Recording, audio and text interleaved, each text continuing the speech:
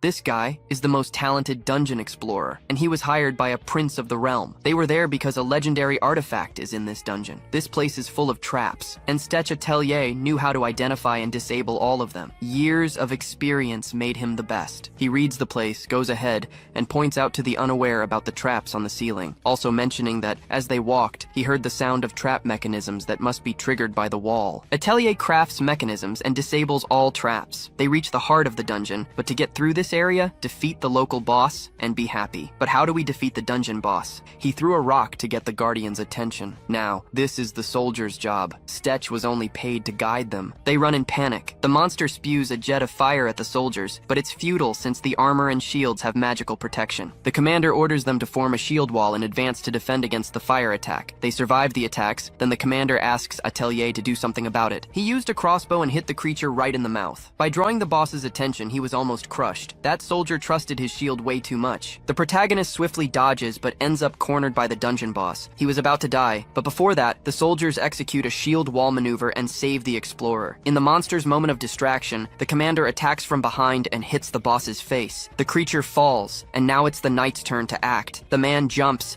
defeats the creature on the ground. They manage to defeat the final boss of the ancient dungeon, and now it's time for the soldier's reward. This battle left our veteran explorer impressed with his team. Satisfied with the work, everyone heads towards the room where the prize is. What interests them is not gold and jewels. It's the artifact in the deepest part of the dungeon. And there lies the dungeon artifact. Everyone is enchanted by the item's gleam. Unexpectedly, the knight asks Stech Atelier if he wants to touch the item. Stech Atelier is an experienced adventurer and knows that the dungeon artifact belongs to the expedition leader. But for some reason, he offers it to the hired explorer to be the first to have a chance to touch the expedition item. In the excitement of having this experience, Stech Atelier goes fearlessly and touches the demon's ring in front of him. But that look in the prince's eyes, it couldn't be good. An energy so powerful it shattered the floor and lit up the cave. It was like Stech was a light bulb, melting with the energy. It was fatal. The protagonist fell, and the smell, it said he was well done. The prince knew artifacts like this are loaded with negative energy, and someone needed to discharge it. Stech was betrayed. Damn the man who trusts another man. Balstic stepped on his hand and confirmed the artifact was deactivated. They got something incredible, but something went out of control. The artifact started to scream, and then it bonded to Stech's body. The explorer's body began to regenerate. Balstock tried to attack, but his sword couldn't hit Stech. A soldier shot an arrow. It was useless too. The prince was furious seeing his plan destroyed. This artifact has some kind of symbiotic power. It joined Stech's body. The cave was starting to collapse. If they stay in this dungeon, surely everyone will die. They have to get out now, and all the expedition's efforts will be lost if they don't get the prize. Balstock, the soldier's leader, decided to use the emergency scroll to save the prince. He ran to the man and activated the scroll. The cave floor collapsed,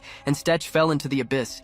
The protagonist was alive, and when he got out of the water got out of him, and then opens his eyes. He had been holding it the whole time. No one has ever been so close to death as Stech Atelier. He'd actually experienced the other side, and now returned to the world of the living. The knight and the commander who organized this exploration mission teleport out of the dungeon with a scroll. Unfortunately, they were the only ones to survive. All the other hired soldiers were buried in the collapsed dungeon. The worst part is that the honorable knight, Gerald, is the youngest prince of the kingdom, and he organized this expedition to obtain a legendary artifact in an attempt to improve his reputation in the realm. Soon, the succession of the throne of the kingdom will take place, and he has just miserably failed. Because of this, his reputation will be damaged. Commander Balstock explains to Prince Gerald that that artifact was not common. People believe that there are two types of artifacts, the independent ones being the most common, and the parasites. These merge with the owner of the relic and share its power. If the owner dies, the relic is destroyed along with them. However, there is a third type, the symbiotic artifact, which are artifacts capable of reviving their owner by their own will. And it would be entirely possible that Stech is still alive, so Balstock should spread posters in the cities with a relatively low reward, since a high reward would attract too much attention. Meanwhile, Stech Atelier wakes up after falling into the abyss. He tries to understand how he came back to life, and then the artifact electrocutes Stech. He discovers that he has merged with a unique artifact. In addition to being brought back to life, the artifact is conscious and can converse with him. The demon's ring says its name is Memento Mortem. The ring says that Stech Atelier is alive now thanks to its passive soul repair ability, which brought brought his soul back to life, but his body remains weak. Because of that brat, the great Memento Mortem is now without mana. Stech Atelier tries to leave the cave and talks to his new partner. Stech tells that relics usually have one ability, so what would mementos be? Memento replies that if it were in its normal state, it would be capable of utilizing up to 40 abilities. Stech Atelier is impressed, as the maximum number of abilities a human could utilize throughout their life is 10, so now he can have so many. Stech asks which ability he can use now. Memento says none, as it is without mana. For now, he will have to rely on his physical strength to escape this place. In addition, the relic tells him that he has another 12 hours of life until they both die if he doesn't recharge his mana. If Memento runs out of mana completely, the passive effect that keeps him alive will be deactivated. Stech Atelier then questions that he wasn't really revived. Does that mean he is stuck with this artifact to stay alive? Several hours have passed since he was revived. The protagonist, motivated to stay alive, strives to the limit and finds the cave exit. Outside, Memento says that before he was sleeping for centuries, even though he woke him up doesn't mean Stech Atelier is his owner, he will only lend his powers for now. One of his abilities is to eat curses. With this, he can absorb energy from other relics and mana from living creatures after defeating them. Stech uses his instinct and notices footprints, and then the smell. It's a giant wolf, and it will be his mana source. The explorer is weak and weaponless to face the creature. Memento advises him to use one of his abilities. The air shot with the remaining mana, he can use at least this ability without exhausting himself. His ring tells him to aim at the wolf, and then the rest is up to him. Stech does this, and then the surprise. Sound of explosion. The blow is so intense that it disintegrates part of the wolf. Stech wonders if this is a basic ability that uses little mana. Memento, proud of his power, affirms that he is not a simple artifact like the others, and it would also be better if Stech didn't hesitate like a coward when using it. After these explanations, the protagonist decides to use the other ability. He looks at the wolf and activates curse eating. Stech was betrayed by a prince of the kingdom. That same prince now knows that when he returns home to Venetian, his brothers will mock him for his failure. His brother already has priority to receive the family throne, and now it has become even more difficult for him to have a chance. Now he will be seen as an idiot who tried to solve the kingdom's best dungeon and caused the death of hundreds of kingdom soldiers as well. After absorbing the curse, Memento says it wasn't enough, but it was already enough to have absorbed that wolf. Stech was deceived by those nobles of the royal family who killed him. Now that he has been resurrected, he needs to constantly hunt mana for his magic ring. For some, this may be a curse, but for Stech Atelier, it's an opportunity to seek revenge against those rich people. He goes to the city to pick up his things and some information. Stech was already being hunted for possessing the artifact,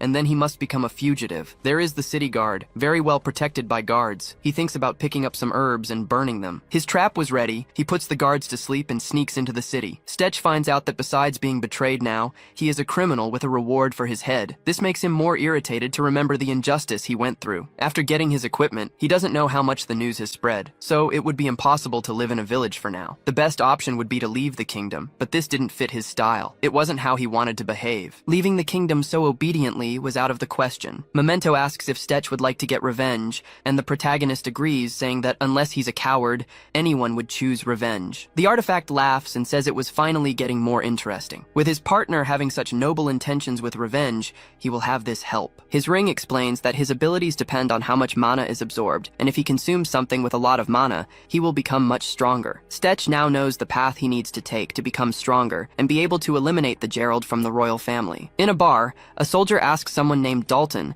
if there was any place selling quality leather at an affordable price. Dalton replies that there must be some kind of leather like that in the black market. Dalton notices a familiar face. He was taken by surprise to know that Stech was wanted. Meanwhile, the protagonist is spying on some people coming in and out of the city and says that big cities like this always have back doors. Memento asks why he wants to enter this city, as he thought Stech would go straight to the dungeon when he heard him. However, the explorer calls the artifact dumb and says that an escaped scroll is essential when in a dungeon, saying that he will be massacred if he enters unequipped and unprepared. This is the same type of scroll that Gerald and his subordinate had used. He goes to the famous black market, a super secret place that few know the location of. He needs to knock on the door and say the secret code. Unfortunately, Stech forgot what it was, but luckily the owner of the black market is his friend Dalton, and is very happy to see him again. They have a lot to talk about, and he asked if his friend would like a drink. Stech rejects, but wants to use a table. He puts the wolf parts on the table. The explorer starts selling the claws, skin, and other things. Stech asks Dalton how much a scroll costs. Dalton says around 600 crowns,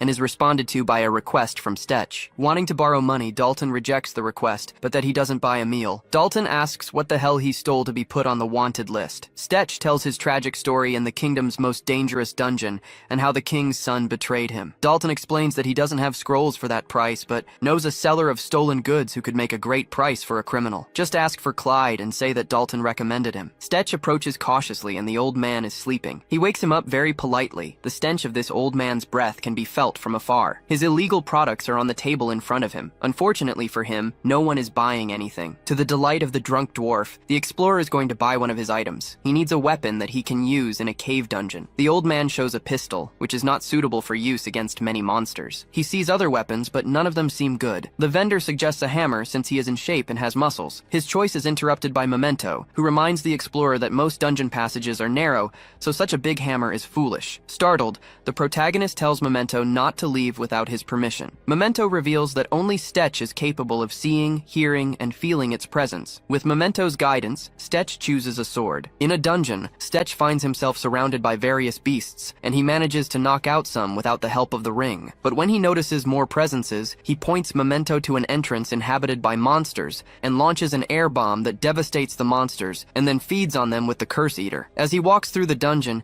he finds some rocks. With a pickaxe, Stetch begins to mine the Azure Stones and ends up encountering a trap. The boy said he could take advantage of valuable parts of it until he hears a scream in that direction. Pointing the ring to the location, Stetch tells Memento to illuminate, and then he is surprised by the sight: a giant mineral lizard. Which monster in dungeons is hostile? The creature shoots acid fire and hits his arm. Memento orders him to control himself and activates the recovery ability to regenerate his arm. Stetch knows the mineral lizards and explains that they use their acidic breath to eat minerals and strengthen their bodies using those minerals, so a normal attack would be ineffective. He prepares to launch an air bomb, but is prevented by Memento, who orders him not to shoot because he is in such a deep point of the dungeon that it could collapse with such magic. Now is the perfect chance for you to use that sword you bought. The explorer questions this decision, but is reprimanded again with his artifact saying that it would not be wise to hold on to it, and a medium-sized monster is the perfect guinea pig. Stetch draws the sword and advances toward the creature. He dodges an attack and moves above its head, where he thrusts his sword into its crystals. The artifact orders him to pull the trigger, and so it is done, killing the lizard. Using the Curse Eater, the creature's mana is devoured,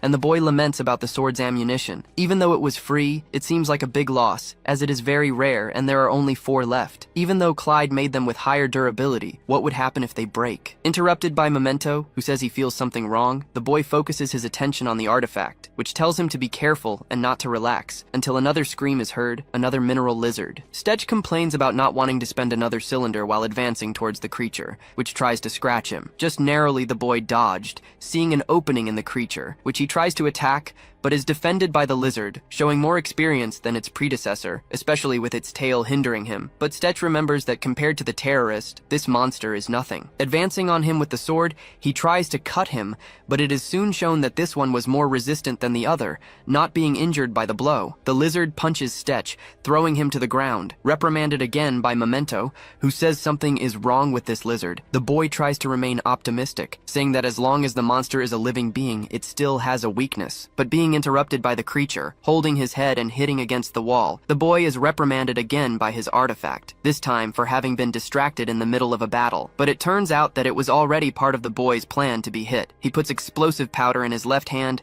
and firefly energy in his right, thus creating a light grenade, creating an opening to attack the animal's mouth. But before hitting it, a warning appears. The cell activity was irregular, with 95% of the body being affected, so Stetch explodes. After a few seconds, Memento begins to regenerate him and says how he had ordered him to wait, and the lizard being magically modified, meaning that someone was in the dungeon and modified it, but does not know how it was done. The boy asks the artifact if any fighting monster could explode, but his doubt is answered with uncertainty of a maybe, and questioning if he was scared. The explorer says he is not and will move forward finding the way, then activating the ability to find the way. But he doesn't detect anything, not even using animal instinct, until he finds a skeleton. Stetch says that they do not react except if they approach them, but as it seem to have been here for a while, it is completely petrified. Memento says that this skeleton will explode if touched, so it would be better to ignore it. But as he passes the skeleton, its body rises, and the artifact orders him to run, because everything in the way is exploded. Stetch falls into a crater,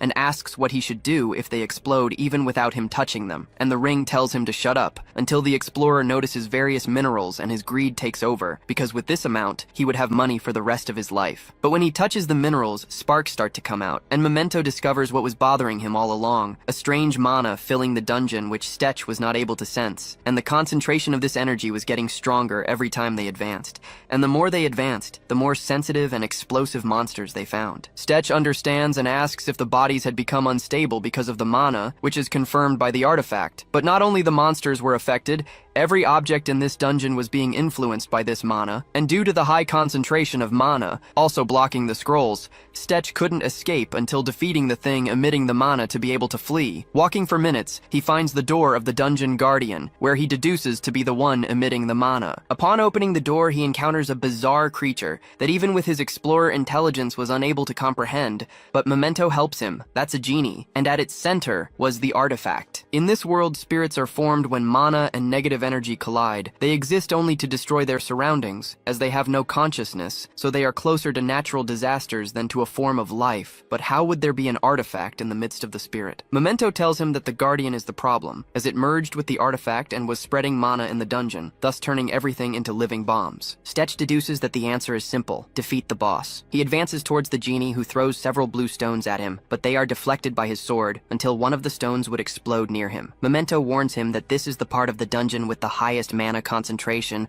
so the interference makes it even stronger, and at this rate, the sword in the boy's body would explode. After the blows, the boy faces the genie, who prepares energy in his artifact until the ring tells Stetch to run if he wants to live, unleashing a huge energy blast, which Stetch is able to dodge, then seeing an opening to attack the genie, who even though its body is a single boulder, its junctions are weak points, attacking then a stone, but something happens. The stone stops halfway and returns, hitting his jaw. Stetch questions how he would cause damage to this thing, and Memento tells him to aim at the artifact in the core, because currently the core and the artifact are fused, so if he uses the Curse Eater on the core, it will lose all power. The genie prepares for another energy blast and Stetch for an air bullet. Both collide, but the genie's energy is stronger, forcing the boy to dodge, but the energy splits into several parts, which is dodged by the explorer, however, who is almost hit by the creature's fist, which he manages to dodge again. After realizing that long and short-range attacks were not enough, he advances on the monster, piercing it with the sword and pressing the trigger, but it shows effective, but only a little, and the genie attacks him again. Stetch is hit and asks Memento why the air bullet wasn't enough to crush the stones, and the ring explains that it's because of mana interference. However, they are interrupted by more stones defended by the sword. The boy laments and compares the situation to breaking a stone with an egg,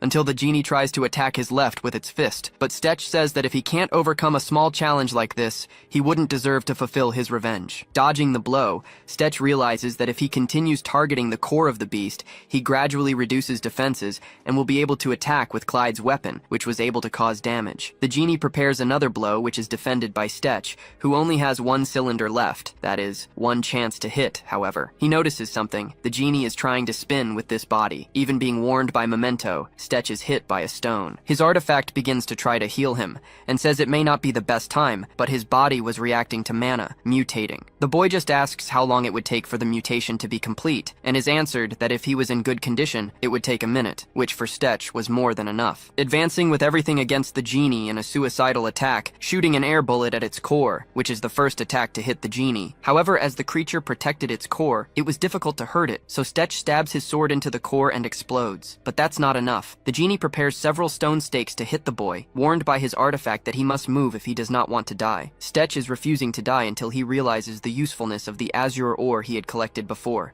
exploding with the creature. Our protagonist finds himself very injured, but on the bright side, the genie's core had been broken and he finally uses the Curse Eater on it and escapes the dungeon. After fleeing the dungeon, his body begins to recover with the mutation that was gone. Deciding to check his status, the boy notices that his animal instinct improved to level 7 and the Curse Eater to level 4. When he asks if Mento was awake, a pop-up appears, explaining that the artifact limit had increased from 100 to 150, and his air bullet ability had evolved into air explosion, as well as 2 new abilities added, including Crosswind. Currently, the protagonist is in the process of unlocking Mento's hidden abilities, so the abilities will be unlocked after certain requirements are met, opening a shop where he has 8,305 mana stored, and in this shop, Stetch was able to buy 2 abilities, the Curse Aura and the Curse Devourer. The boy wonders which one to choose, but upon making his choice, the ability was acquired. The next day, Stetch heads towards Clyde's house, where he hands him the sword and says he would like him to fix it, as the weapon had saved his life several times. Clyde thanks thanks him and starts to cry, saying he will fix it and make it stronger and more resistant. As a thank you,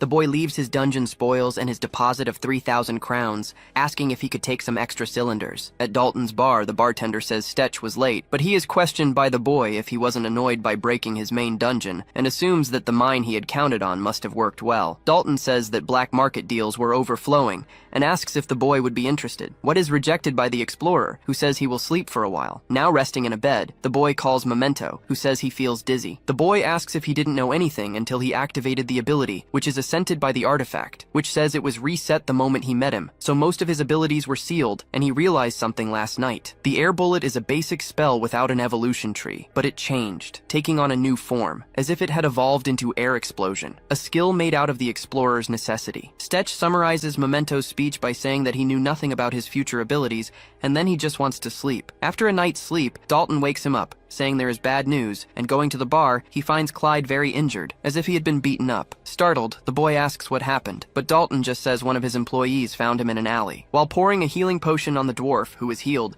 the explorer asks how much the potion cost, and the bartender avoids the question, saying it wasn't cheap. Clyde wakes up, and when asked what had happened, he says it had something to do with Derek's gang. All the employees are disappointed, except Stetch, who doesn't know Derek, asking who he would be. Dalton tells him he was a troublemaker they let be, because he doesn't cause any big trouble, but as once Dalton had taught him a lesson for causing trouble to travelers, he must have tried to get back at the dwarf. Clyde completes Dalton's speech, saying he also heard about Stetch when they were getting his money, saying that won't satisfy him, not until he reports Dalton's friend who has a reward and gets him arrested. This leaves the protagonist completely angry, while the dwarf tells him to be careful. The explorer retorts, telling him to focus on fixing the sword, and asks if he needs more money, while he leaves and tells them to put someone to protect Clyde. Memento teases his companion, asking if he was nervous, but he is told to shut up, as it's been a while since the boy hit people for no reason. The artifact asks if he will kill them, which is denied by Stetch, saying he won't kill everyone who made him angry, but they won't get away easily. Meanwhile, Derek was in front of guards, denouncing Stetch, but is quickly rejected by them, saying that Dalton is important to society unlike him, so they won't search his bar right now, even with a report like that, as it would be rude. Stressed, Derek returns to his friends, saying they told him to come back tomorrow. One of the members says the reward is nothing special, being only 400 crowns, and they already have money to relax for a long time. But Derek says he won't be satisfied just getting his money, so he wants Dalton to see his friend being thrown in jail, until they notice Stetch behind them. Derek says he was wondering how they could meet, but he was grateful to go greet him. But the protagonist is so angry, he says the gratitude is his, as it's been a while since he fought with another human, and was quite excited for easy targets to practice. One of the members holds his coat, but is met with a punch to the head. Stetch advances, getting a knee to the head of another gang member,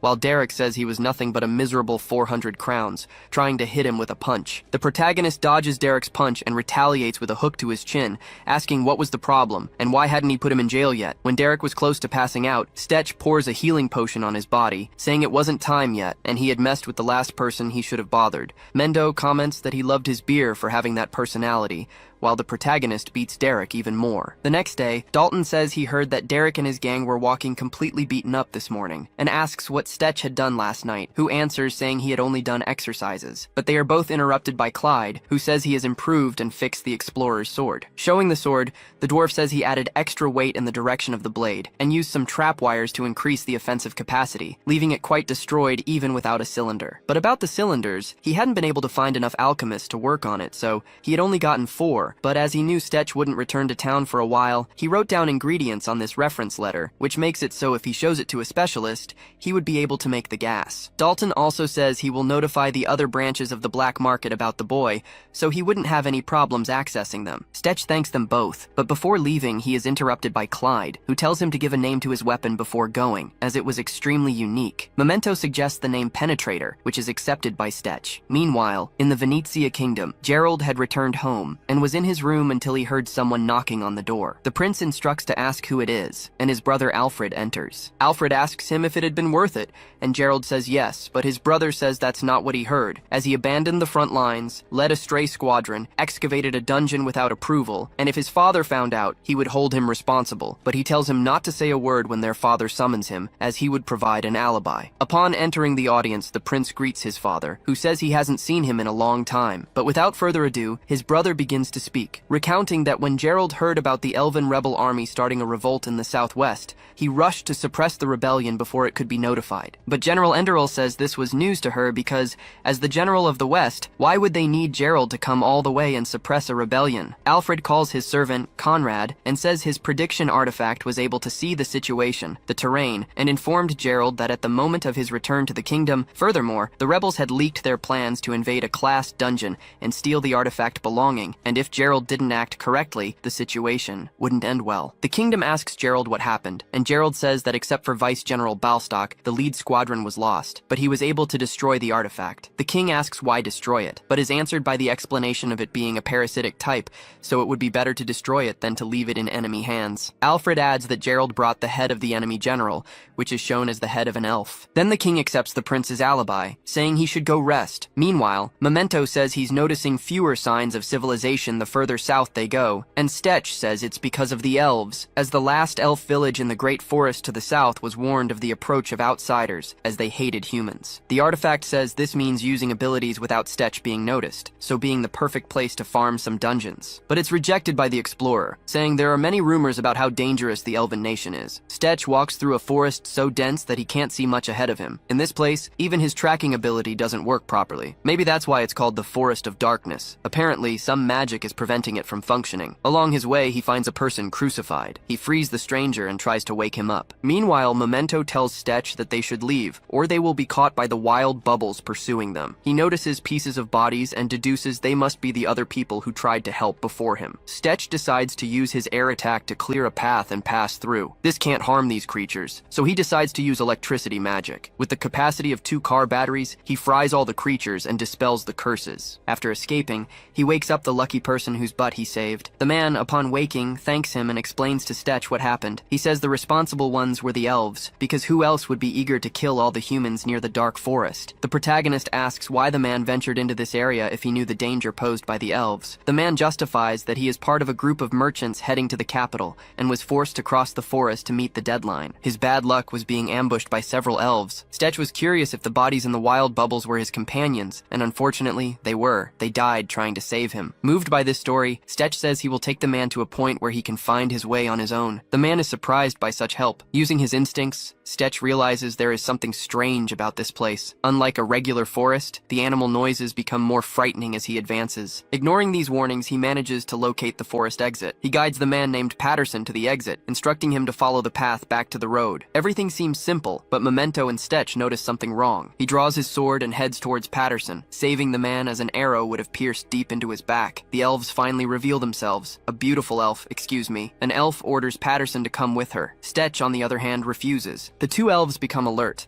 and the beautiful elf says she won't give another warning. Her arrows will speak for her. Stetch calmly says he is not ignoring or bluffing, and if she wants to fight, then just fight. The subordinates, with a look of hatred, ask if they can kill him. Contrary to expectations, the beautiful woman says they should talk first before doing anything reckless. This attitude surprises our Avenger. Even the elf servants didn't understand this action from their leader, Elena. She orders them to listen. The woman asks if Stetch knows why she wants this human. The explorer doesn't know, but he's sure she'll explain. The conversation is peaceful, so Patterson says he shouldn't listen to the elves. Elena asks Stetch what the man told him. After hearing it, the woman finds the story amusing and asks Stetch to follow her. Don't you think those curves are beautiful too? I am impressed. Stetch forces the man to follow as well. Upon arriving at a spot with an overturned cart, the direction was opposite to what the man had said before. Additionally, Elena goes to the river and retrieves the arm of one of Patterson's companions, who had a slaver's bracelet, indicating what the man intended to do in the elves' territory. Hearing the facts, Stetch now understands everything. Anger is visible on his face. The man's lies were clear. Checking the man's arm, he finds the same hidden bracelet. Patterson screams that Stetch shouldn't side with the elves. He's also human and should understand that they are enemies. Despite seeking vengeance, our Avenger rewards the man with a punch in the mouth. Stetch orders him to shut up. Despite being so proud of being a slave trader, he hid it before. Our protagonist says that for him, there's no such thing as we are humans. Any despicable person of any race he will despise. Stetch asks Elena what they should do. She wants to hear his suggestion. The answer is visible in the human's fists. Stetch wants to make this person pay the ultimate price. Realizing it would be his end, Patterson risks everything, trying to escape. Within seconds, he receives an arrow in his arm. Elena then prepares and hits his leg to prevent further escape attempts. Stetch watches closely, noticing that the woman can hit a man fleeing at top speed effortlessly. After capturing their target, the man begs begs for mercy, promising never to sell slaves again. He even pleads for the explorer's help, but Stetch turns a deaf ear to his cries. His final pleas for mercy are directed at the elf. Unfortunately for him, a few minutes later, Elena is washing her blood-stained arrow. While cleaning her arrow, Elena comments that she didn't expect Stetch not to save his fellow human. She thought he would protect his own species. He regrets to inform her, but he's not the type of person she thinks. If that's the case, the beautiful woman says he must understand that she cannot let any human who invades the elf's forest escape alive. When the girl fires an arrow, Stetch is confident, and the reason is that the arrow was deflected. Elena quickly steps back, realizing that Stetch must be a powerful mage as she didn't see him casting a spell. Our villain activates recovery magic and crosswind magic. Elena notices an enchanted ring on the explorer's hand. She says she doesn't sense mana from him, so he's not a mage. They will spread out and attack separately until the mana for the ring is depleted. The elves use level 5 continuous shooting, which gives more precision when focusing on a single target. The attacks are useless against the explorer. Stetch asked why they bothered explaining everything to him before if they intended to kill him from the start. Elena simply didn't want Stetch to think elves are a race that kills without reason. He needed to know why he was going to die. Memento tells Stetch to stop wasting mana. The explorer now uses his sword skills to defend himself. It's easy since the arrows only aim at his head. Stetch, on the other hand, tells Memento he won't use mana because any of his abilities would kill the two elves. Even if his ring thinks its owner is weak for showing mercy to those trying to kill him,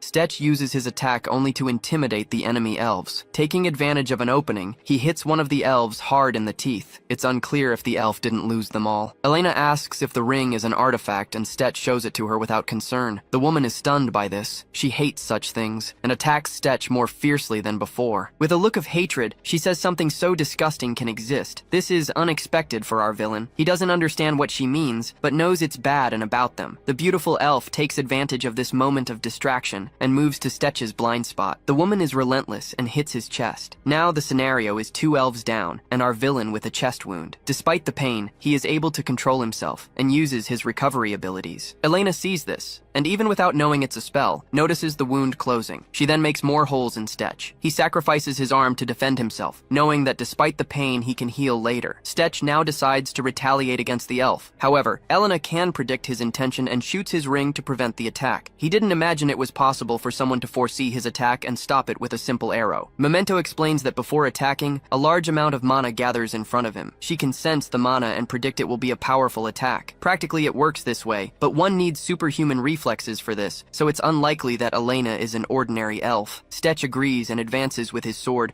forcing her to retreat, but without giving her time to react, he advances again. He is repelled by Elena's arrows. Activating Crosswind, he repels the projectiles. Her strategy was to explode his head from a blind spot while staying cautious about the ring, but she's surprised when the protagonist hits her with a punch instead of using magic. Stetch tells her that feeling too many things is a bigger problem, as she can't move while in the air, and he knocks her out with a headbutt. After hours, Stetch comments that he has never had trouble with an opponent since he took swordsmanship lessons. Elena wakes up, questioning what he aimed to achieve by entering the forest this way. But the boy tells her it has nothing to do with the elves and he didn't want to fight her, but she would pay dearly for trying to kill him. He takes Elena's bag and says he was only here for the dungeons. She was lucky to get out of this situation so easily. He steals a map from her and says he'll return it if he meets her again. Elena tries to make him stay, but Stetch ignores her. After a few minutes, he discovers that the dungeon is actually beneath a tree. Memento questions how he became an adventurer with such poor senses, and he explains that it's usually because trees don't grow close to dungeons due to the density of mana. Entering the dungeon, the boy is excited to explore it. Trying to activate the pathfinding ability,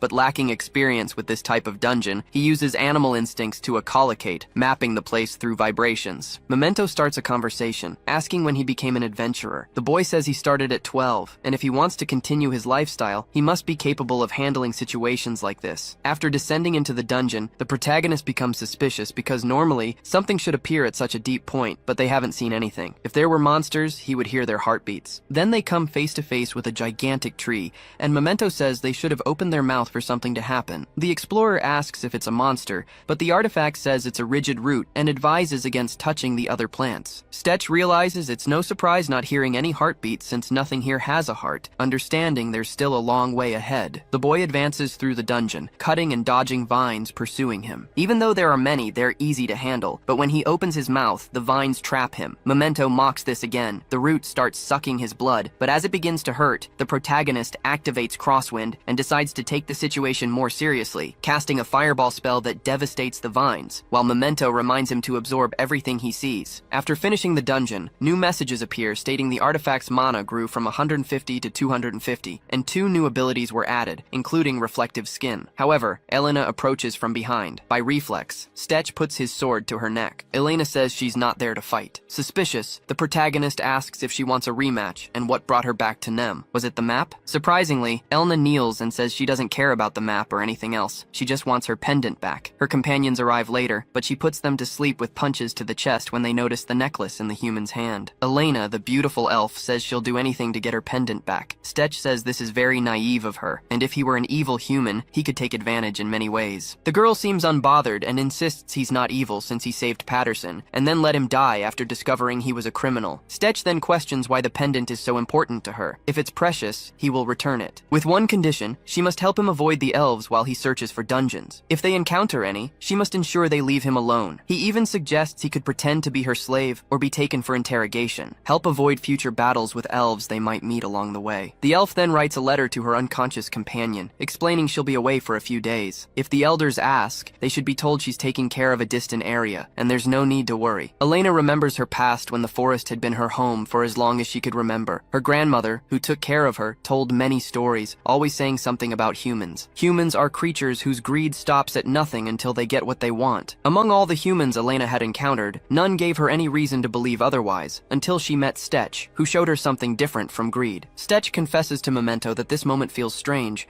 prompting Memento to mock him, saying it would be even stranger if they talked as if nothing had happened. Given that they were about to kill each other just moments ago, Stetch tries to apologize for forcing her to follow him, but she interrupts, saying she isn't sure if he is a bad person, but she also isn't sure if he's a good one either. She asks why he wants to clear all the dungeons here, since even if he seeks wealth and artifacts from the dungeons, it doesn't explain why a human would venture into the forest for that. Stetch replies that it's complicated, and he isn't sure he could explain it to anyone before elaborating on his goal. 4 days later, Stetch finds himself in a hole, tied up with a rope. He comments that it's not too deep for him to escape, but the design makes it really difficult, confirming that there truly are all kinds of dungeons out there. Hearing a noise, insect-type monsters appear and are easily defeated. Stetch asks if Elena is okay. Then they encounter a giant ant that attacks her. Elena dodges with a leaf, draws a scimitar, and injures the ant. Another ant is about to strike her, but Stetch notices and attacks the monster threatening the girl. He tells her to stay behind him as the ant attacks. The explorer uses his fire magic on them, his powerful attack roasting the ants. Elena feels the heat on her face and wonders, what kind of human is this? Had he been holding back on her before? He could have torched them all from the start. Moreover, how many spells can this guy use? This last question she asks out loud. Stetch responds that he's not sure, but it's definitely more than 10 spells. He says these ants are the first inhabitants of this type of dungeon. Their exterior is resistant to cuts, but not to being roasted. Elena notices that the explorer seems to absorb something from the defeated creatures, and asks if all artifacts have this capability. Obviously not, but for him, it's not so unusual. Elena explains that absorbing mana is inherently different from using it. This artifact being able to do something like this means it can access something more primordial in living beings, something like the soul. Stetch says that this artifact can indeed absorb the mana of monsters, but only from the dead. For him, this isn't something that harms people, so it's not a bad thing. These words don't seem entirely true to the elf, who finally says they should continue their journey. Now our Avenger becomes suspicious of the girl's words. Could Memento have access to his soul? It doesn't matter much since he's dead anyway. Reaching the deepest point of the dungeon, there are 2 entrances. The explorer asks the elf why it's so complicated, and she explains that the complexity of this dungeon is one of the reasons the elves have never been able to clear it. Stetch gets an idea, and then drives his sword into the wall, activating his animal instinct, which makes him feel hundreds of ants, as if the entire dungeon were an anthill. Elena reinforces that this dungeon is so complex that no one has ever reached the end. The girl grabs the explorer by the neck and squeezes, but instead of what he expected, she covers them with a cloak that renders them invisible. The reason becomes clear as a gigantic ant appears, searching for them. Memento suggests to his owner that he follow the worker ants to where they are taking the eggs, as it will surely lead to the queen. Stetch admits to his ring that this is a smart idea, but when he tells Elena, she says that all such tactics have surely been tried by the elves before, and won't work. While the girl disagreed with all of Stetch's ideas, Memento was responding to his owner, making it seem like they were communicating without seeing each other. Their strategy was to advance deeper into the dungeon, with Stetch throwing fireballs while under Elena's invisibility cloak, cutting down the ants that were attracted, and the girl using her arrows to dismantle the ants' limbs. After a long time of destroying everything in their path with their skills, Stetch activates his animal instinct and senses something nearby that is terrifying. Elena finds objects lost in the dungeon, belongings of elves that are cursed. They were likely left by those who died here trying to complete this dungeon. Because they are cursed, she can't return them to the families. Memento comments that it would be good for his companion to take these items, as he needs such things for the aura of curse. Stetch is unsure if Elena will let a human keep the elves' belongings. Even though it doesn't seem right, he decides to ask if he can keep them. The busty elf questions why he wants them, as cursed items can kill the person who uses them. She then says that if he believes they can be useful, he can take them. The protagonist puts the bracelets on his wrists and says they can move forward now, his evil smile making it clear that the curses don't harm him. They continue until they find the queen of the place, likely the boss of this dungeon. Elena shoots arrows at the queen ant, which awakens all the eggs in the area, leading an overwhelming number of ants to attack. More ants approach through the dungeon tunnels, irritating the adventurer. The situation is now a complete disadvantage. His plan is to eliminate the queen first. As he launches fire attacks at the queen, other ants protect her from being roasted. This leaves the explorer with no alternative. Seeing how things are unfolding, he realizes his only option is to activate the curse aura of the items he picked up. Stetch uses an air attack to collapse the tunnels, preventing more ants from entering the queen's lair. Now it's just him and all the terrifying monsters inside. Activating his cursed items, it becomes unclear who the real monster is. Items exposed to dungeon energy for too long become cursed, causing adverse effects like physical problems and debuffs to the user. Most people want to avoid these items, but this doesn't apply to Memento Mortem, the artifact that feeds on negative energies. Stetch orders Elena to stay behind him and not move. He uses several items and sends a curse aura around, causing a debuff to all creatures around the explorer. All the ants kneel around him, including the queen. This effect also applies to Stetch, who kneels as well. Only Elena remains unaffected by the curse's negative effect, which surprises her. Stetch needs to maintain the effect on the creatures, making Elena responsible for killing the queen. Elena shoots 2 arrows directly at the queen, killing her. After that, the explorer releases the curse effect, and the other ants are ready to avenge their queen. Stetch grabs his elf companion and activates his electricity magic, killing all the worker ants in the area. The busty elf says she has never seen such a reckless human, but also admits she has never seen anyone who could clear a dungeon that the elves never could. The explorer absorbs the dungeon relic, the queen's heart, boosting his artifact stats and increasing his mana limit. Stetch takes the scroll that teleports them out of the dungeon and activates it. 3 days later, Arduo is in search of the next dungeon, the oldest and most dangerous dungeon in the Elven territory, the Red Tree. The girl warns that they will die there, but Stetch says he is stronger than before, and everything will be fine. Memento warns his companion not to reveal the secret of the strength. Elena says the most dangerous part of the dungeon is the elves. The Red Tree dungeon is just past the Elven village, and they won't be able to avoid them as they have been so far. Stetch must do everything the girl commands. Elena notices tracks on the ground, identifying them as deer tracks, but in reality, they are the tracks of striders. She explains that striders are the best scouts of the Black Forest elves. Elena explains that they are not the type to lead tracks as they pass. She also says they probably wouldn't defeat the explorer in a one-on-one fight, but if they come prepared to kill, he will die before discovering where the arrow came from. After a few minutes, Elena stops, saying it's strange because she can't hear any animals. Stetch uses his instincts and confirms this. The forest is completely silent nearby. When he activates his hostility detection ability, Elena is terrified. What she detected wasn't just hostility, it was murderous intent as she tries to alert her partner. It's already too late. His body is shattered, his consciousness lost in seconds, and he falls lifeless to the ground. Elena is horrified by her partner's condition. She spots some elves lurking nearby, certainly the Striders. Perhaps Stetch will be the first human to die twice in this lifetime. They emerge from the darkness and strike again with a warning arrow. When they reveal themselves, all I could think was, this girl is like a green-haired Hinata mixed with Kiba. I don't know, but our elf gets furious and protects her adventurer partner, questioning why they're attacking. The Striders return the question, why is Elena walking alongside a human? Their names are Jesper and Ida, and they both aim to eliminate every human who enters elf territory. Something they didn't expect was Elena opposing them and preventing them from ending the life of this man they just hit. The girl says they don't understand. This person is the only one who can defeat the Red Tree, so they have to go to that dungeon. They investigate the situation. Among the humans' belongings, they find Elena's possessions. Jesper says she was blackmailed by this human. Elena should just give up becoming a Strider. Hinata says they won't listen to excuses, but they'll take her to a council meeting. The protagonist who entered the forest to defeat the 3 famous dungeons of the region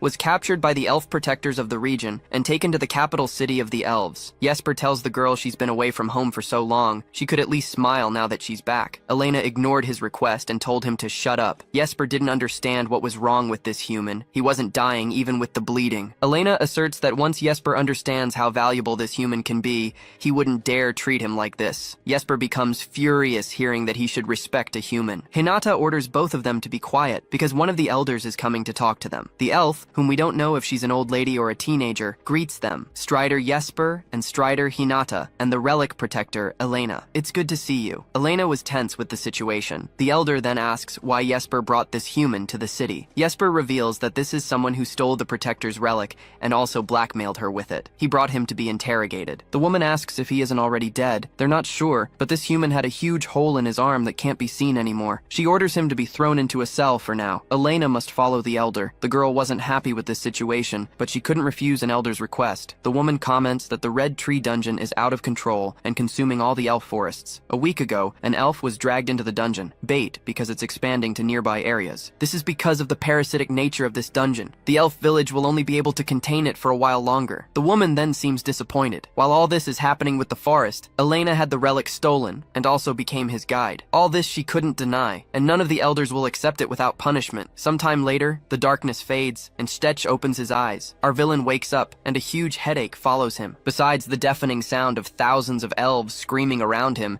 he's in a stadium. Memento could only heal his partner's body, but couldn't awaken his consciousness. Memento quickly explains what happened to his partner. Stech was hit and was unconscious for 4 days until he healed. The elves locked him up all that time, and today is his trial for his crimes and his public execution. The elder elf with a large bus orders silence, and everyone respects her command. She says the human must speak. He entered the dark forest and stole the relic that Protector Elena guarded. Is this true? The explorer could see Elena up high. Her appearance doesn't indicate she's happy with this situation. The human replies, yes, that's true. At that moment, all the elves in the stadium shout aggressively. Now Stech realizes that it wasn't something important only to Elena. The elder then asks if it's true that the explorer used this pendant to force Elena to guide him through the forest. This he also admits is true. The woman with a large bus then asks his goal with this. Is it to kidnap elves to serve as slaves? Stech just directly says the truth as always. My goal here is to destroy all the dungeons in this place. This statement catches everyone off guard. Only Elena already knew about it. The elder then asks if this is true. How many soldiers did he bring? And what is the location of all of them? And how does he plan to feed so many people in elf territory? How skilled is their army? Our duo of undead responds that they have no allies. It's just him alone who defeats entire dungeons. This statement is an insult to the elder and all the elves who heard his words. She then orders Jester into the stadium to make the human tell the truth. The Strider comments that he should have told the truth from the beginning. Now it's too late. He was so quick that Stech didn't defend himself from the punch in his stomach. He was out of breath, and it was said that this was only the beginning. While the explorer was encouraged to tell the truth to them, the elder says that the accomplice Elena Drainwire is now allowed to speak. The first question is why Elena didn't call for reinforcements when she was robbed by him. Why did she let the human blackmail her? Elena actually didn't want her entire tribe to be held responsible for her protector's failure, but she didn't tell them that. Her response is that this human's actions in destroying the dungeons have proven useful to the elves. Elena says that even though she doesn't trust him, it's true that the human cleared the Dry Root dungeon and the Anthill dungeon alone. The elder gets upset, saying that's impossible. Everyone knows that clearing a dungeon requires an army and months of preparation. While Stech was getting beaten without fighting back,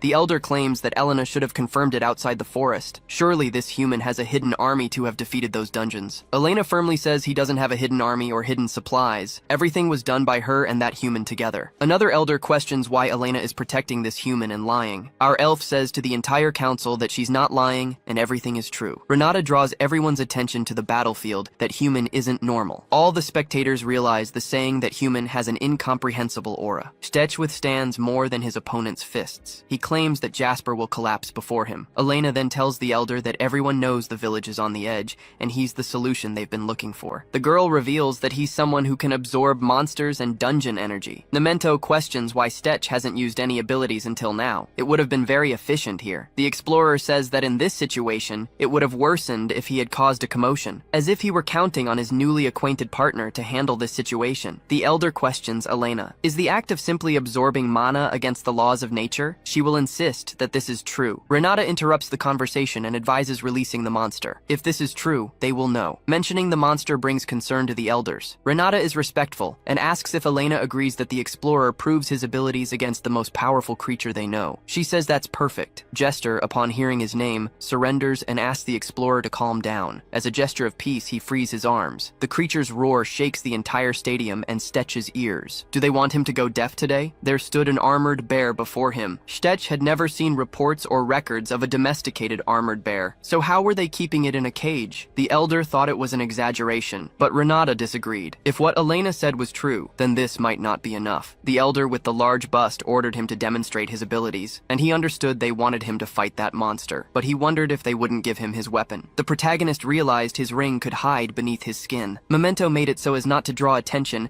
and be separated from its owner, thinking the elves might have taken it. Stetch decided to use fireballs to see how the bear would react. The bear defended against the fireball with a single blow of its hand. This volibear is truly impressive, our villain said. Stetch decided to use the blast of air. This attack was powerful, and yet the bear resisted, enduring the pressure of the blast, which was unbearable for all the other elves sitting in the auditorium. Soon, the bear was unscathed, which shocked him because his attack didn't affect it. The bear roared and attacked him, but the protagonist dodged the attack and used his electricity ability, which left the bear feeling dizzy. Renata asked Jester if he had given any artifacts to this human before. He hadn't done that, and they had taken all his objects. Volibear smelled like barbecue, which surprised the elders because they didn't expect that. Elena, on the other hand, was excited. Volibear's still ready to attack, and Memento reminded Stetch that he was running out of mana. He knew that, but he found out that his electric-type attacks were effective against the bear. The armored bear attacked him, and he avoided the attack using a wind boost. He jumped to Volibear's head and shot a fireball directly at the bear's face. Its head burned, and it screamed in pain. Our Avenger grabbed its tongue, forcibly opened its mouth, and grinned wickedly. Could it be that inside this fake Volibear is even weaker against electricity? After a thundering smash, Volibear was being absorbed by the human. They called him a monster because it went against the laws of the universe. The elder with the large bust ordered everyone to be silent. They must respect him now. Besides, what choice do they have now? The elder who doubted Elena before apologized for it. Our favorite elf then asked what they planned to do now. What else could they do? They had no choice but to let him clear the dungeon, because that dungeon was a threat to them too. For the first time, they asked the human's name, and he answered. The elder stated that, to fulfill their request, he risked his life to demonstrate his abilities. But first, she wanted to ask why he initially took Elena's artifact. He explained that he didn't know it was an artifact, and had no intention of taking it from her because he wanted to challenge the red tree. With a serious look, the elder said that if he wants it so much, they won't stop him. However, they won't support him with anything other than basic supplies. Stetch feels like this woman doesn't like him. Elena says she wanted to go with him, but the elder didn't allow it. She tried to persuade her because the red tree dungeon was on another level compared to the other dungeons, and no matter how strong he was, sending him alone was risky. However, the elder repeated her words. She still needed to take responsibility for losing the artifact. Memento says that, basically, they don't want to send their precious elf to a dangerous dungeon. I think they're right. What about you guys? Elena really wanted to help, but they didn't let her. Since she was so worried about him, Stetch asked if she had forgotten that his artifact got stronger every time he cleared a dungeon. He said he's not as weak as the elves think. He doesn't plan to die. The elf elder ordered to return his equipment and asked if he needed any supplies. Stetch replied that some potions would help. Meanwhile, near the dungeon, the Striders tried to stop the roots from crossing the border they had created. Their captain aimed at the roots and commanded his colleagues to block them at all costs. Before he could avoid it, the roots captured him, wrapping around his body like in those weird animes you might imagine. An explosion freed the captain, and they celebrated that help had arrived. To the surprise of the elves, it was a human who was there to help. The captain asked what happened. Why is there a human so deep in the dark forest? Renata warned not to dare touch that human. If anyone did, she would cut off their pee-pee. The captain asked Jester why 2 Striders were accompanying a human. Jester replied that he didn't know, but the elder's order said he was probably their last and only hope against that dungeon. The protagonist burned all the roots outside and waved to them, saying he's going now. Pointy ears. Meanwhile, in the elf village, Elena asked her grandmother why she stopped her. The old lady with a teenage face replied that she would never send her to the red tree. Elena's grandmother only had Elena after her Nora and her son died because of the red tree. Elena is her only granddaughter and living family, but the girl was worried about her people dying, and if their frontline soldier lost, not only would all the elves be wiped out, but the entire forest would turn into a dungeon. Wouldn't it be better to support him as much as possible? Her grandmother didn't agree with her. Is Elena their best chance? Not for her grandmother. She already lost her son, and going to the red tree wouldn't improve anything, only increase the chances of losing her last family. Elena wanted to disagree once again, but her grandmother wouldn't allow it, because this is not up for debate. No matter how strong that human is, if he dies, they won't have problems. What the elves need to do is come up with a plan B. The elder with a sad look said he can't be compared with Cain. At least this human can buy some more time for the elves. Meanwhile, in the Red Tree dungeon, elf skeletons were scattered everywhere. The atmosphere of the dungeon was quite intense from the start. The protagonist agreed, as he could almost smell the blood in the air, which was a bit worse than in the first dungeon. He examined the area and found dungeon plants,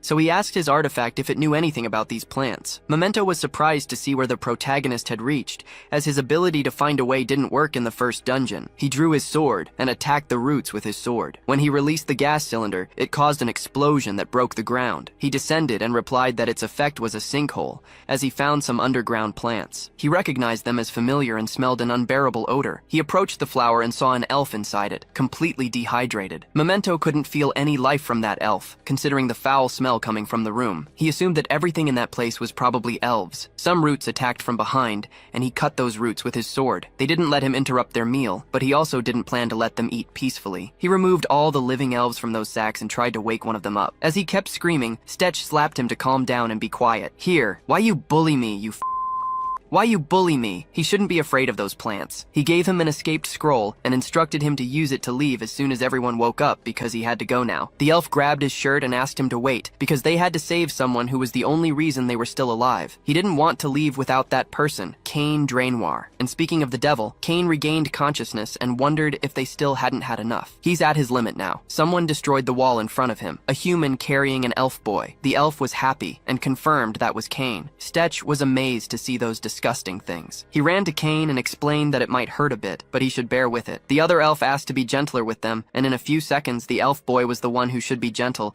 as he carried Cain out of the dungeon. After they got out, our Avenger asked if it was Drainoir. Is it really who he thinks? Memento says yes and is not sure about letting that weak elf take this important person. Stetch asserts that he can feel the owner of this dungeon behind that wall, and that he's eager to get his hands on Stetch. Cain is safe now. The protagonist did what he's used to doing to get into places and destroyed everything in front. In this place, he found what he expected, a giant and terribly strange creature. He didn't know that disgusting plants like this could exist. The tree began to move its branches towards him when he asked if it had any information about the dungeon guardian. It was a subspecies of the world tree, probably of the same species as the tree growing over the dungeon. It was so imbued with mana that he couldn't even discern what it should have originally been, and now it was just an abomination. Stetch was impressed to see that the tree was coiling its vines to defend itself, showing to be semi-sentient. He attacked the tree with a fireball, but a wall of blood appeared to protect it. He was worried because that monster was very cunning, and none of his attacks were having any effect. He assumed that electric attacks wouldn't work either, since it was a tree. That made sense because the Guardian had been at the top of the food chain of the Dark Forest for centuries,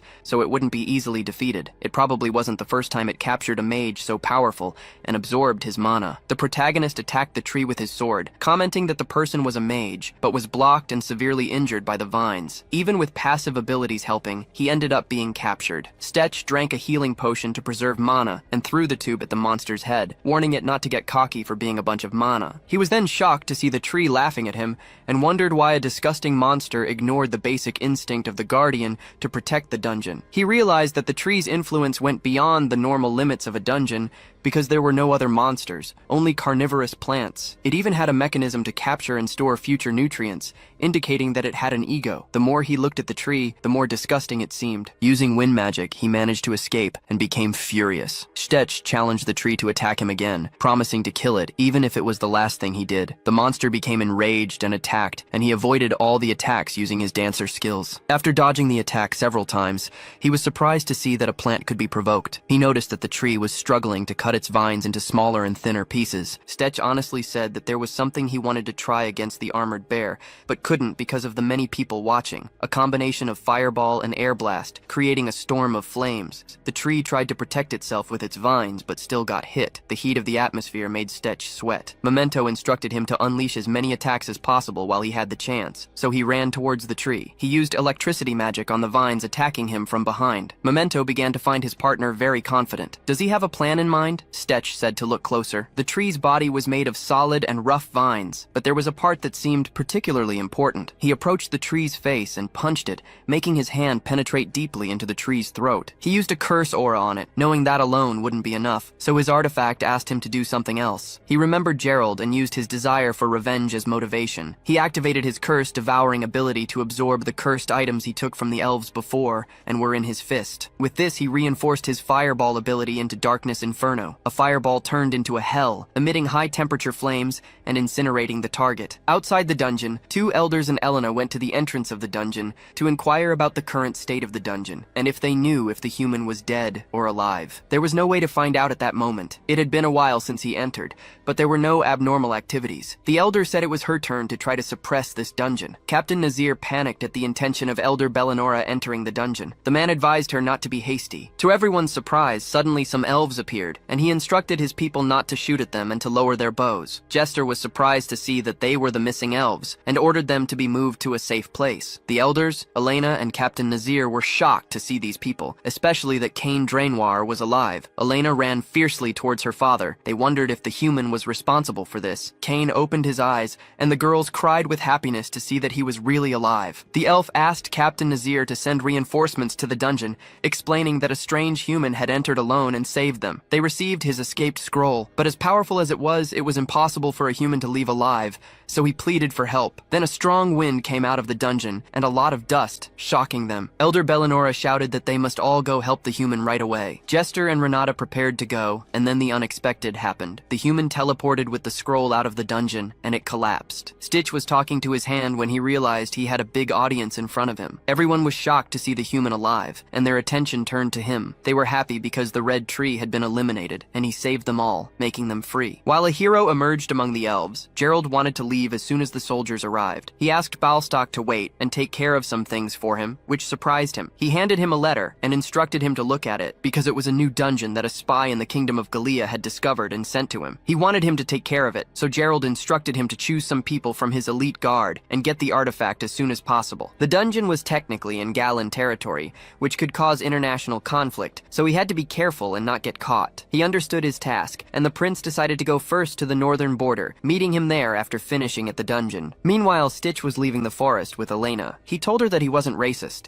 but wouldn't it be dangerous to go to a human village with those pointy ears or face paintings? She asked him not to worry because as long as she had those marks, she would look like a regular human to others, although it was useless for those who already knew her identity. Stitch was surprised, wondering if it was some secret technique of the elves, but he wasn't so surprised since they could even detect dungeon formations. He remembered that Cain explained to him that certain mana-sensitive elves, like his family, could see the mana flow. Sometimes mana concentrates at a point so densely that they can't even look directly at it, and that's when a dungeon forms. The protagonist understood that he meant that a dungeon had just formed, and he confirmed it. Memento was happy because there would be no one to interfere, but that had been the situation for some time, so they needed to clear it before others found out. Elena was ready for them to leave, as she would go with him. He thought she was too old-fashioned, as no one else repays the village's debt. Memento thought she would be useful, as an elf's ability was really useful. The protagonist agreed, maybe because she used to be a strider. She's fantastic, as elven mobility is a powerful archer and even detects dungeons. Elena wanted to know why they were going in that direction. He explained that a small village was ahead of them. They would rest there before traveling for another week. After covering some distance, they spotted the town, and he instructed her to stay behind him all the time, even though she looked human. Memento questioned why the explorer was so confident. Doesn't he have a bounty on his head? Stetch believed that was nonsense. They would never recognize him, since he wasn't even wearing the same clothes. Memento now doesn't know if his partner is an idiot or not. They reached the entrance of the village, and the guard asked for his name while looking at the wanted list. He replied that he was Ryan Gosling. When asked the woman's name, Elena thought about Stetch lying and also did the same. It's Selena Gomez. The guard looked at them suspiciously, but soon gave them the permission plate and instructed them not to lose the permission and have a good day. Stetch was impressed with Selena Gomez's cleverness. She then asked why lie. She did it, but still doesn't know why. Memento questioned if he's an idiot. He never told her that he was currently wanted. He asked her to enter the hotel first, where he would explain the whole situation. The bar was quite noisy, with people talking loudly. Compared to the forest, this place is much worse. He offered her a drink to try. Selena Gomez took a sip, but immediately spat it out because it tasted bitter and unpleasant, similar to dirty water. Memento had to agree with the elf. He didn't understand why humans drank that. Stetch sighed and decided to talk to her about the matter. He explained the whole situation while they ate, and she was surprised to learn that In the end, he even received a reward because of it. He stated it was her choice and allowed her to return to the forest if she didn't want to help him with revenge. However, Elena found his desire for revenge reasonable and remembered his words in the forest. She would have to be a hypocrite or an idiot to stop him. He had even saved all the elves from extinction,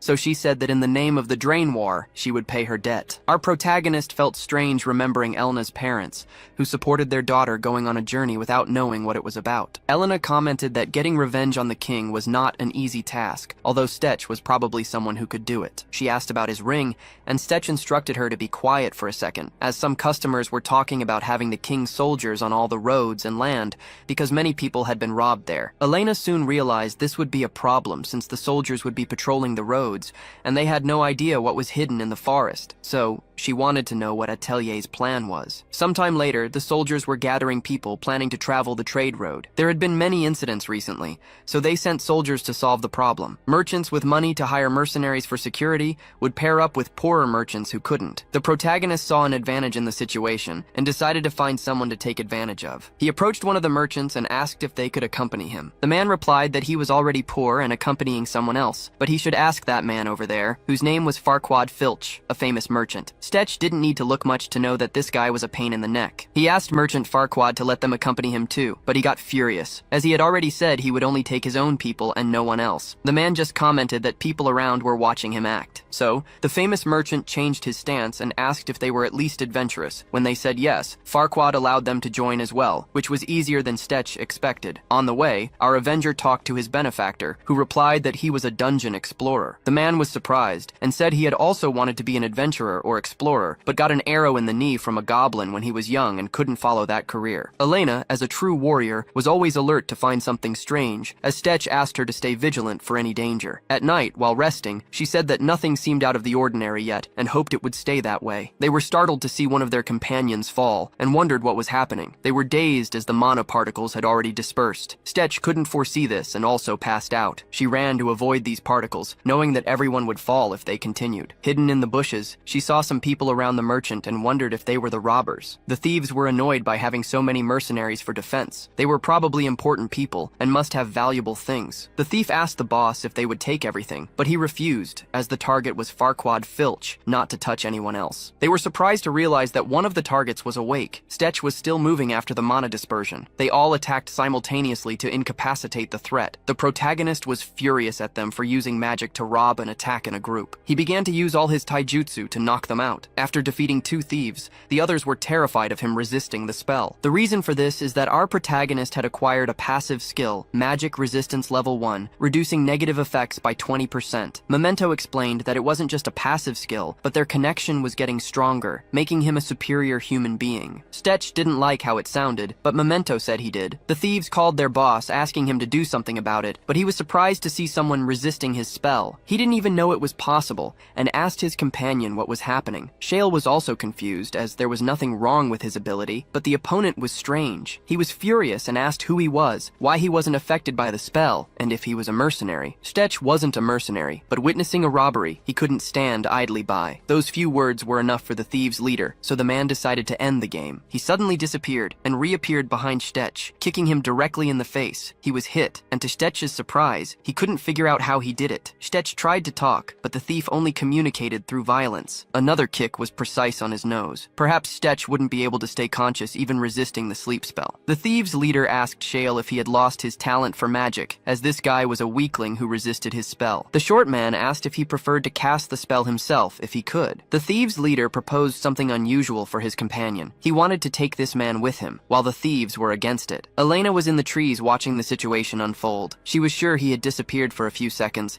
so she wondered if this thief was normal. She didn't know why they were taking Stetch, but had no choice but to follow them. On the way, Memento was furious with his incompetent partner, who had been passing out too often recently. Stetch always let his guard down against other humans. He asked what he should do against someone who disappeared. Memento was trying to convince him that Stetch should fight alongside him in these cases. Why didn't Mr. Floating Skull show up and do something? The conversation with an invisible being was interrupted when the man placed a mug of hot drink on the table as a sign of peace. Stetch, on the other hand, was irritated and questioned why the thief was letting his guard down now. He apologized apologized and introduced himself. His name was Garrett and wanted Stetch to become his companion. He called himself a great patriot who loved this kingdom. He was the leader of the honorable bandits who served the people. Stetch thought that whoever could be a patriot in this crappy kingdom introduced himself too, saying his name was Brian. He asked if Garrett thought he was stupid. Why would he join a group of bandits? Garrett was taken aback by this aggression, then insisted that they were an honorable criminal group, only robbing the rich to give to the poor. However, for Stetch, a bandit is always a bandit. Garrett's soldiers couldn't believe this man wanted to join them. Rob and Garrett reminded his companions of their origins. Bernard was a beggar and was now a valuable member, and the shy Shale was a garden gnome and now a powerful wizard of the group. Garrett pounded the table to say that he made this happen. He had a good eye for finding diamonds in the rough. Something unexpected passed by the man's ears and made a small cut. All the torches were hit at a terrifying speed, and then they screamed that they were being ambushed. But what army would be hiding in the forest without making any noise? For Stetch, it was obvious that it was Selena Gomez. While they were distracted, he had the chance to escape and ran. Selena whispered for Brian Gosling to come in this direction and then joined him. Stetch wanted to know how many guards she killed, but Selena said she didn't kill anyone unless necessary. They were all just unconscious. To the couple's surprise,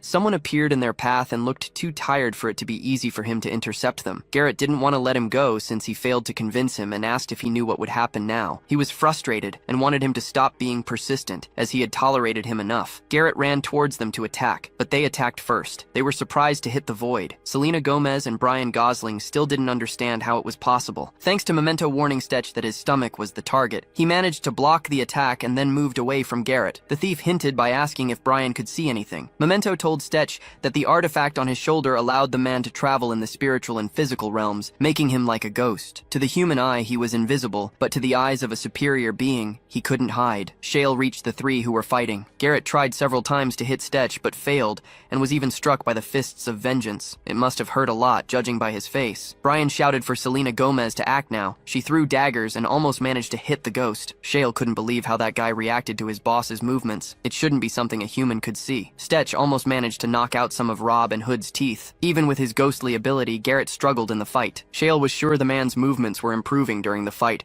so he decided to help him and used magic on Stetch. But Elena threw a stone at him and stopped him. Besides singing, Selena was excellent at aiming. She didn't want him to interfere, and all the other thieves attacked her to capture her, but she used her strong wind ability. They didn't know she could use magical abilities and were pushed by the wind pressure. Garrett was worried about their critical situation. Soon, Merchant Farquaad arrived with his men and ordered them to attack everyone. Stetch Gosling was happy to see the reinforcements, but was speechless when he ordered them to attack everyone. They ran to attack while Stetch raised his hands in peace. But those idiots didn't realize it due to the darkness that allies were fighting before they arrived. So he had no choice and drew his sword to defeat the mercenaries as well. Shale soon woke up and asked what had happened. His boss was worried and asked if he was okay. He didn't know why, but their location was exposed by the people they robbed that morning. The most surprising thing was that they brought reinforcements, and one of them was a giant brute that weapons had no effect on. The only thing they hadn't tried against him was magic, so they asked Shale if he could handle him. He tried to use his drag magic, which reduced the target's movement speed by 30%. His magic failed because the man wore a cloak of magic resistance. His boss realized they were determined to get them that day. He couldn't believe they had gotten such expensive equipment. He took his dagger and ordered Shale to help the other men. Garrett disappeared and instantly was on the giant Robocop's shoulders. He tried to hit the head but struck the helmet. Before he could try again, Robocop used his arms and hit him from an impossible angle. For his arms in that position to make sense, he would have to be a rubber man. After that, he was thrown to kiss the ground. The punch he was about to receive would be fatal,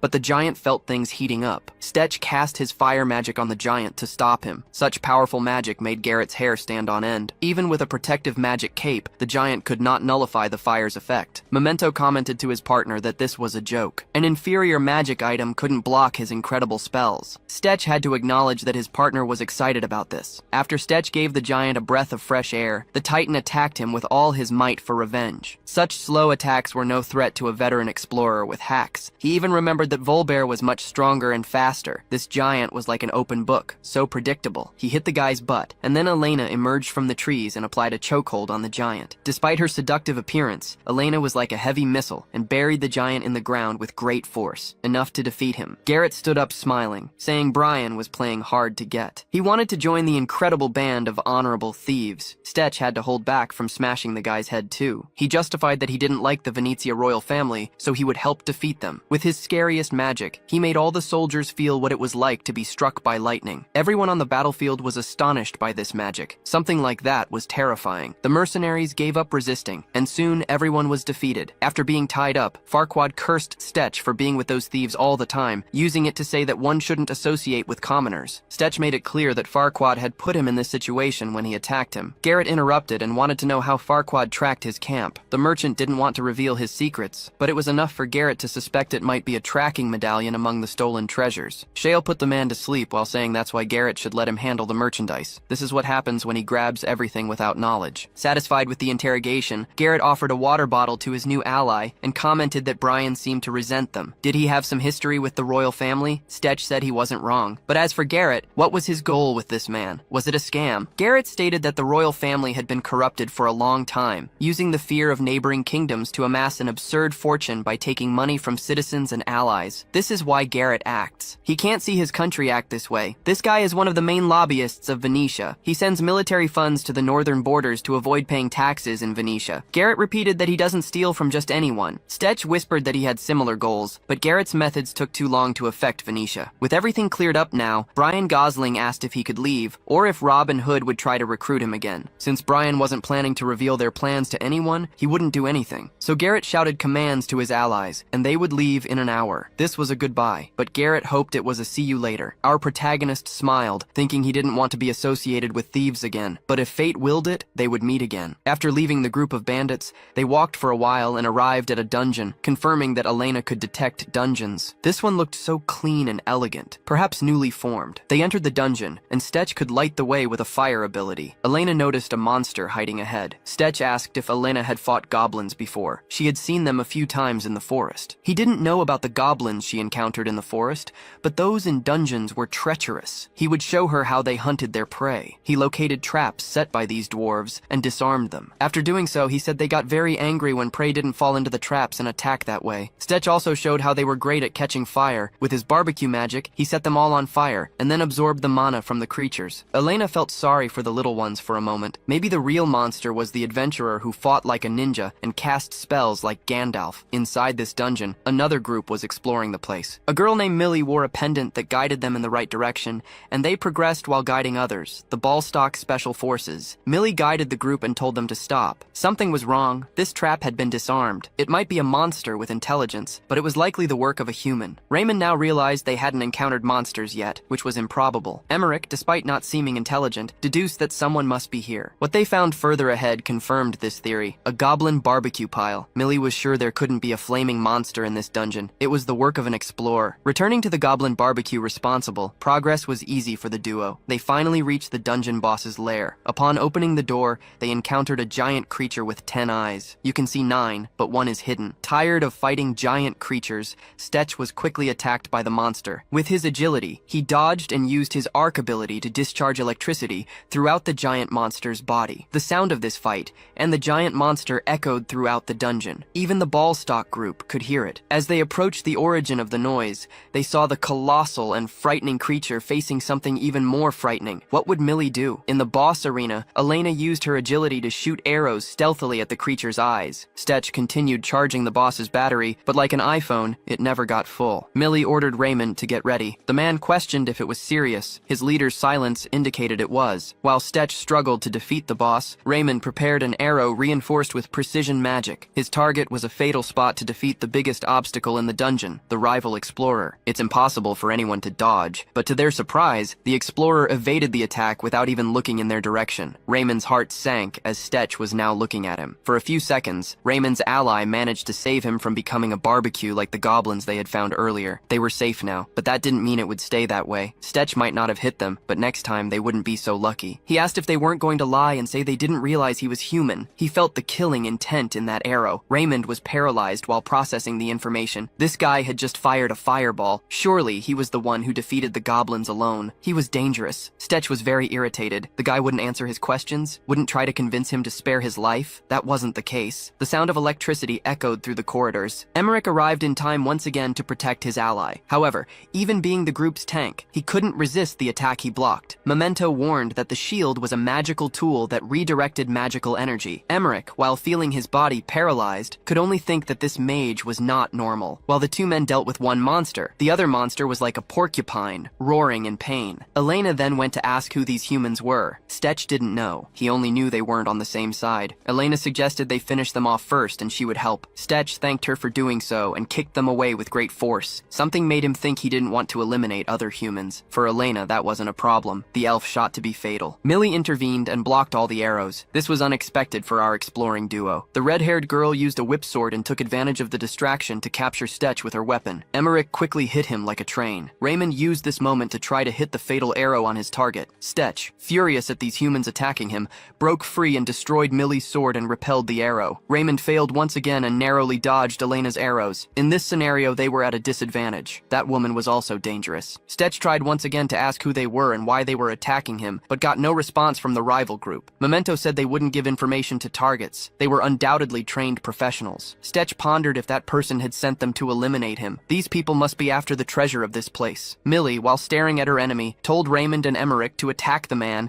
and she would handle the woman who attacked from a distance. To complicate the couple's situation, the boss positioned itself behind Stetch and Elena. They would have to face 3 people on one side and the boss on the other. Millie attacked Elena fiercely, and she was able to defend with her wooden bow. At the same time, the boss focused on attacking our beautiful elf. Channeling fire in its giant mouth, it attacked the girls. Stetch, near the spot, fought the 2 men while worrying about his exploration partner's safety. Emmerich, despite being a tank, also had weapons to attack, forcing Stetch to retreat further. This time, our protagonist tried to use his wind bullet magic and hit the shield directly, but couldn't get past Emmerich's defense. Raymond, with his precision magic, still couldn't hit Stetch effectively. Even 2 against 1, the 2 men were cornered against this mage. The person before them was accustomed to fighting in dungeons. Elena, nearby, resisted all attacks against her and left Millie in the same situation as her. The giant creature now approached from behind Millie, and Elena took this moment to stealthily go behind Millie. Her kick was blocked by the girl. Elena warned that she didn't only know how to fight from a distance, she could also handle close combat. Millie and Elena exchanged punches, and the 2 girls seemed to have the same level of close combat, their attacks like mirrors hitting each other equally. The fight went beyond fists, each using their equipment and maneuvers to try to defeat the other. Millie then positioned herself on top of the boss to see the battlefield. Elena was furious with her, but her biggest problem was Stetch defeating her allies and about to cast a big spell. Millie shouted for Emmerich to stop him, but Stetch anticipated things. He used 2 spells simultaneously, Air Explosion and Crosswind, to affect everyone on the battlefield. He shouted for Elena to hit the 2 men. Raymond was about to go blind, but narrowly dodged, the injury being just a scratch. He escaped safely from this attack, but Millie was hit by the mage's spell. Emmerich had nothing to do, so he began to absorb Stetch's magic into Millie's body. Our protagonist didn't care about them, and decided to focus on the boss now. Stetch jumped on the multi-eyed creature and used his exploding sword. Within seconds, the creature's head was in pieces, and the explorer was absorbing the creature's energy. Now it was just him and Elena against those 3 wounded adventurers. Stetch asked Elena to go to the other side to get the artifact. He would finish these 3. Elena wanted to make sure Stetch needed to go that far with these people, saying they would be buried when the dungeon collapsed after they got the artifact. In a dark tone, Stetch asked if he had ever told her why he survived that time. He was alive only because Gerald let his guard down. Our Avenger wouldn't make the same mistake. He was about to finish the 3, and then Emmerich used a smoke bomb that filled the area. They were willing to risk everything to be the first to get the artifact. Emmerich ran to where Elena was, and Raymond took his last chance to hit the target. A red silhouette and someone received a fatal arrow. Unfortunately for Raymond, Elena wouldn't forgive so many times those who tried to take her partner's life. In the smoke, Stetch couldn't act. Elena eliminated one of the men and quickly reached the other. Selena Gomez used a movement ability to overtake Emmerich. She also threw some presents at him that stuck to his arm. Stetch finally came out of the smoke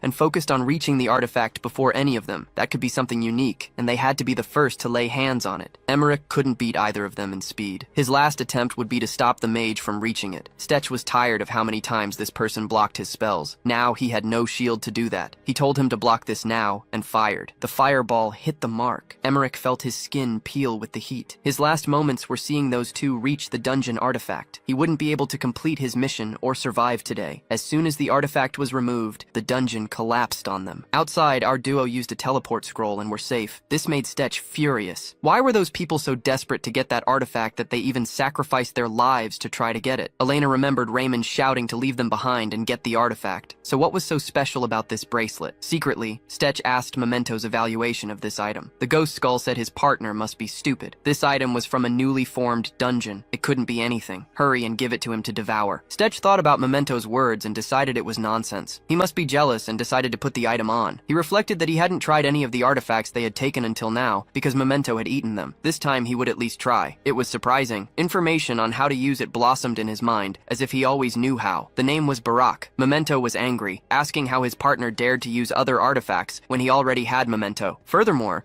when an artifact bonds with its user, Memento can no longer absorb it. Despite the scolding, our protagonist didn't care. Barak was now logged into the explorer's Stetch atelier. Selena Drainoir asked if Stetch wasn't going to absorb it this time. Stetch then picked up a stone to test its effect. By enchanting the object with his artifact, it became more powerful. He explained to Elena that it was like the enchanted item was a magical tool. Stetch said he felt that the stronger he got, the more artifacts he could possess. This made Memento angrier, as his partner was using other artifacts besides him. It was betrayal. Sometime later, they encountered a man who was waiting for them. Stetch and Elena were to stay under his care. Elena began to realize that her partner was someone with good connections. Soon, they set off while he looked at the map. He instructed her that if they continued heading north from where they were, there would be a mountain range called Rakasha, and one of the largest mining cities on the continent called Sentigma. That was where they were headed. But something didn't make sense. The city he mentioned was in the opposite direction, but their guide insisted they had to do something first. It's difficult to enter Sentigma because of its tight security, so they needed an alternate route. The reason he was placing those stones along with the money was to pay the toll. The merchant warned that they were quite lucky because it's increasingly rare to find people like him willing to take this route. Now, they could hide in the wagon. When Elena climbed up and showed her beautiful legs, for some reason,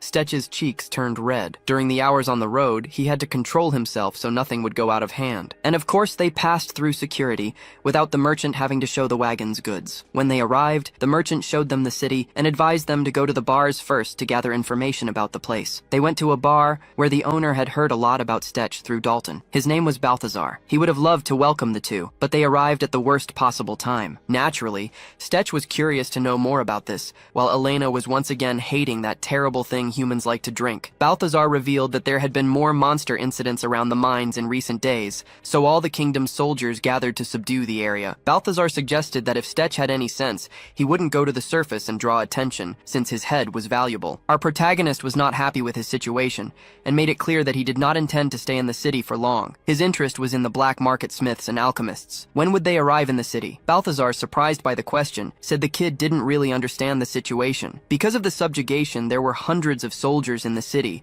and for that reason, all the blacksmiths were involved with orders for the army. Stetch, then furious, realized he couldn't get what he came for in the city now. Balthazar explained that even though army services didn't pay as well, in times like these, they helped make the city's area safer, so they took all the army's orders. Stetch shouted that he had a lot of money. Wasn't there any greedy blacksmith who could be introduced to him now? Given its importance, Balthazar said he would try to find someone for him. A few days later, Stetch was crying at the bar table. He had so much money and gems, but no one wanted to accept them. Wasn't his adventure and revenge more important than protecting the city and its inhabitants' lives? Elena then came over to thank him for the human clothes he had gotten for her. One might say our protagonist's sadness would disappear right away. But before that, Balthazar came to him with good news. He had found 2 people to help him, and to start, Stetch could buy them a drink. Before his eyes, Stetch saw Hope, a blacksmith and an alchemist. They were Casper, the alchemist, and Letty, the blacksmith with strange muscles. They greeted each other, and Casper made it clear that the situation wasn't good. Everyone had dozens of orders to fulfill,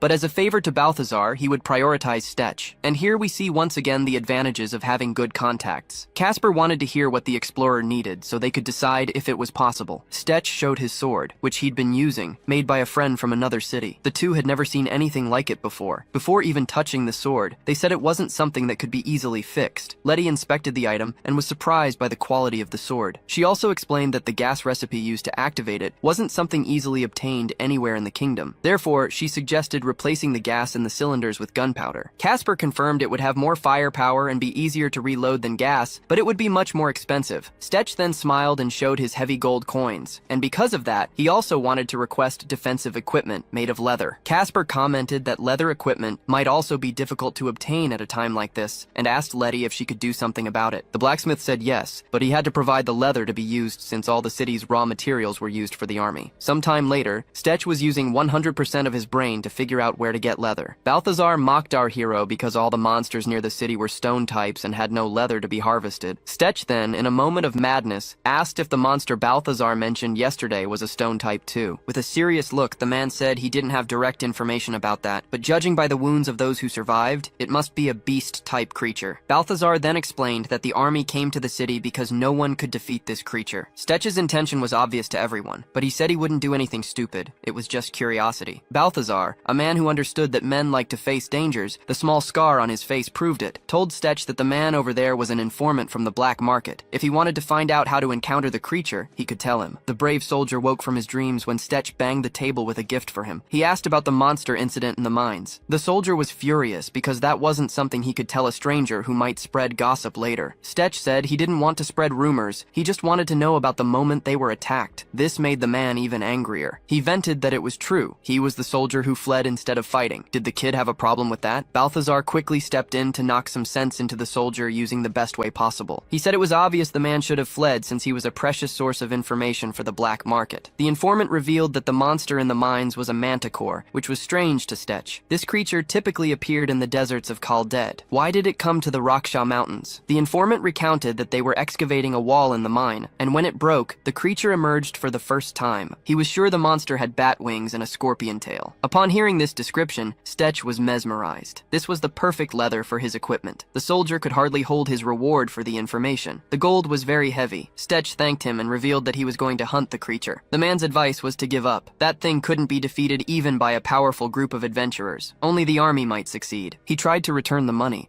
insisting he couldn't accept it for a young man to go and lose his life in that place. Stetch, in turn, said he wasn't just a pretty face. He was much stronger than he seemed. To demonstrate, since it was a manticore, it should be weak against this. He then fired a small attack, perfectly hitting a candle on a nearby table. The bag of gold had already been taken again, and the soldier asked if the young man was a mage. Stetch said he wasn't. Did he have a problem with that? The man didn't, but he wanted to ask a favor of the young man. Later, Stetch and Elena arrived at the mines using the secret route the man had informed them of. They went through the sewers and now smelled like a public bathroom. Upon seeing the entrance, Stetch could already imagine what the monster had done inside. After seeing the condition of the entrance, he used his animal instinct to track the monster. The smell of rotting flesh pierced his nostrils, and he cursed because his sense of smell was very sensitive, but he needed to endure it. The hardened trails in the mud led only in one direction, and he thought the area around was safe. He was exploring the place when Elena called out after seeing a severed arm, wondering if it belonged to the soldier's comrade. The informant had asked them to bring back mementos of his dead comrades, so Elena collected the belongings from the bodies to take back to him and moved on. The creature was prowling the area. Stetch asked Memento if he knew anything about the monster, if it had any weaknesses or something, since that was his specialty. Memento explained that manticores had thick skin, so most weapons couldn't pierce it, and they were also resistant to magic. Stetch even asked if it was unfair for it to be resistant to both physical and magical damage, but it still had a weakness. The inner parts of its wings were thin and particularly vulnerable to physical attacks. They reached a place where they saw more bones and blood, assuming much more was happening there, wondering if the manticore did that too. Memento affirmed that there was nothing else around that could have done that, and Stetch couldn't disagree. But why? Suddenly they heard a tremendous roar that scared them. Memento was sure it had detected Stetch and was waiting for him to approach its territory. As nervous as he was now, Stetch wasn't going to back down. Elena then said the monster couldn't be that big of a deal. The 8 hours of terror training she did with her grandmother was much worse. Memento and Stetch, for a moment, wondered who this woman was. Our explorer calmed himself and slapped his face to regain focus, then began to prepare as Batman would in this situation. He was going to lure the creature, and Elena would stay here to provide support at the right time. Stetch trusted Elena completely and said it was time to greet this creature. He said this while enchanting a dagger with his new artifact. Inside, he searched for the monster, but found its egg instead. They were surprised because a manticore must be at least 50 years old to lay an egg, so it was rare to see something like this. Stetch assumed he wouldn't need to worry about money for a while if he could get his hands on that egg, but for a moment, he thought he was too addicted to his work. His focus was revenge. The monster took advantage of his distraction and almost swallowed Stetch's head whole, ending the Manhua. Luckily, Stetch was quicker and didn't die a second time. The creature still didn't give up and nearly hit him with its long scorpion tail,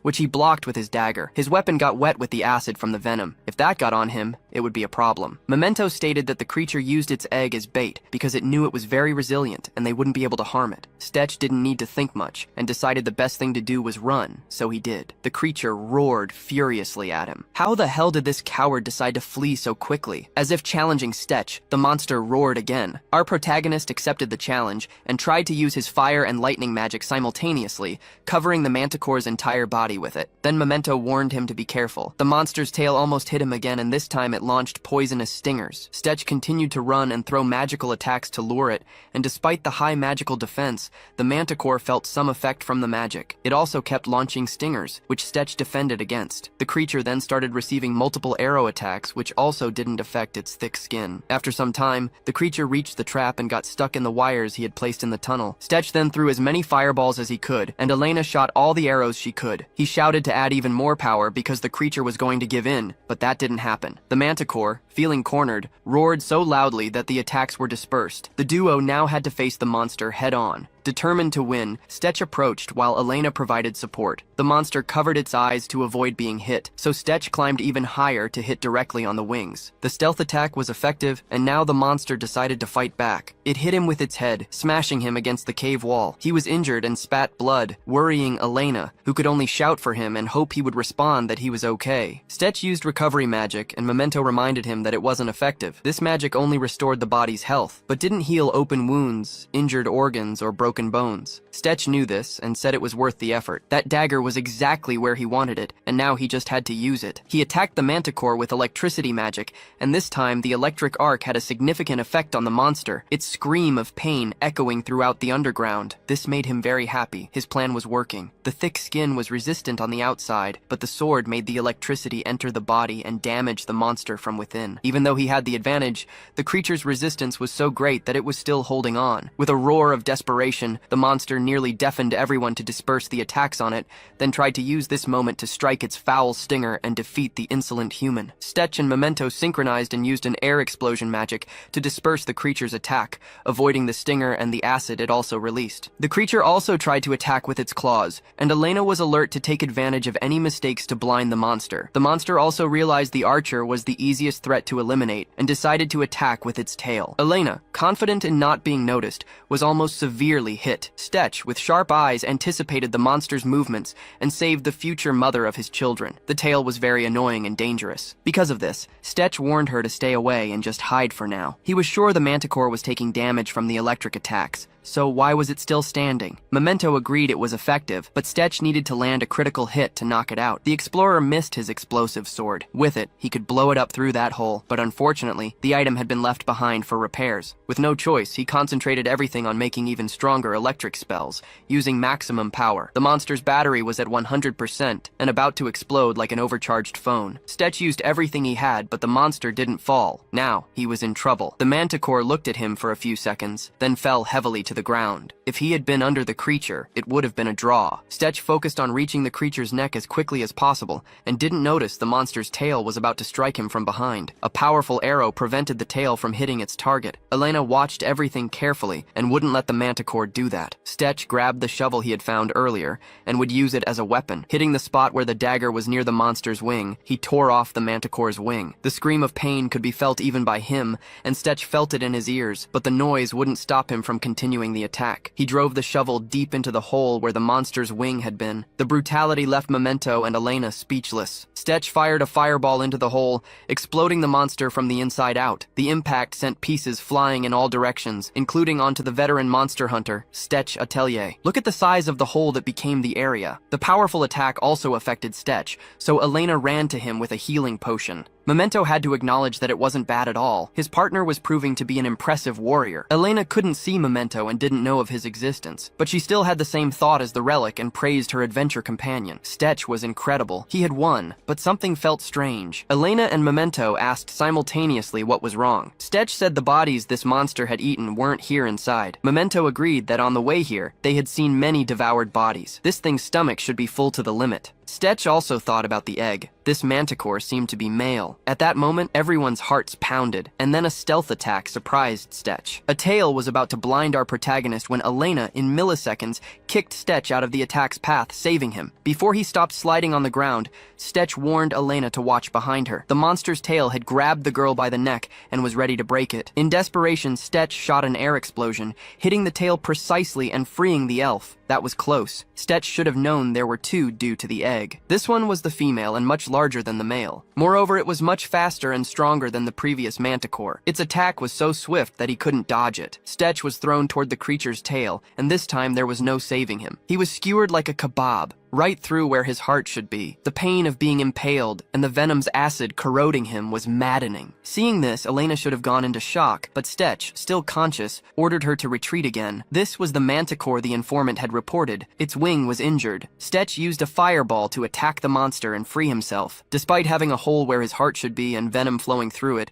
he managed to stand up. Despite his warning, Elena decided to come and cover Stetch while he recovered. Before she could do anything, the creature, with its speed, hit her from the side, breaking her bow and throwing her far from the scene. With the force of the impact, it was impossible to tell if she was unconscious or worse. Stetch's situation was critical too. He quickly took another healing potion and worried about Elena's state. Memento noted that she wasn't dead yet, but it wouldn't be long before all three of them perished if this continued. The female manticore, furious over her partner, charged at him. This time, Memento took the lead, capable of casting spells for Stetch while his partner focused solely on attacking. Stetch had no choice but to attack and try to defeat it before being defeated. Using wind magic, he launched himself up and dodged the attack. Using the moment when the creature's vision was obscured by dust, Stetch had only one chance to do this. He descended, cutting the creature's batwing, and before reaching the ground, he landed on the monster's head, blinding it in one eye. Now, he needed an eye patch. The manticore retaliated, biting half his abdomen. Despite the pain, Stetch smiled, adrenaline flooding his body. The monster even tore a large chunk out of him, but before he could see the wound, the creature kicked the human away. Still lying on the ground, Stetch's abdomen was fully healed. This time, the human roared loudly, startling the monster. This prey was acting like a true crazed predator. Elena opened her eyes, feeling pain all over her body. Remembering she was in a battle, she was startled by what she saw in front of her. A cautious manticore facing a wounded human. What Elena couldn't see from behind Stetch was that he was insane. Memento reminded his partner that their mana was at its limit. They had, at most, one more spell left to stay alive. Knowing this, Stetch handed his dagger to Elena and said he wouldn't last long. He needed her support now,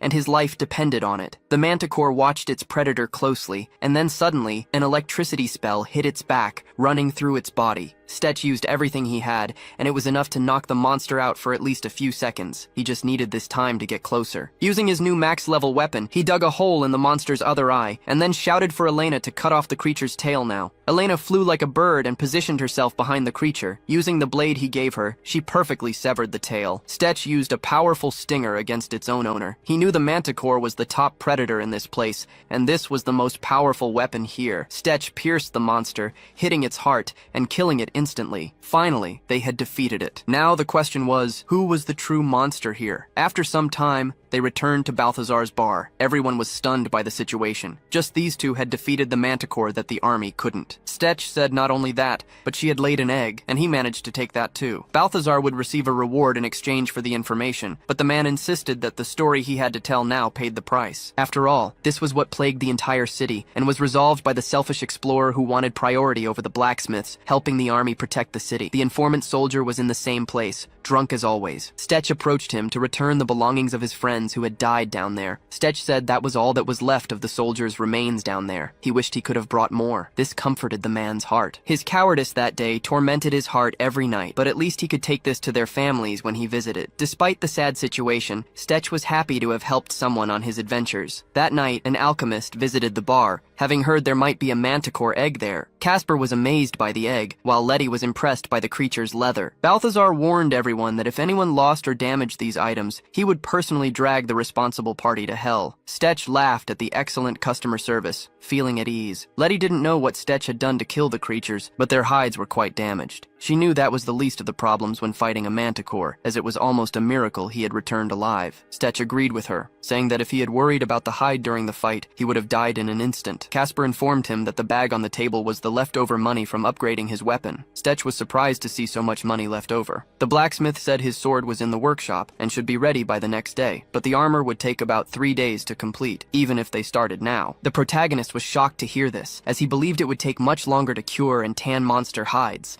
but Letty said only amateurs took that long. Elena arrived with a problem. She asked if there was any chance to repair her bow. Letty declined, and the protagonist assumed it was too damaged to be improved and would need to be remade. However, that bow was crafted with elven technique, so Elena wondered if something of the same quality could be made. Stetch apologized to her, as it was his fault her bow was so damaged. She was saddened because it was an old bow given to her by her grandfather, knowing it would eventually wear out. Memento appeared and agreed with her, making Stetch feel even more guilty about the destruction of such an important bow. The protagonist suggested they visit the blacksmith the next day to see if they could fix it. She thanked him sadly, wished him a good night, and went to her room to rest. Memento asked if he thought they could find something with elven craftsmanship. Stetch was so irritated he wanted to tell Memento to shut up while he thought of a way to help her. Meanwhile, Prince Gerald was commanding the soldiers to rebuild the defensive wall as quickly as possible before the next wave of monsters. Nothing was going according to plan. A soldier appeared and reported that Castle Brendan had made contact, and that this time was different, making Gerald anxious. The person contacting them was Balstock, who asked how the prince was doing, which pleased Gerald as it came at the right time. He asked if anything had disappeared. Gerald became a bit anxious and informed the prince of a problem. Balstock asked if he remembered sending a task force to retrieve an artifact from a new dungeon a few weeks ago. The prince held his head,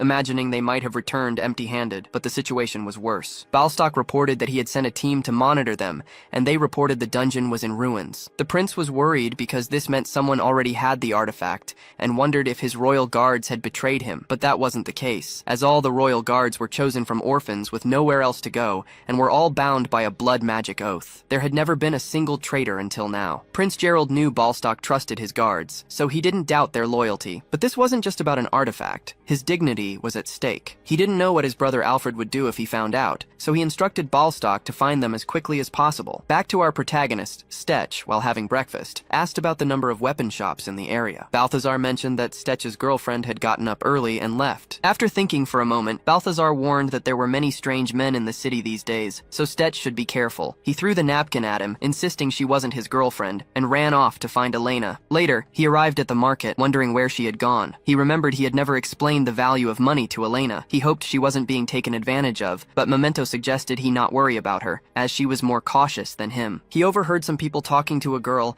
and turned to see Elena with a stranger. Suddenly, Stetch was startled by a loud noise. What he saw didn't surprise either the protagonist or Memento. Just 3 men stood no chance against that girl. One man furiously charged at him with a dagger, but before he could strike, Stetch punched him, sending him crashing down hard, terrifying his companions. Elena didn't waste time and left the man with a broken skull, damaging some nearby walls. Stetch asked if she was okay, and Elena questioned if he was worried because she couldn't defeat that woman in the dungeon last time. Stetch was definitely not concerned for her safety, but rather the danger of her killing these men by overexerting her strength. Moving past this, he wanted to find a safer place. On the way, Elena wondered what he was doing there. He had come looking for her and asked why she had left so early in the morning. Elena explained that elves believed ancient valuable tools contained the spirit of their ancestors, and her bow contained her grandfather's soul. She was determined to repair it as soon as possible. Her words pierced the protagonist from all sides, making him feel even guiltier, groaning in pain. Memento was surprised to realize that the elf was much cleverer than he thought, as she was trying to make Stetch feel guilty. She was murmuring about burning the bows, although finding a sufficiently isolated place was difficult. Elena visited some shops but didn't have the courage to go in, fearing they might discover her elven heritage. Stetch understood what had happened and asked for some time,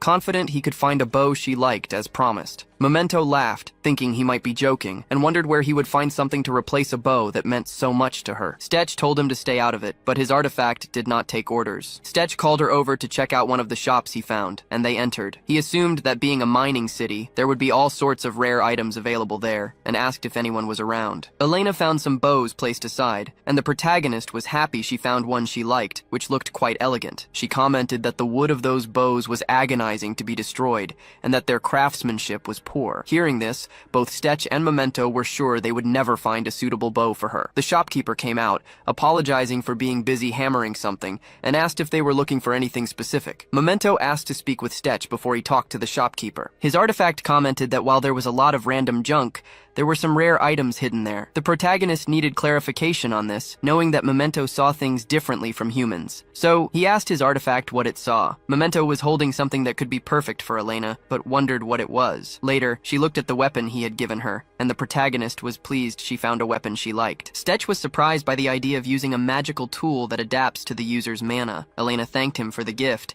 and named the weapon Licordacchio, which astonished him as she had already named it. The protagonist felt uncomfortable having put these cursed items in the store, and his body started to feel strange and heavier. He tried picking items that wouldn't attract attention, but Memento felt great absorbing the sweet scent of dark energy and death, making him seem worthy of being called a partner. But Stetch didn't like it at all. Elena asked when they would leave. Stetch explained that Letty said her equipment was ready, so they could leave as soon as they picked it up. Later, they left the city and soon were killing goblins, just as Goblin Slayer liked to do, kicking them like soccer balls. Stetch was on alert when he saw a goblin chief and ensured that they were close to a village called Gialan. If that was the case, the chief in the village wasn't putting much effort into protecting the surroundings. He instructed Elena to handle the others while he dealt with the big one. She confirmed she had no problem and began punishing the nearby goblins. The goblin leader charged at the malicious human with his spear. At first it seemed like he had hit him directly, but to his surprise, the human was tough. Stetch grabbed the spear, smiled like a villain, and suggested they speed things up. A few noisy minutes passed, leaving all the goblins in the area scattered on the ground, with Stetch absorbing the mana of their leader. Elena asked if their next goal was to teach a lesson to the corrupt lord of the village. Stetch replied that their aim was to help the villagers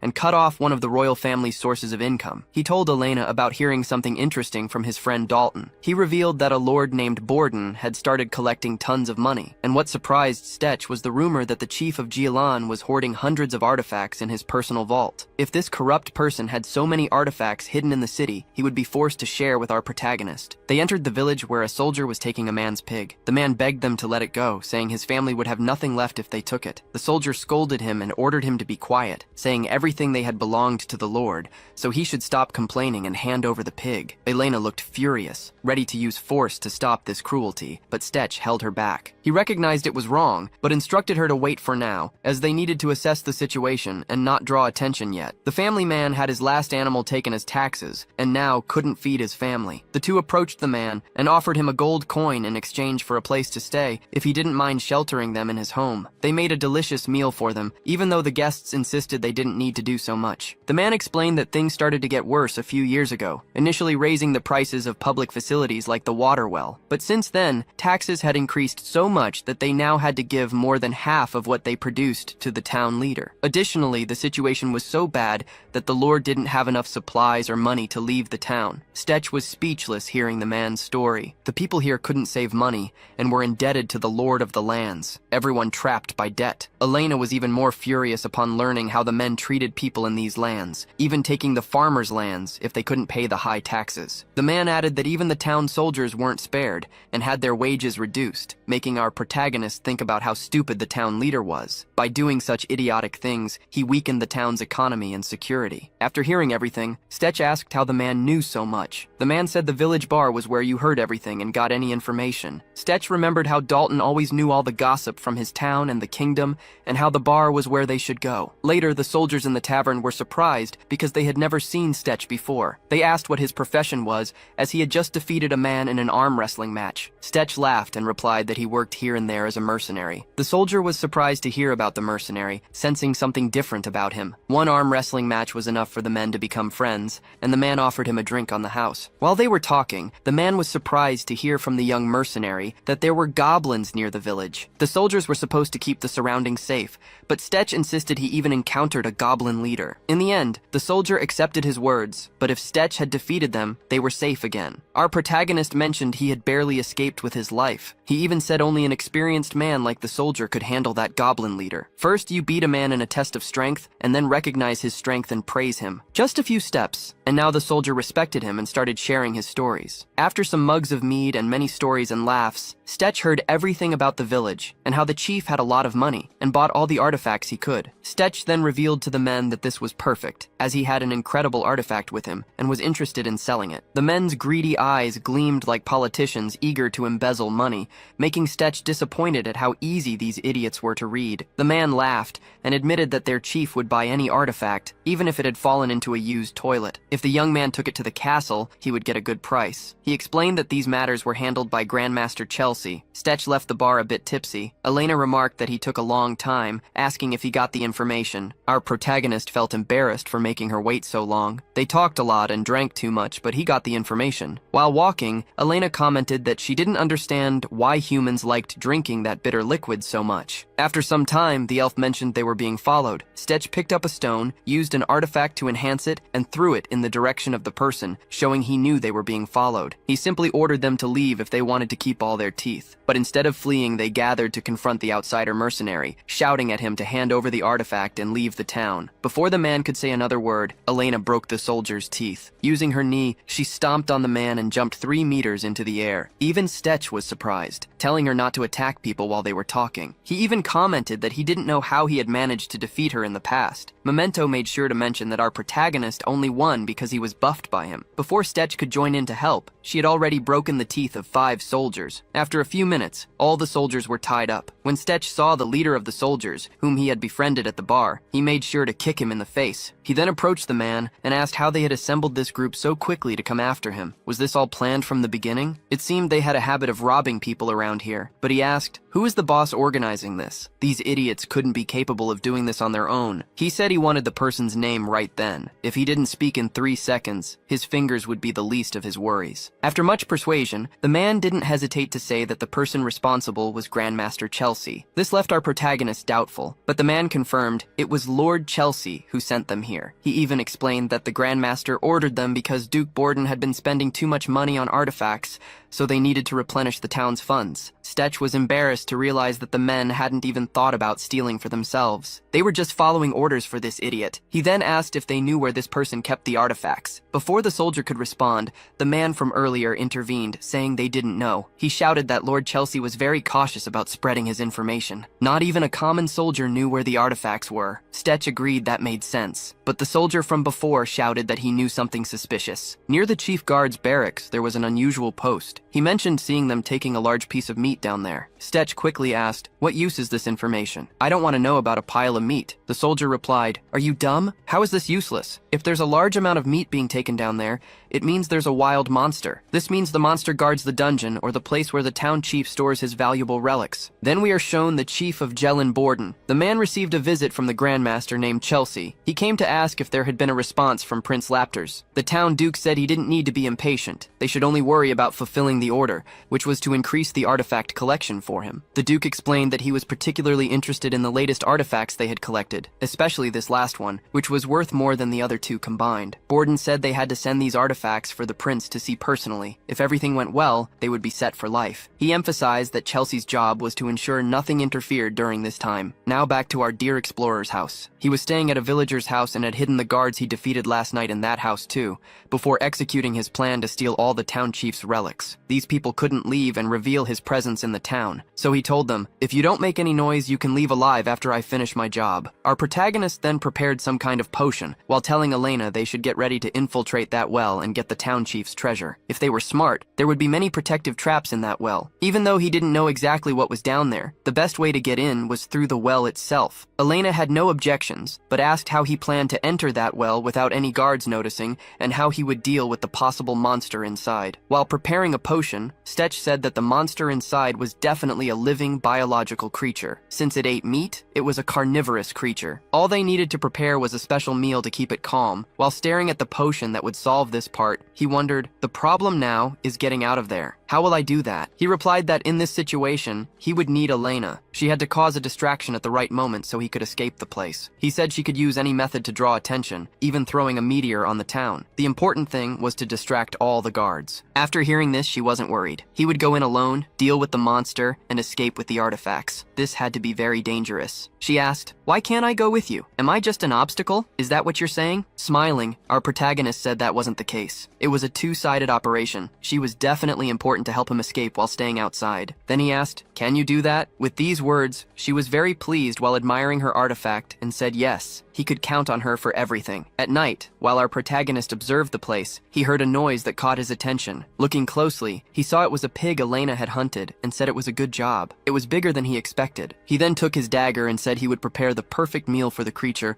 by adding the potion he had prepared and cutting some pieces. Elena observed the place he would have to invade and said there were many soldiers there, asking how he could get past all of them, especially carrying such a large piece of meat on his back. The protagonist was almost done climbing the castle and regretted having to carry something so big. He climbed the wall but now had to pass unnoticed by the guards. Choosing a spot, he found the well the soldier had mentioned. Using his stealth, he entered the castle and then opened the well, from which a horrible smell came out. He said this was definitely from a monster, so there was a very large monster down there. Memento told his partner to be quicker and throw the food before the guards noticed his presence. While trying to throw a huge piece of pork down, he heard the familiar name Chelsea. A man approached, asking the guards if they were doing their patrol job well. Although they said nothing unusual was happening in the regions, he ordered them to increase security and stay more alert. Stetch hid and was barely noticed by the soldiers. With his heart still racing, he said this was thanks to his reflexes, which had increased with experience. Memento commented that the man was their chief and was even stricter. If they were ordered to increase security at this moment, it was because they were about to do something important. Stetch also didn't understand the point of collecting so many artifacts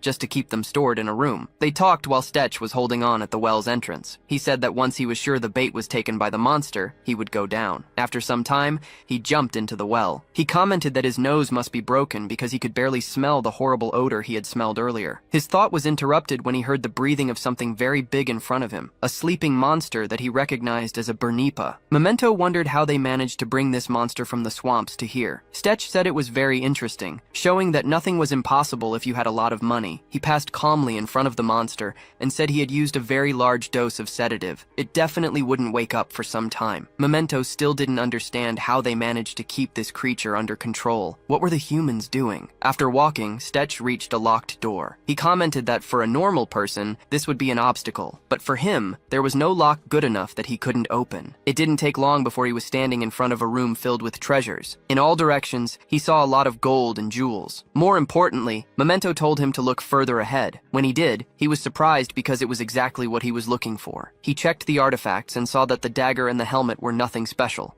They didn't compare to his Barak artifact on his wrist. Memento, almost drooling, told him to give them all to him to eat. Stetch did so, and upon consuming the two artifacts, Memento increased his capabilities. His mana limit went from 850 to 3250. His lightning ability evolved, unlocking a new skill called Tesla. Observing all this, a sort of system window, not much explored by us, appeared. He realized he was much stronger now, but there were still many abilities locked that needed much more mana than he could currently handle. This motivated him to become even stronger. He handed over two artifacts, but there was still one that was different. He tried to open the vial to understand what it was, but he couldn't. So, he decided to take it with him and study it later. After collecting as much gold as he could carry, since gold is very heavy, he encountered a now awake monster on his way out. Damn, the effect didn't last long at all. He grabbed his dagger and quickly stabbed the creature in the neck. Before he could execute an explosion skill, another monster hit him, throwing him far away. The blow was strong, dragging him several meters on the ground, and even making him bleed from his mouth. He wanted to leave unnoticed, but it looked like he would have to fight this creature. Stech prepared to cast a wind spell, but it was nullified, almost causing him to be fatally struck by the giant monster. He didn't understand what was happening. Memento said there must be Dispellium embedded in these walls, an impressive piece of work. Dispellium is an extremely rare material that nullifies any magic. It's used to make cuffs for wizards. This information made Stech very angry, especially because it was extremely expensive. So, this is what the country collected so many taxes from the people for. Outside, Elena sighed. It had been a long time since he went in, so it was time. She activated her artifact and then shot arrows at the castle. She made a big bow this time and remembered this was Aida's specialty. Elena had no experience with large bows. Despite this, she successfully fired the incredibly powerful arrows at the castle. The impact was so powerful that the guards wondered if it was a bazooka. Elena, with her sharp vision, said she was about 500 meters away from them, so they definitely wouldn't notice her location in this forest. She then prepared to fire more and more shots. Soon, the entire fortress was trembling. The enemies announced they were under attack from an army. Dozens of bazookas were hitting the fortress. Chelsea, upon hearing there were enemies, began to sweat with worry. It's always at crucial moments that bad things can happen. He shouted for everyone to locate the enemies, but as the soldiers observed, it seemed they couldn't react or defend themselves. One of the men on the wall noticed the shots were coming from deep in the forest, and shortly after realizing this, he was hit by one of the arrows. Chelsea shouted for them to enter the forest and find the enemy. "It's just one person!" Borden, realizing the attack, went to Chelsea to get information about what was happening. The man warned it was very dangerous to be outside. Someone in the forest was destroying the castle. They ordered the bridges to be raised so no one could enter the castle. Observing this, he said they couldn't stop her. Her next shot perfectly hit the bridge chains, causing it to collapse to the ground. Even the girl was surprised by this attack power. It was difficult to control. While Elena caused chaos at the castle, deep underground, Stech fought the creature. Unable to use magic, how could he defeat such a large monster? Numento, acting as an advisor, said that when they couldn't use mana, he was also affected by it. But that wasn't so bad. This was the perfect opportunity for Stech. The protagonist was furious. How could this be perfect for him? Was he going crazy? Then he remembered that Stech had worked hard to get a new sword and armor. Was his partner an idiot after all? Motivated by his companion's words, he found an opening and attacked the creature from behind, stabbing the blade into its neck. Resilient, he then activated the gunpowder explosion embedded in his sword. Seeing the effect, Numento commented that this was what he was talking about. That crazy dwarf was able to make something this powerful? Stech remarked that this could blow his arm off at any moment. The other Bernipa attacked quickly. He dodged the creature's attack by jumping to the ceiling. Using another ammo capsule, he prepared his dagger. When the creature had its back turned, he had the opportunity to attack again, but before he could get close, the monster quickly turned and roared ferociously at him. It had many teeth. Its breath was heavy, and the sound was very loud. So, to create a new opening, he faced the monster, and when it attacked, he slid under it. Stech used his sword and didn't need to use the explosion. The flesh underneath wasn't tough, and he cut the Bernipa's belly like butter. I presume even its privates were cut in half. Now he regretted not exploding and burning the monster, as he was covered in the stinking creature's remains. Even Numento acknowledged that his partner now smelled like sewage. Stech would trade all the treasure there for a bath at that moment. He tried to use the curse-eating ability, but it didn't work due to the mana-dissipating stones present. In this case, the Bernipa's mana would be wasted. Numento wondered how Stech would carry so much gold up. It was too heavy to climb the well. This question made our protagonist think better. What should he hide now? He had already made a mess down here and up there. Elena must have caused chaos too. He said that, in this case, he would leave through the front door. All he needed to do now was find a way to get to the castle. Using a hidden lever, he pulled it, and an elevator opened in front of him. This led him into the castle, which was connected to the town chief's castle. The protagonist hid as some soldiers ran down the corridors,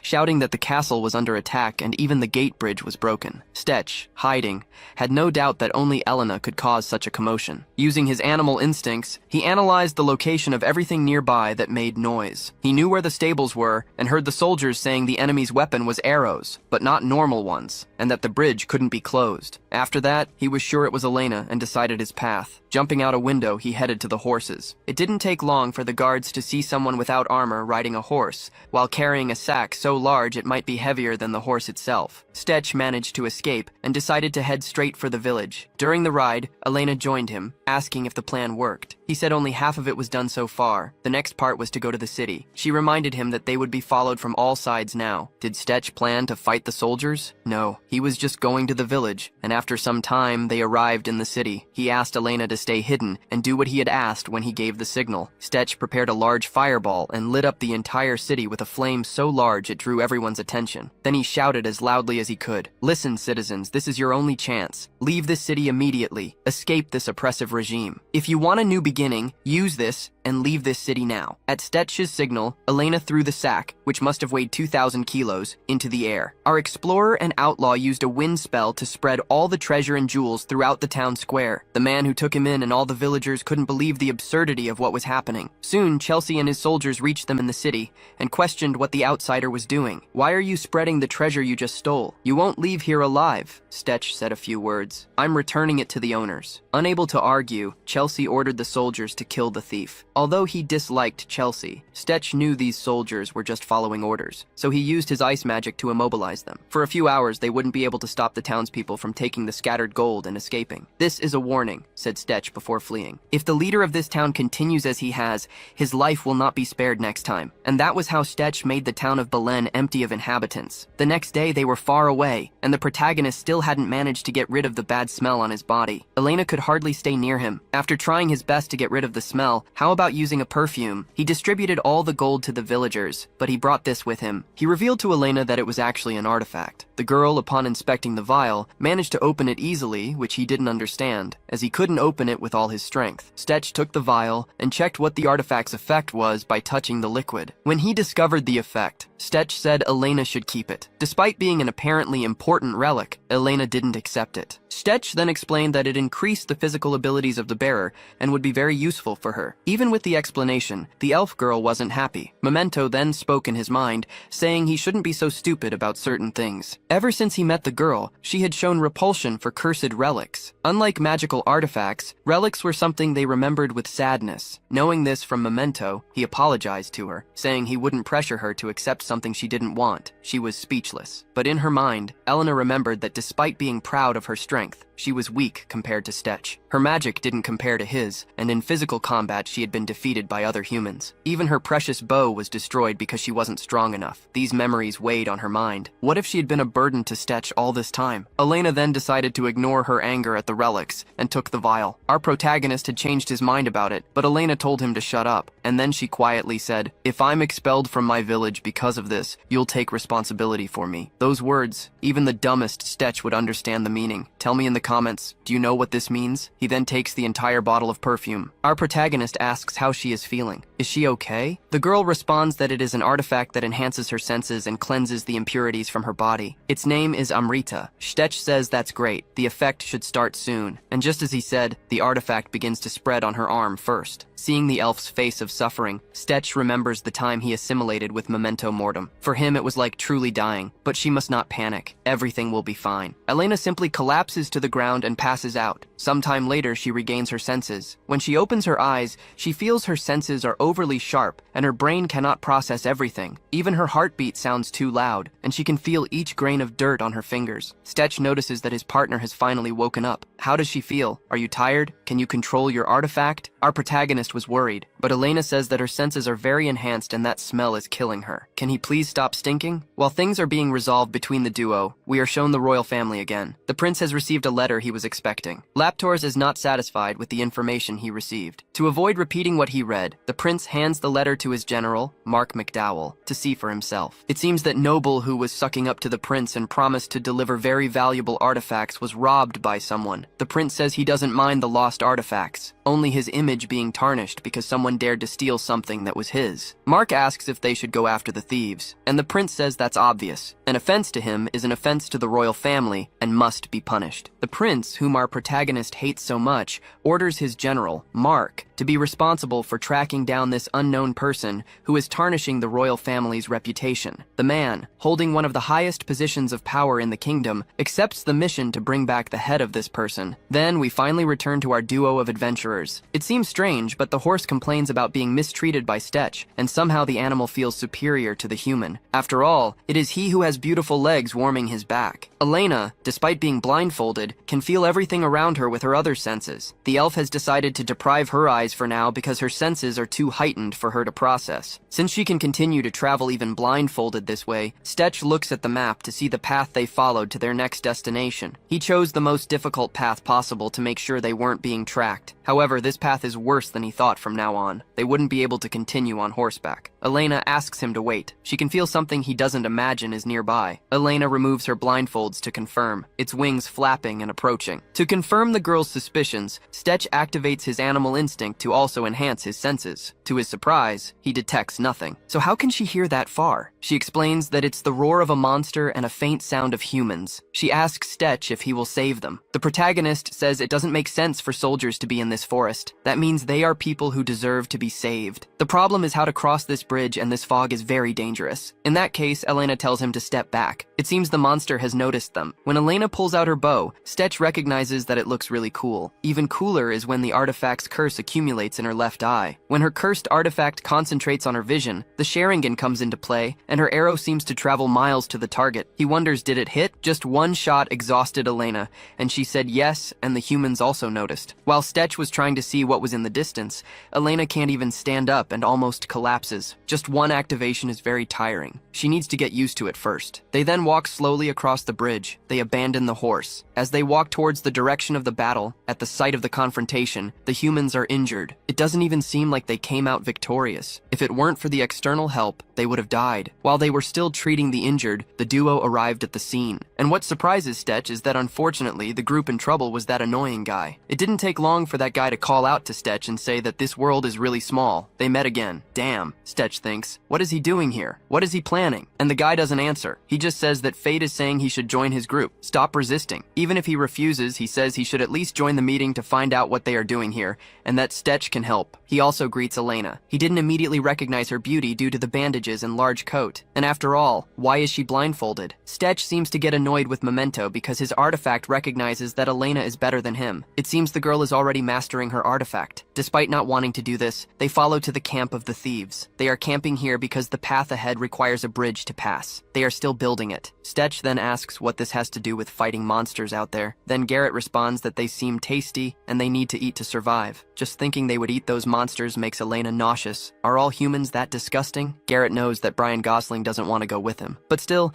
he insists on going to the group meeting to hear about their plans. Maybe he'll feel like helping them, and nothing like a good argument. He remembers that the bridge they need to move forward is destroyed, so only when his group builds a new bridge they can pass. The only way to cross the mountains is via a bridge or using a cave, which is very dangerous. Knowing that the only way is to build a bridge or go through a cursed tunnel makes Stetch curious about the cause of the bridge's destruction. Despite Garrett's arguments, Stetch does not agree, so the man asks for at least a favor from him. So, sometime later, Stetch was using electricity to take down the monsters surrounding the camp. The humangos are powerful beasts, and yet they were annihilated by Stetch's enhanced electricity magic. The poor monsters were destroyed so thoroughly that there wasn't even anything left to eat. Having seen the powerful magic before, was still amazed because this was even more brutal. What kind of training has this guy been doing for this? This magic is even more powerful than conventional electricity magic. But Stetch knows it consumes a lot of mana, so it's not something he can use freely. Elena says Stetch seems tired. Doesn't he want to rest a bit? But in fact, he wants to test more abilities. He forms a concentrated shape of his electricity magic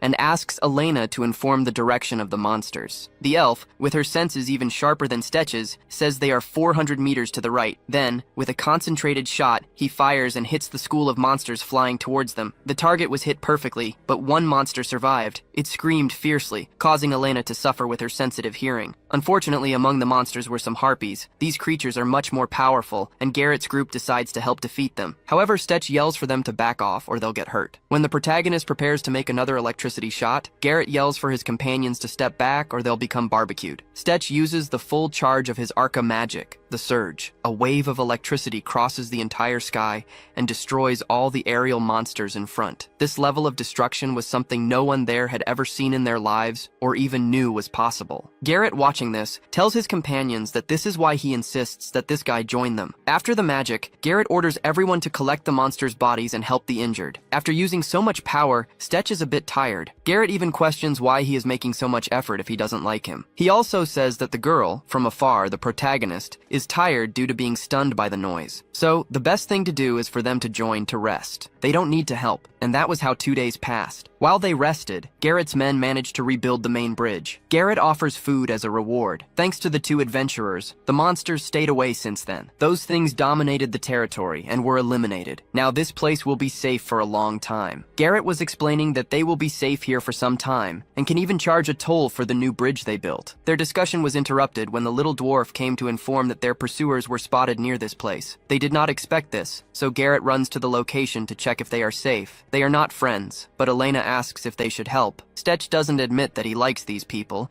but decides he will investigate alone. Elena should stay here and keep an eye on the situation. It didn't take long for the 2 to be watching from afar a caravan that stopped near the mountains. This group has been following them for a long time, and they'd had countless fights while being hunted. And this time, it seems the group is bigger with more mercenary soldiers. Judging by that flag, he recognizes whose soldiers they are. They hired a mercenary group called Drakes. They are powerful, so they won't be able to provoke them and run away. Despite everyone in the room recognizing the strength of this group, Stetch had no idea who those people were. Garrett explains that they are famous in the kingdom, especially their leader named Garrett. He is called the Dragon Destroyer or Dragon Slayer. This surprises Elena. A human managed to kill a dragon? The truth is that man never killed a dragon. It's just propaganda he created himself. But that doesn't mean he isn't really powerful. He then asks why that special name must have a reason. The explanation is that the artifact he carries with the dragon head is called Spiratus. It can shoot explosive bullets like a dragon's shot. Despite Garrett's words, Elena questioned why that seems impressive. For a moment, Garrett forgot he was talking to 2 monsters, but he argues again that it has infinite bullets, as it can eat stone and shoot explosions. Memento tells his owner that this is easy, that artifact is no big deal. Anyway,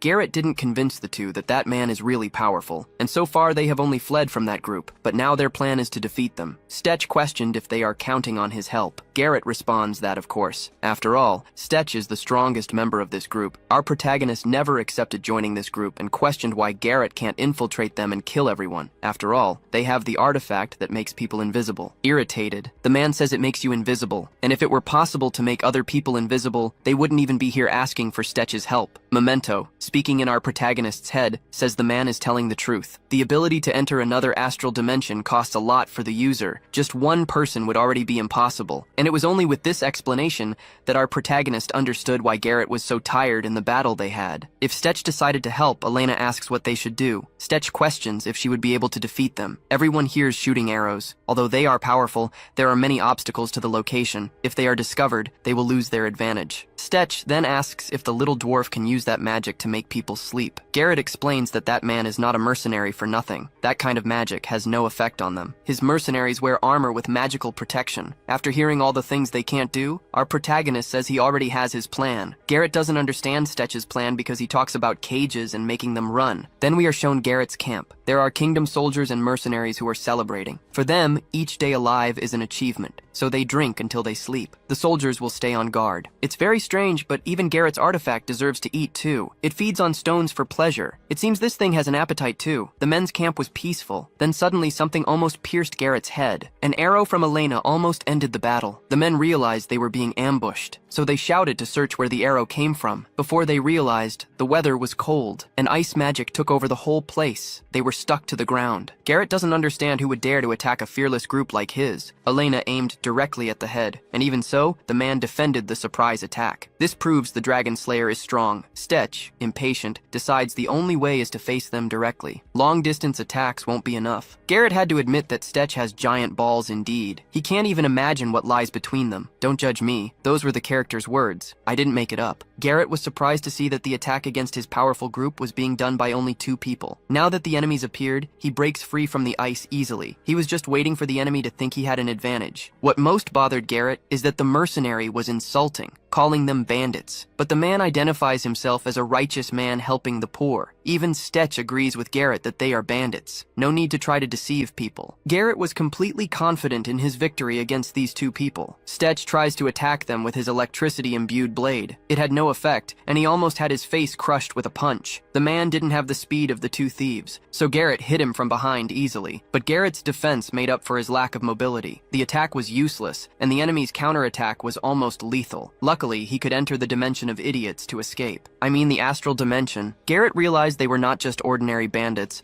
and was alarmed when he was hit by arrows. He was worried because there was another member, and assumed it was the same one who shot at him first. He wondered how they managed to get close to him like this. The protagonist ran towards him, aiming at the center of Garrett's armor. He attacked with his sword and pressed the release button, causing an explosion. Garrett coughed up all the food from before worrying his soldiers. Stetch assumed the attack should have pierced through, but he was surprised as Garrett backed off in time to soften the blow. The giant smiled and praised the protagonist's weapon, but now it's his turn to show his strength. The protagonist ran towards the mercenary soldiers, and despite being criminals, the man had genuine concern in protecting his soldiers. Garrett ran to attack the protagonist using his fists this time. Stetch tried to block and was pushed back, maybe breaking his arm. Before he could recover, Garrett ran again for an even stronger attack. Elena was worried because he was too close not to hit Stetch too with an arrow strong enough to overcome the armor. Garrett also didn't know how he could help in this fight without some attacks strong enough. Memento recognizes that this Garrett is strong. He acknowledges his flaws and compensates with the right items and strategies. Stetch, even close to being crushed,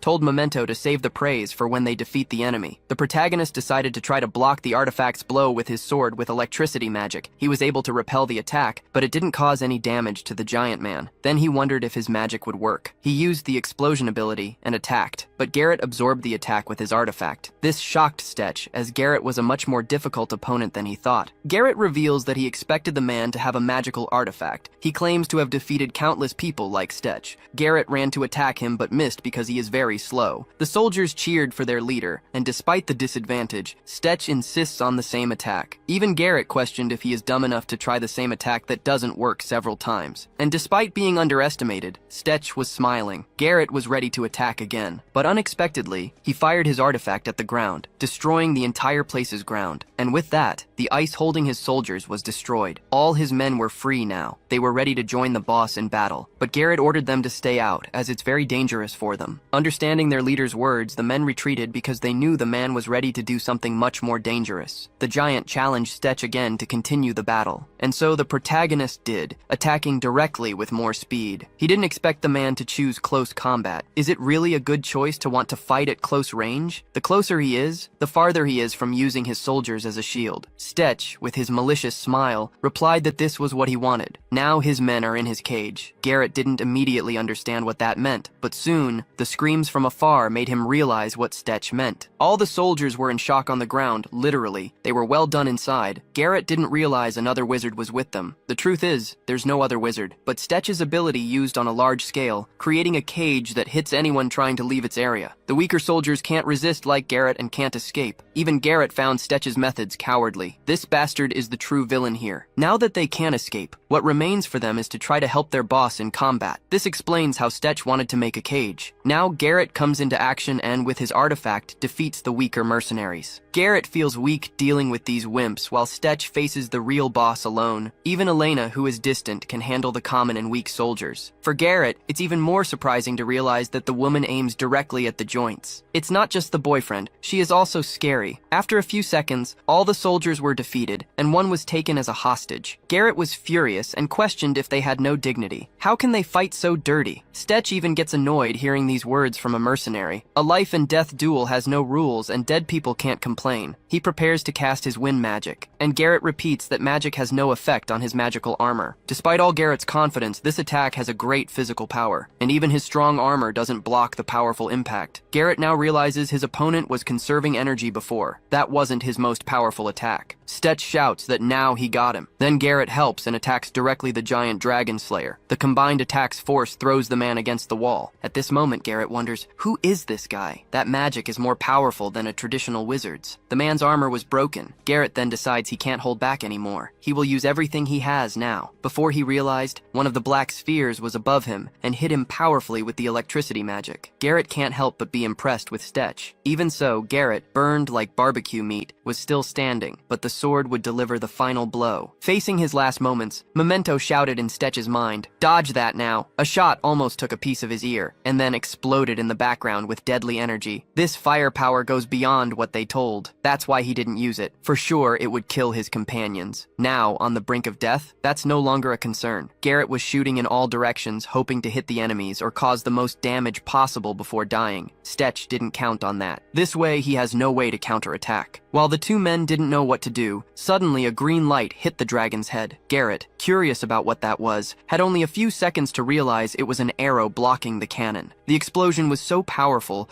that it must have burned the hair of everyone near the place. Of course, the responsible was Lena. Only the girl could hit an arrow with such precision. After the defeat of the mercenary leader, only the rest of the troops were left, who were like trash compared to the trio. And so, they were all eliminated the next day after a long night. The people were working to repair the destroyed things, and Stetch stayed up all night on watch. Elena questioned why he was making so much effort, and even denying to admit he wanted to help these people, the bandits who robbed the rich from the royal family and distribute to the poor of the kingdom. Stetch and Elena were called to Garrett's tent. He was very grateful and also wanted to show something important to Stetch, something that was kept. Then he places it on the table. It was simply Garrett's artifact. It turns out that Stetch had donated this to them, but the man refuses. He says he doesn't deserve the merit of having this. It's Stetch's. The only reason is that none of his men can use this artifact. To demonstrate, Garrett uses the artifact. It changes appearance and size depending on the user. The point is that only Garrett, who had a powerful physique, could withstand the rebound of this thing. Anyone else would lose an arm. Stetch had no intention of using something like this, as it doesn't suit him. But Memento suggests to his selfish partner to offer it to Elena. The protagonist even asks why Memento is being so generous with her. Memento explains that this is an investment. Stetch, as his partner, will have more chance of success in his mission if he makes this girl even stronger to support him. It's not charity, it's an investment. And if so, our protagonist offers it to Elena. He makes her take the gauntlet while holding her enchanted bow. And as expected, it adapts to her body. So she can use the relic and hold the enchanted bow. Garrett acknowledges that Elena is stronger than all of them, and can use this to strengthen her shots and use as a shield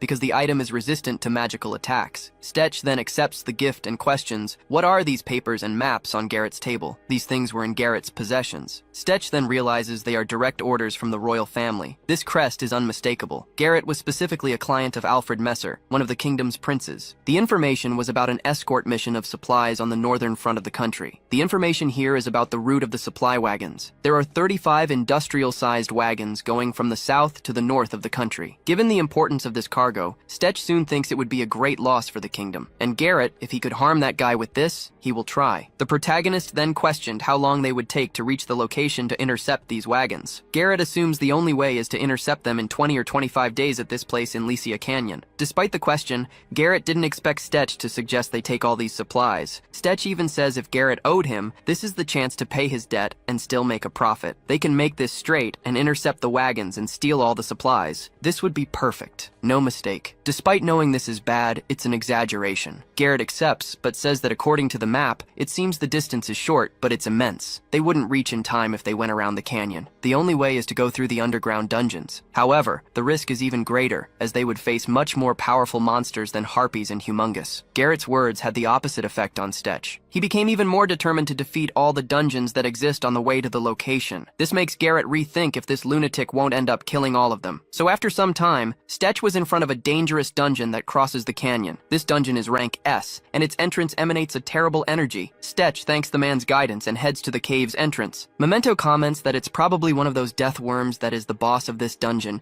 even though they saw the cave's entrance from afar. Until they reach the entrance, there are a lot of obstacles. Stetch was even discouraged by the work it would take to cross all this. However, a strong explosion caught his attention, and when he went to check, Elena had the ability to destroy all the rocks along the way. Memento, admiring, says that's what a true archer is. I say more. These are the curves a beautiful archer should have, like those of Olympic archers. You comment if they are amazing or not. Later, everyone arrived at the dungeon, feeling an intimidating aura. Garrett wondered how such a cave could be natural. He never understood the mechanism of dungeons. Yawning, Stetch was asked by Garrett if he was all right. He explained that he was tired from spending the previous night gathering materials, but assured them he would be fine. Smiling, he stated that if they made it through the dungeon, they would reach the northern supply caravan quickly. Surprised, Garrett began to regret coming. Stetch suggested he stay behind, but Garrett, wanting to avoid concerns, said he would be the first to run if things got dangerous. This reassured Stetch. They entered the dungeon, while their comrades wished them luck and promised to build the bridge. Inside, the darkness made it difficult to see. Stetch slid his arm along the wall,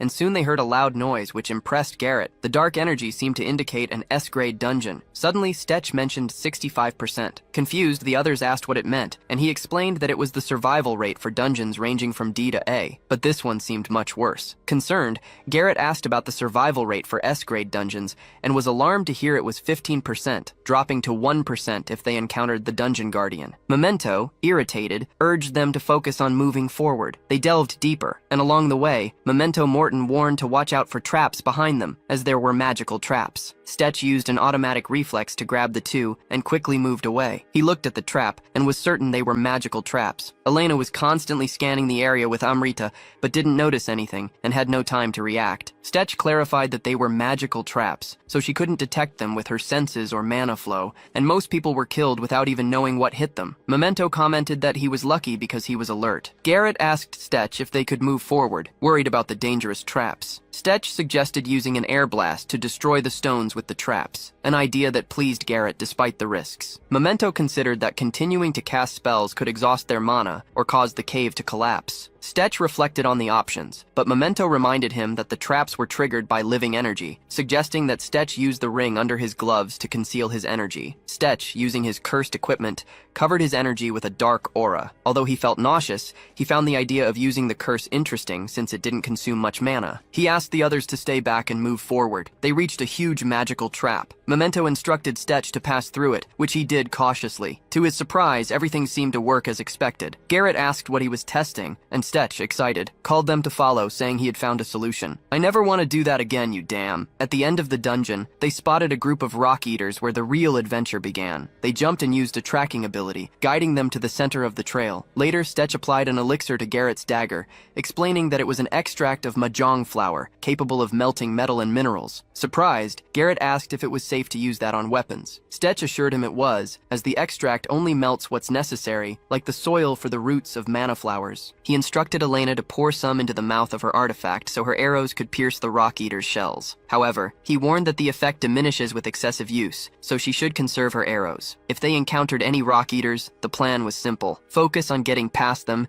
and proceed to their destination. Stetch used his pathfinding ability, guiding the group until an unexpected earthquake shook them. Puzzled, they wondered what could be happening. Elena, always alert, suggested that something was approaching. Stetch was pleased with the hypothesis, as it spared them the effort of searching for the enemies. Suddenly, a monster emerged from the ground. Stetch, reminding the group of the instructions, asked them to move forward while he dealt with delaying the monster. He raised his hand and launched an ice wave at the creature, attempting to freeze it. However, the rock eater shattered the ice and advanced, which worried Stetch. One of the monster's tentacles lunged at Stetch from one side, but Elena, quick and precise, aimed and hit the target, eliminating the tentacle. Stetch praised her growing archery skills, impressed with her accuracy. With the threat temporarily contained, everyone tried to flee. As he ran, Stetch enchanted his sword, preparing for the next attack. It didn't take long for another rock eater to emerge and attempt to attack him, but he sliced it in half with a decisive strike. However, more monsters emerged from the ground, attacking him in a group. Garrett, realizing the danger, rushed to help him,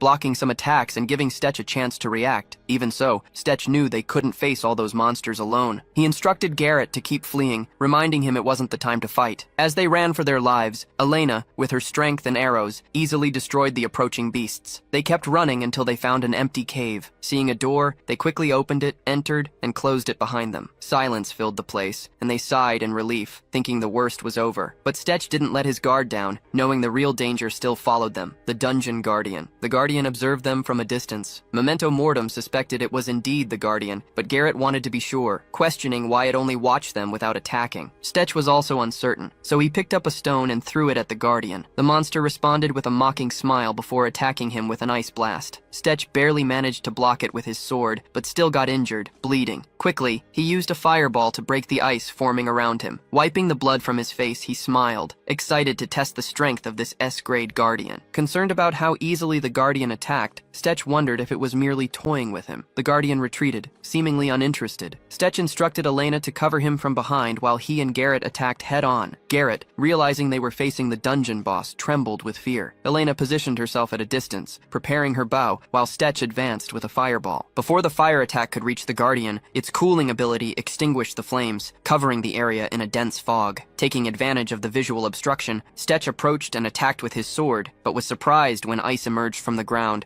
wondering if it was another attack from the guardian. Elena shot an arrow that pushed the guardian back, giving Stetch the opportunity to strike with his sword. However, the guardian dodged, grabbed the sword, and smiled. With a pull, it froze Stetch's sword, and the ice quickly spread up his arm, which concerned him as he knew the guardian was trying to immobilize him. Garrett then appeared from behind, using his steel technique to attack. The guardian, sensing Garrett's approach, made spikes emerge from its back to block him. This distraction allowed Stetch to kick the guardian and retreat, helping Garrett to his feet. Garrett tried to strike the guardian's face, but was quickly overwhelmed, feeling useless for not even being able to buy time for Stetch. Stetch was stunned to see Garrett manage to stab the guardian in the head, though the monster avoided the blow in a way that indicated it felt threatened. Seizing the opening, Stetch used Tesla to electrocute it, while Elena attacked simultaneously. Distracted by Elena's attack, the guardian was paralyzed by the electricity. Stetch advanced, using the crosswind technique to dodge the guardian's ice attacks. However, one of the attacks pierced his leg, surprising him as he hadn't expected the guardian to still be able to strike. Determined, Stetch delivered a decisive blow, piercing the guardian's head with his sword,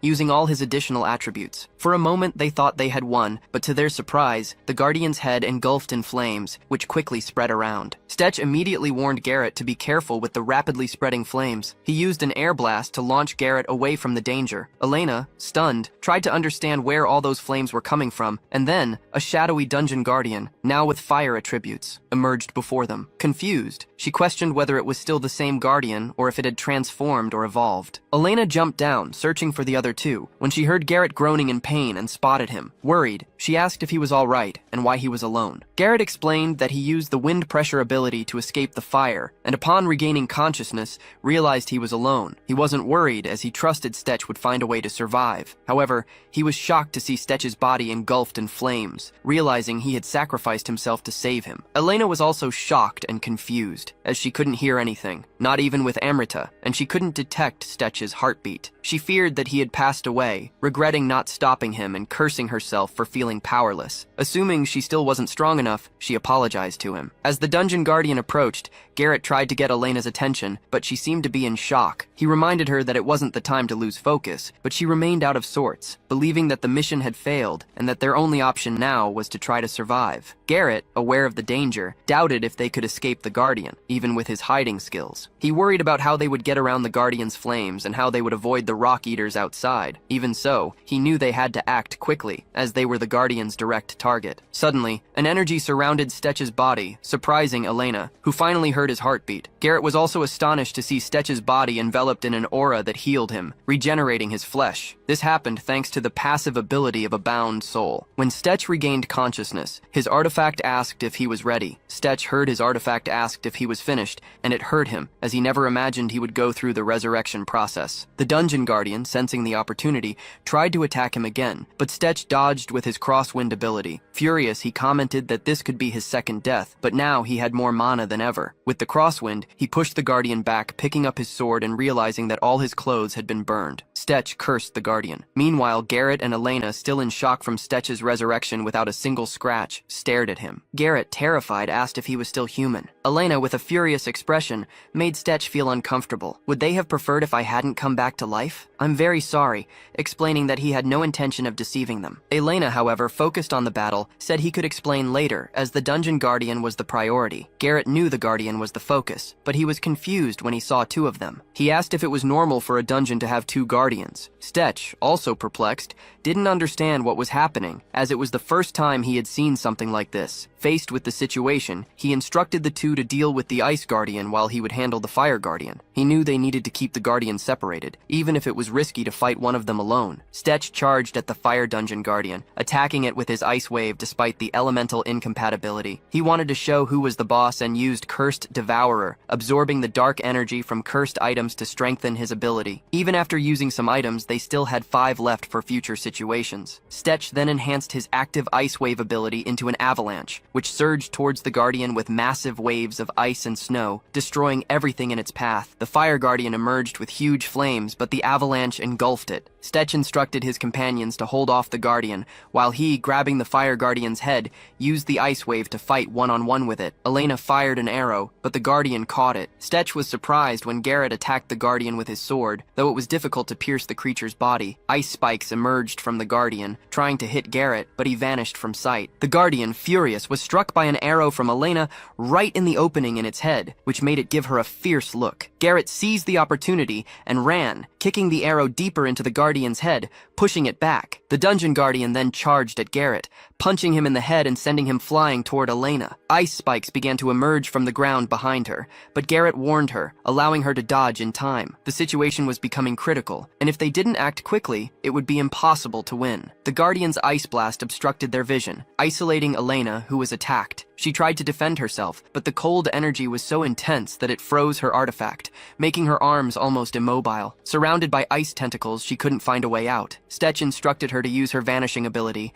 and Garrett grabbed her, running away. A massive explosion occurred, and a rock eater emerged from the ground, attacking. Elena struggled to breathe due to Garrett's ability, but he instructed her to calm down and breathe, warning that she might feel dizzy as it was her first time. Surprisingly, the rock eater attacked the Ice Dungeon Guardian, while the second Guardian just watched. Stetch appeared from behind, attacking the Ice Guardian, taking advantage of its distraction. He began punching it with force, crushing even steel with his bare hands thanks to the reinforcement effect. Memento instructed Stetch not to back down and to keep pressuring the Guardian. Stetch followed the instructions, punching the Guardian multiple times and violently knocking it down, causing the dungeon hideout to start burning. He wondered if the temperature was about to rise, but before he could think further, was attacked by the Guardian's fire, burning his arm. Memento warned him not to hesitate, as the Guardian would counterattack if he exposed himself. Stetch then used an ice wave against the Guardian, but realized something was wrong. Even with an opposing attack, the Guardian seemed unharmed, and instead of weakening, its flames grew stronger with each attack. The protagonist realized he was approaching this the wrong way, so he decided to try again with maximum power. He attacked the Guardian with a fireball, which startled the Guardian, causing it to jump away, dodging the attack. This shocked both of them, and the protagonist was surprised to see the Guardian evade the attack. After reflecting for a moment, he understood the reason. The Fire Guardian had separated from the Ice Guardian's body. The body temperature began to rise as soon as they distanced themselves. It seemed that one had been acting as a coolant for the other, even though it was a lesser attack. This time, he tried to land the attack directly with all the force he could muster. The protagonist attacked the Dungeon Guardian using his Fireball ability and raised his body temperature, which became unbearable for the Guardian, causing it to start trembling. The protagonist was thrilled to see that his technique was working, realizing that this was the true trick to defeating it. If he could keep the two Guardians separated and increase the temperature, he could subdue them. There was no reason to prolong this, as it was time to end everything once and for all. He used Curse Devour and Inferno to attack the Shadow Dungeon Guardian,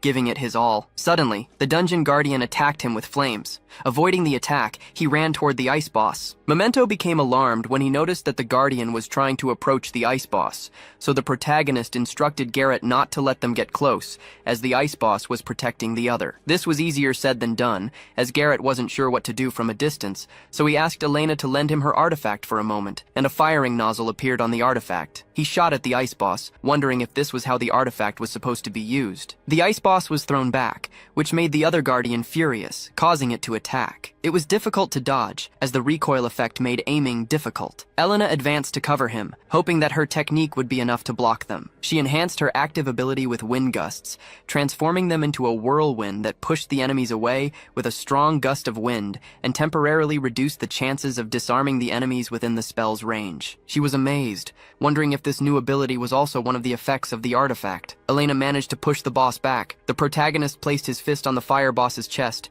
asking if he had enjoyed his brief moment of hope, and then placed his hand on its head, saying it was time to die. Grabbing its head, Stetch used his Inferno technique to defeat the boss. Seizing the moment, the Ice Boss attempted to attack him, but its body began to melt. The protagonist pleased with the result, as they had finally defeated the boss. They wondered what they should do next, and whether they should take the artifact. since they didn't see any passage there, so they assumed that what the dungeon guardian was holding might be the artifact. Garrett suggested they take the artifact and leave the dungeon immediately, as he wanted to get to the next location as quickly as possible. The protagonist felt the same and grabbed the artifact, wondering what it was. Suddenly, a dark energy emerged from the artifact, making Stetch feel strange. He asked Memento Morton what was wrong but received no answer. Wondering if Memento was asleep, Elena and Garrett, shocked, didn't understand what was happening. Stetch, confused, realized that his artifact had activated. Curse Devour. As he felt his mind fade, he abruptly collapsed to the ground. Later, while resting at the camp, Garrett went to check on Elena. Concerned, he asked if she was all right, knowing that she wanted to take care of Stetch, but reminding her to also take care of herself. He offered her a drink to lighten the mood. Stetch had been unconscious for 5 days, and Garrett wondered if he would ever wake up. Elena knew that he was improving, though he still had a long way to go. The situation was better than on the first day, but there was still a dark red mana circulating throughout his body. He had likely passed out because his body couldn't process all that strange mana from the black artifact. Garrett was worried because they couldn't afford to waste any more time. They had already waited 5 days for Stetch, and if they continued delaying their plans, they would miss the opportunity to attack the supply caravan. Elena mentioned that there was a way to speed up Stetch's recovery, but she wasn't sure if it would work. Surprised,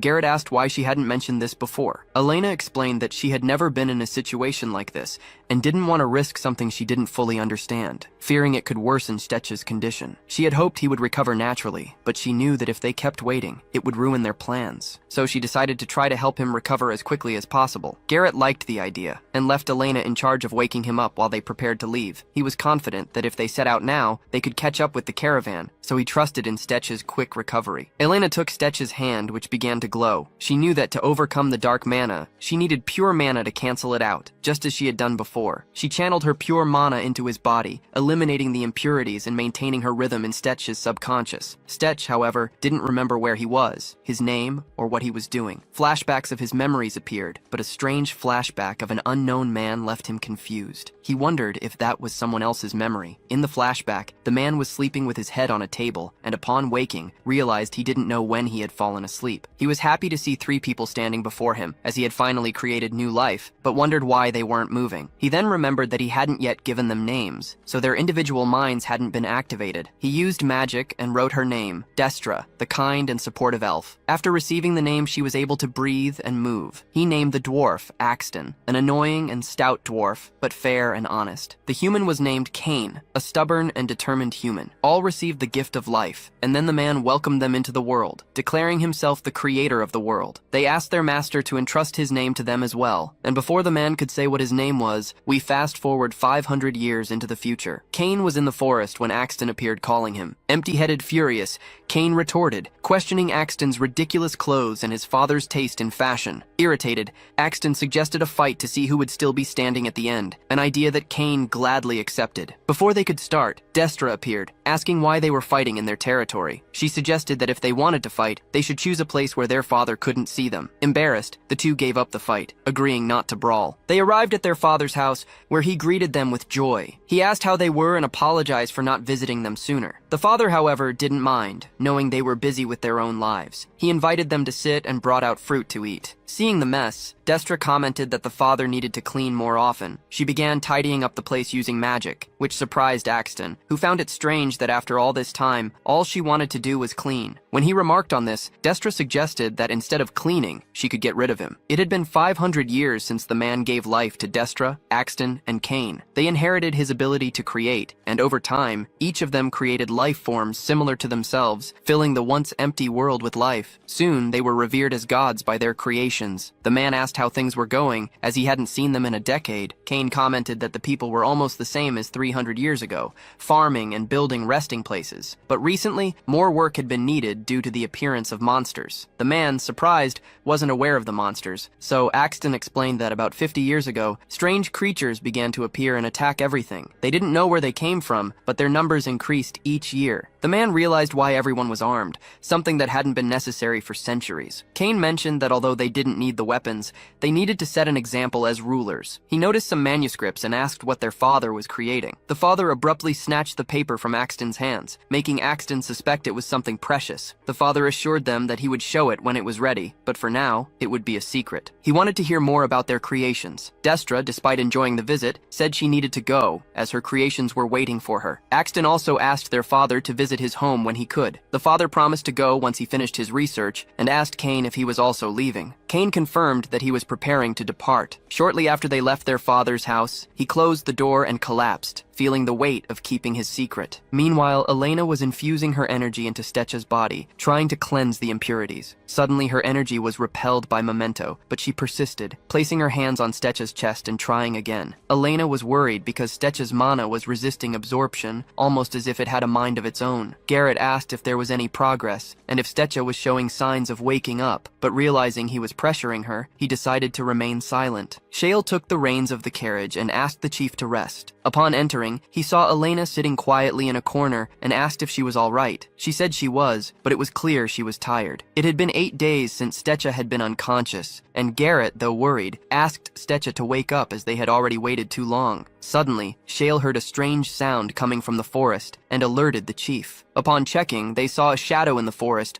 and soon one of their carriages was struck by a shadow horse. Garrett realized they were under attack and instructed everyone to prepare for battle. As they prepared, they heard the voice of an unknown man, who was surprised to find them and made a comment about Garrett being more handsome than on the wanted poster. Furious, Garrett asked if they were after the bounty on his head, but the group was searching for the missing Garrett mercenaries. They explained that a famous group like that had disappeared without a trace, and now they wanted Garrett alive, but the others dead. The mercenaries attacked, but were hit by arrows from one of Garrett's companions who injured them. Still in shock, Garrett climbed onto the roof of the carriage with his allies and asked Shale to bring them closer to the enemies. The man inside the carriage threatened them and created a shadow bird with his magic, commanding it to attack Garrett. Garrett realized that the man could command animal spirits as familiars, and instructed his companions to keep their distance to avoid injury. Tasha, one of the opponents, was impressed by Garrett's care for his allies. The man then directed his bird to attack Garrett, who disappeared just after the bird pierced his shadow, realizing that this might have been how they had found his location. Annoyed by Garrett's vanishing ability,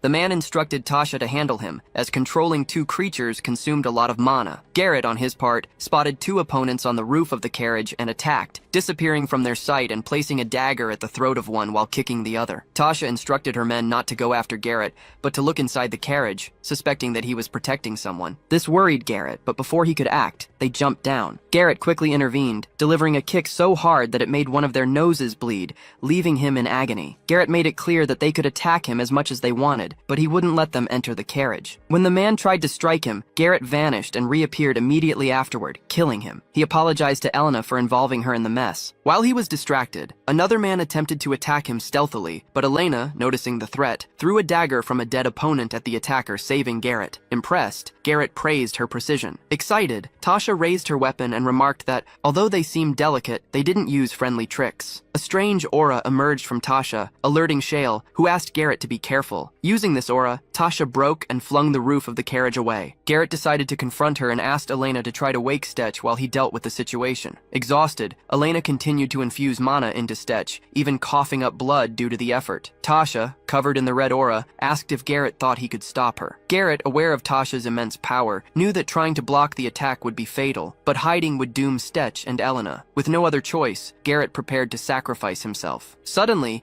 a burst of wind blew the enemies away. Stech had awakened, apologizing for sleeping so long. Later, while resting at the camp, Garrett reflected on how Stech had managed to defeat the pursuers with a single shot of his ability. Garrett suggested that Stech be kind to Elena, as she was willing to sacrifice herself for him. Stech, seeing Elena asleep, agreed, knowing he owed her a great deal. After Garrett left, Stech confronted Memento, demanding answers about the black artifact. Memento, however, said that Stech was not yet ready to know everything, leaving him furious and frustrated. Stech began reflecting on the visions he had, deducing that Destra and Axton might be the gods of elves and dwarves respectively, and that he had seen a supreme being who created them. While trying to make sense of the the dream, Elena woke up. Stetch, happy to see her well, thanked her for waking him up. Elena, blushing, downplayed her efforts, saying she was just fulfilling her promise to protect him. Garrett, seeing the interaction between them, called them lovebirds and asked them to join him. Stetch, irritated by the nickname, commented that Garrett was a real nuisance. They then gathered to discuss the next step. Garrett handed Stetch a pair of binoculars, pointing to the supply caravan they were pursuing. Although it was far away, Garrett was relieved that they had managed to catch up with the caravan despite the delays. He asked Stetch to get ready for the mission. Later, Garrett explained the plan by drawing on the ground, something the protagonist found unusual, but the others understood perfectly. During the discussion, one of Garrett's scouts arrived out of breath, bringing bad news. He explained that approaching the caravan was impossible because of a trainer with inaccuracy, an extremely intelligent bird monster with eyesight almost as good as that of elves. Elena, though aware of these creatures, didn't know they could be trained. Garrett commented that it was possible to train inaccuracy, but it had to start from birth, and they only obeyed a specific trainer. Additionally, because they were rare, they had a large search radius. Stetch wondered if there were more problems, noticing that Elena was holding her trembling arm. Garrett explained that inaccuracy cost a fortune, which irritated him, as it didn't affect the plan. The scout said that the most effective strategy to defend a caravan was to assign skilled sorcerers for defense and attack, using a mana detection ability. He believed that the caravan's troops might have equipment treated with Dispellium. Garrett agreed, noting that if they were using Dispellium, it would reduce the effectiveness of the sorcerers, leaving them with few options. Elena offered to take down the Acuras, but Stetch insisted that she should rest, concerned about her condition. Elena disagreed, saying she wasn't so weak that she couldn't take down a small bird. Reluctantly, Stetch allowed her to take a single shot. With the bird out of the way,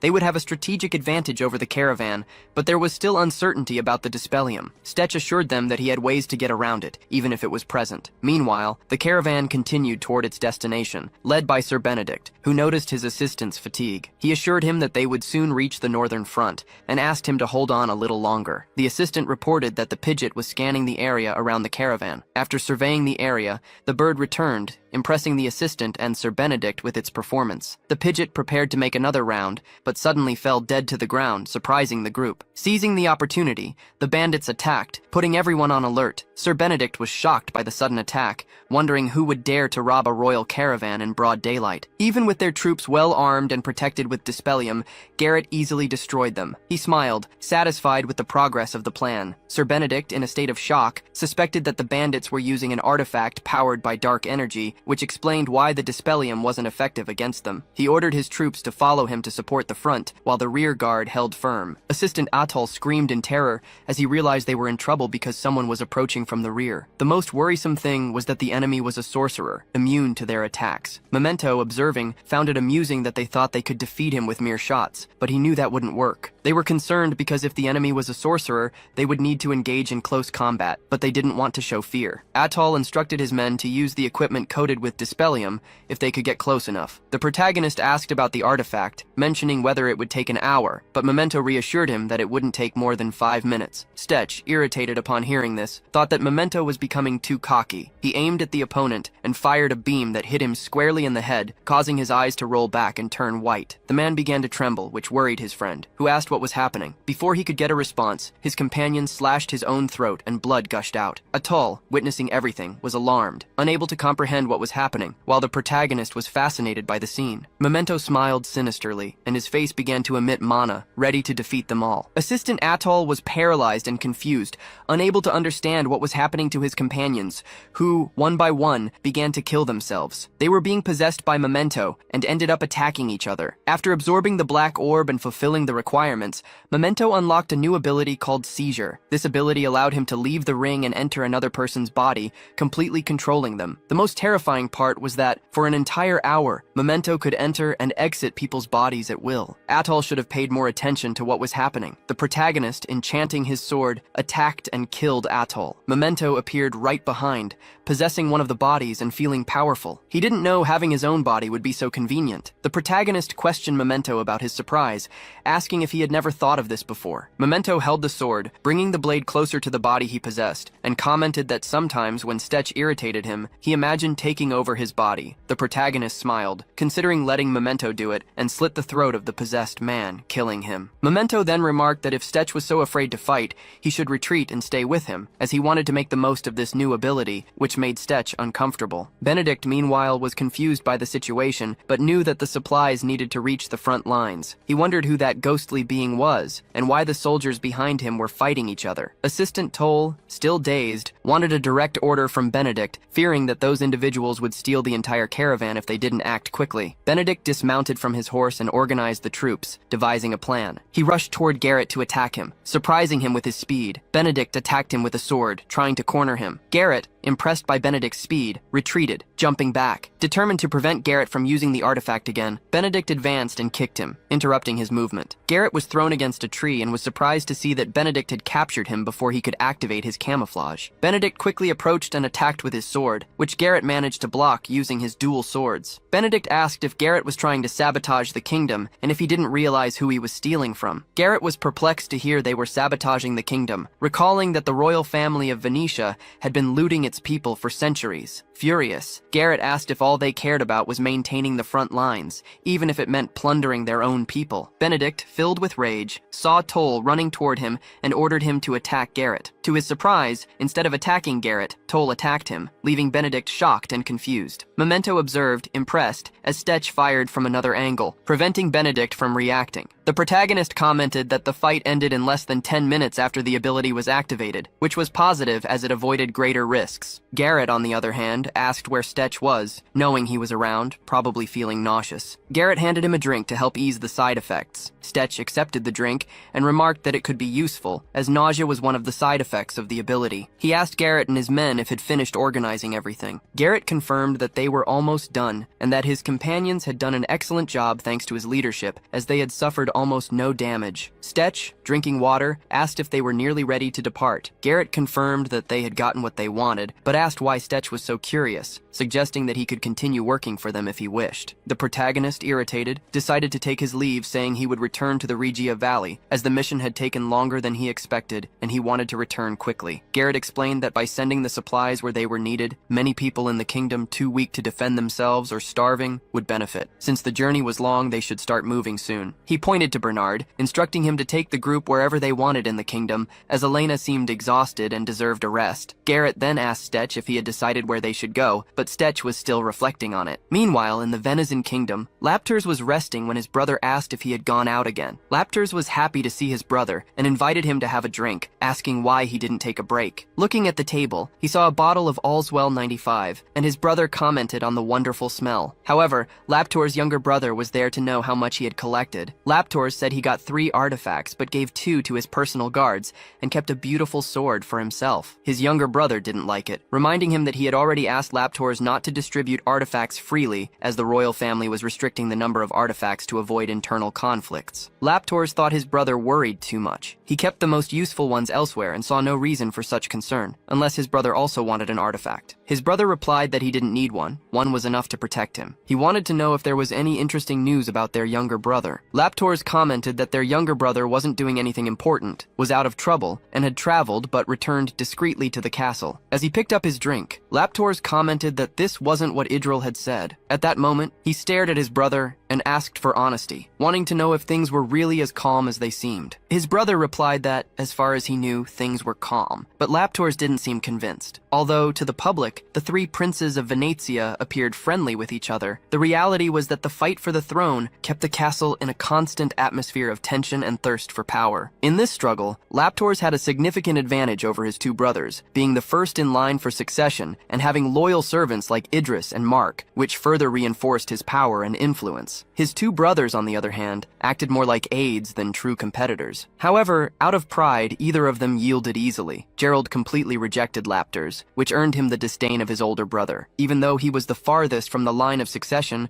Gerald, the 3rd son, decided to go to the infamous northern borders, despite his young age. Alfred, the clever brother, on the other hand, pretended to support Laptors to ensure his own safety. He became the future king's greatest ally, demonstrating his value and skills. However, secretly, Secretly, Alfred had no intention of remaining loyal to Laptors. Laptors, despite sensing this lack of loyalty, was more interested in knowing if Alfred was doing anything suspicious behind his back. Despite being competitors, Alfred and Gerald shared the common goal of removing Laptors from the throne, which motivated them to form an alliance. After some time, Alfred decided to withdraw, saying he had already taken too much of Laptor's time. Laptors replied that next time, he would open a bottle so they could drink together. In the woods near northern Venezia, Elena smelled medicinal herbs. Bernard told Elena and Stetch that they would soon find something that could be the cure they were looking for. Stetch commented that the distribution volume of medicines had increased drastically, and asked how Bernard knew all about it. Elena, an elf, insisted that she was fine, but the skull in the group stated that Elena's mana flow was abnormal. Stetch asked Elena to summon her bow. Even holding the artifact, the bow she summoned was small and kept shrinking, making it clear that Elena was weak, and if she continued like this, she would lose the ability to use magic. Stetch made it clear that he would not listen to her until she recovered. Elena was far from pleased with this, especially because she couldn't summon her bows correctly. Stetch asked how long it had been since they departed, and Bernard replied that they should be seeing the city of Kielden soon. Upon arrival, Stetch thanked Bernard for accompanying them throughout the journey. Bernard replied that, considering everything they had done for him, he should be the one thanking them. Stetch thought about revealing his true name the next time he met Bernard. Meanwhile,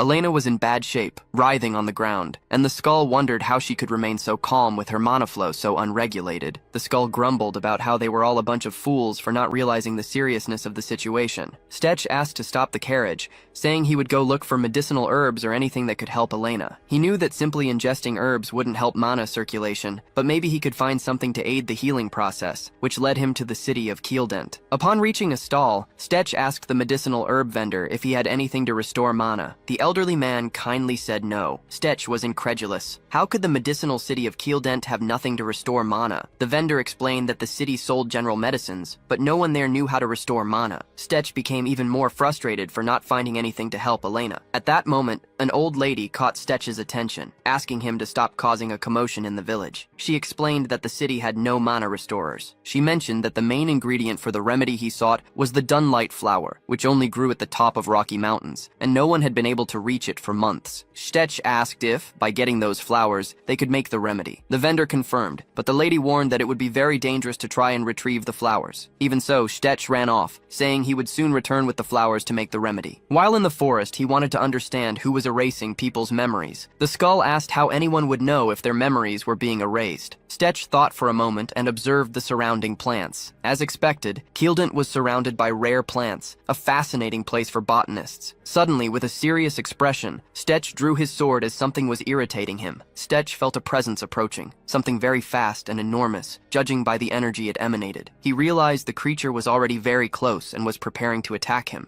A gigantic insect, a drachne, charged at him, but Stetch managed to dodge the attack by jumping to the side. He found it strange that none of the villagers had mentioned something so large and dangerous. The drachne kept making threatening sounds and prepared to attack him every time it had him in its sights. Stetch continued dodging the attacks, and after numerous evasive maneuvers, he prepared his own counterattack. He pointed the skull-shaped ring and unleashed a powerful air blast in the direction of the giant insect, creating a loud noise that echoed through the forest. After the attack, Stetch released the cursed devourer to feed his ring. The skull in his ring also found all of this very strange, as drachnes usually lived in hordes of 200 to 300. He wondered where the others were. Despite the issue with the Dunlake flowers, Stetch knew that leaving those creatures alone would mean the destruction of the village. It was strange that no one had noticed the situation until it had worsened this much. At that moment, he felt a new vibration, realizing he was no longer alone. Suddenly, an arrow was shot at him, but Stetch caught it in midair with his hand before it could hit his face, activating his automatic reflex ability. He shouted to whoever attacked him,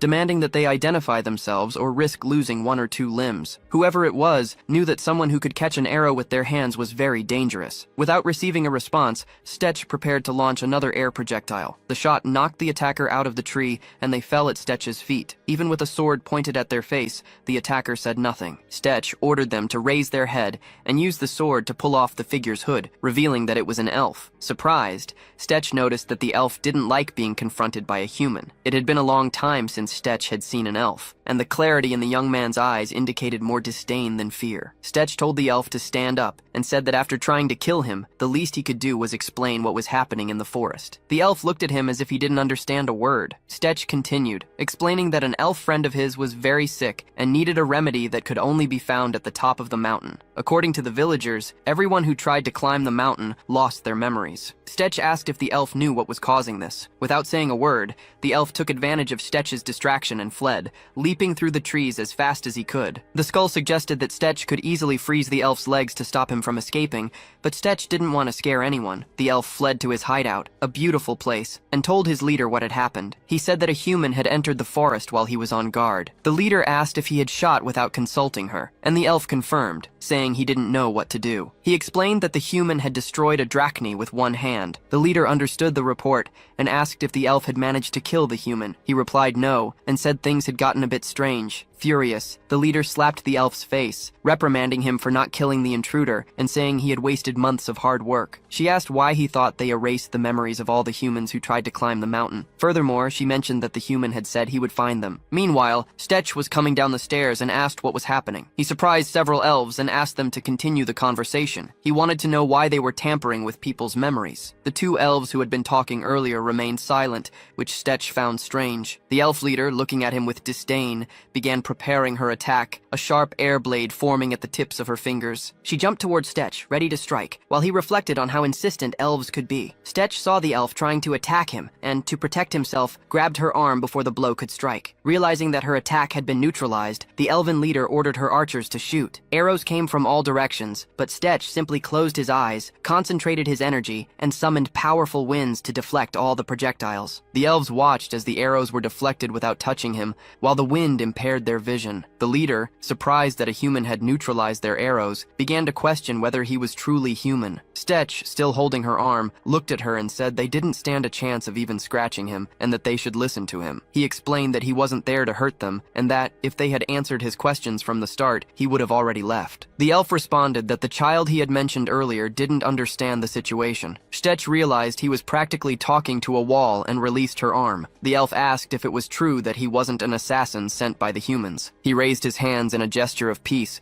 and said that if he wanted to kill them, he would have already done so. Now, he hoped she was ready to listen. They were in a large hall, and the elven leader said she understood but still found it hard to believe that a human and an elf could be friends. She asked him to name his elf friend. Stetch revealed that his friend's name was Elena Drainwar, which shocked everyone present as the name was not unknown. The elves were astonished, and the leader asked if the sick friend he had mentioned before was really Elena and what had happened to her. Stetch replied that Elena had overexerted herself, but he wouldn't say it was his fault. He then asked if the leader was responsible for erasing the memories of the people who tried to climb the mountain and what the reason behind it was. The elf tried to defend herself, saying they meant no harm and usually didn't attack unless provoked. They were merely protecting the forest cave from monsters and couldn't allow humans to get too close. Stetch understood that there were more dragons in the cave and that the elves were protecting the village. He said he would trust her for now, but that he would have to leave soon. The elf asked him not to go to their territory, but Stetch, smiling, replied that he knew the spiders wouldn't stand a chance against him and left quickly. The elves watched the human leave, while the elven leader commented that they couldn't waste this opportunity. The elf beside her asked what she meant, stating that they couldn't let a human enter the cave because if something went wrong, their plan would be ruined. Myriad, one of the elves, thought it was obvious that they couldn't hold the situation for much longer. He knew that if they didn't act, the village would be destroyed by the dragons. The leader then grabbed her younger brother Sid and ordered the other elves to take care of the place while they left. Meanwhile, Stetch had already returned to the place where he had encountered the first drachni.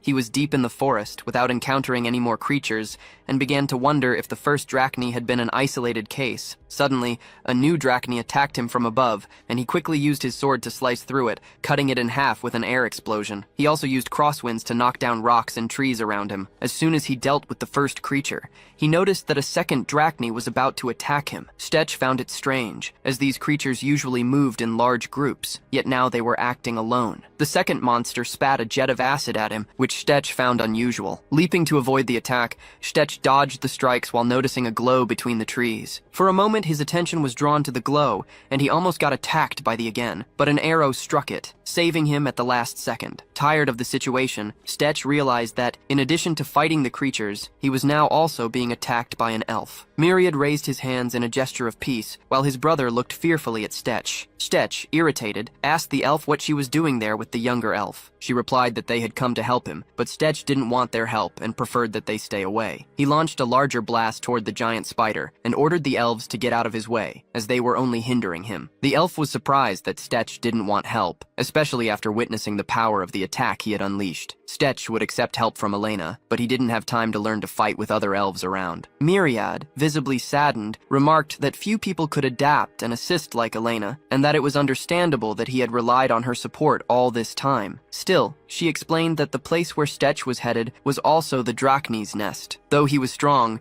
she doubted he could fight the entire nest without damaging the Dunlight flowers. Stetch, releasing the cursed devourer, asked how they planned to help him. Myriad, still frightened by seeing Stetch absorb the monsters with his devourer, offered to give him space to fight freely while they took care of the flowers. Stetch found this unusual, but not bad, since his mana had increased thanks to the cursed devourer. Myriad commented that it was rare to find a human without hostility toward elves, and that Elena had probably been accompanying Stetch for a long time. Curious, she wanted to know how that had happened. Stetch stated that there were many questions, but it would be better to ask Elena directly when she recovered. He then asked if the elves were helping only because of Elena. Myriad replied that it wasn't just because of her. She explained that the elves had lived in that forest even before the humans built the village, but when the Drachnies started nesting, the elves' lives were destroyed. The Drachnies were not only numerous, but also incredibly powerful. To deal with the situation, the elves adopted the strategy of starving the Drachnies, taking advantage of their tendency not to leave their territory. They tried to protect the villagers from the creatures. The skull commented that the elves were doing a good job, and Stetch assumed that the Drachni he had faced earlier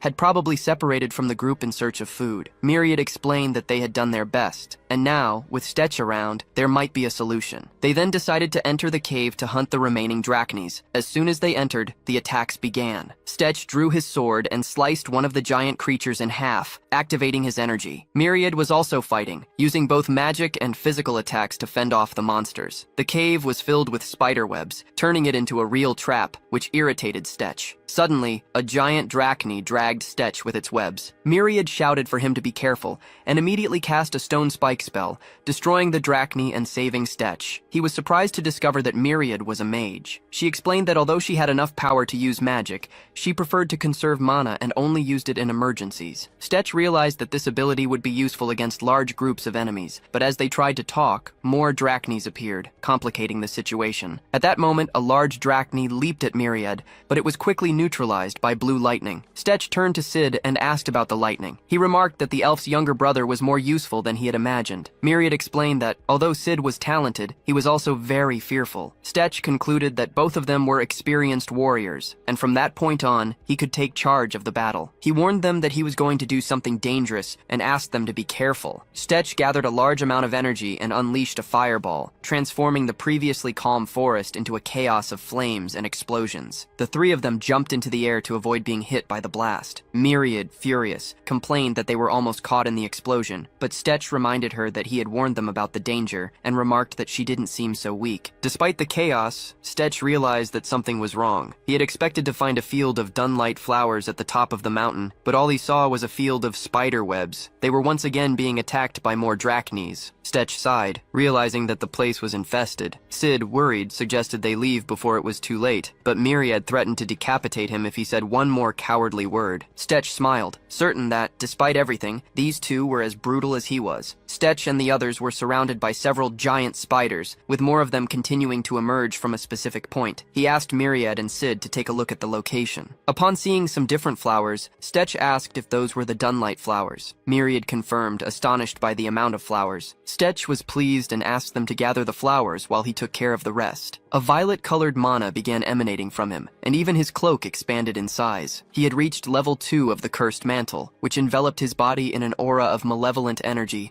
weakening the enemies around him. Memento reminded him that he hadn't used that ability since a previous occasion, but commented that it was easy to use and hardly tired the body. He also mentioned that Stetch had evolved the ability to better suit his needs. Stetch asked if this was also an effect of the black artifact, and Memento confirmed that it probably was. Stetch accepted the explanation, prepared to face the giant insects. Myriad observed, impressed by the amount of negative energy Stetch could gather. Even the enormous monsters were being hypnotized by his sinister aura. Stetch, wrapped in a cloak that resembled bat wings, hesitated, unsure if it would work. Then, he fully opened the cloak, revealing 2 enormous bat wings, and a powerful violet negative energy radiated from them. The giant beasts were drawn to the energy, but upon making direct contact with it, they became practically defenseless. After launching his unconventional attack, Stetch landed on the ground and charged at the creatures, satisfied with the result. He decided to further intensify the attack on a gigantic scale. A large black orb covered almost the entire area,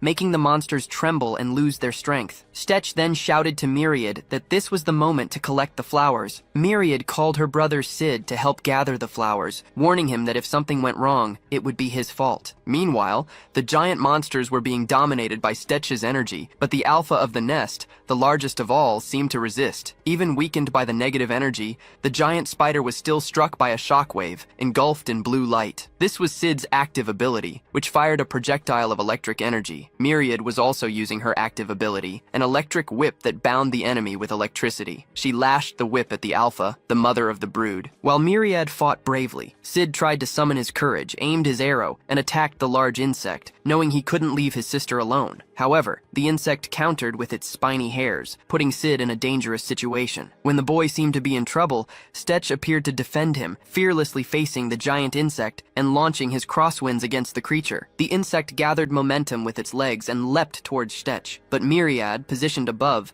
struck it with her stone spike, an attack so potent it had already defeated other dragons. She was focused on collecting the flowers that Stetch needed to save Elena. After momentarily distracting the giant insect, Myriad shouted to Stetch that she was going to collect the flowers and asked him to return to the forest before more monsters appeared. Stetch refused, stating that he would exterminate them all and telling her to do her best not to get caught. Stetch then enveloped everyone with his air blast, aiming at the giant spider. After hitting it with the blast, he used a combination spell, a fireball, creating a storm of flames. In no time, the giant monsters were spinning in the air, engulfed by flames and intense heat. Seeing the devastating effect of Stetch's attacks, Myriad could hardly believe that a human was capable of performing such powerful magic. After Stetch launched the flamestorm and sent the giant spiders flying through the air, Myriad and Sid ran as fast as they could to get out of the cave. Even from a distance, Myriad could still feel the heat emanating from the site. As they ran, she thought about Elena and what she might be doing at that moment. However, something caught Stetch's attention. One of the giant spiders had survived the attack, and to his surprise, it seemed completely intact without a single burn. Memento commented that he couldn't believe the monster had resisted the flamestorm. He also mentioned feeling something strange about the creature. Even so, Stetch activated his cursed Devour ability, which began to drain the giant insect. Although he knew this ability was somewhat destructive, Stetch didn't mind and proceeded. Memento complained that this time, the magic didn't seem to be working, which irritated Stetch, but he wasn't too concerned, as he had dealt with anomalies before. He decided that if the magic wasn't working, he would switch to hand-to-hand combat. When Memento asked what was in Stetch's hand, he replied that it was salamander powder, something he had saved for a situation like this. Memento warned that this powder only worked on smaller creatures like Burns, and that this spider would clearly resist the fire attack. Stetch, however, had already tested the effectiveness of the item and wasn't concerned with Memento's warnings. Charging into the attack, Stetch used his crosswinds to dodge the acid jet launched by the giant spider. He then leapt onto the creature with his sword, trying to pierce the resistant carapace,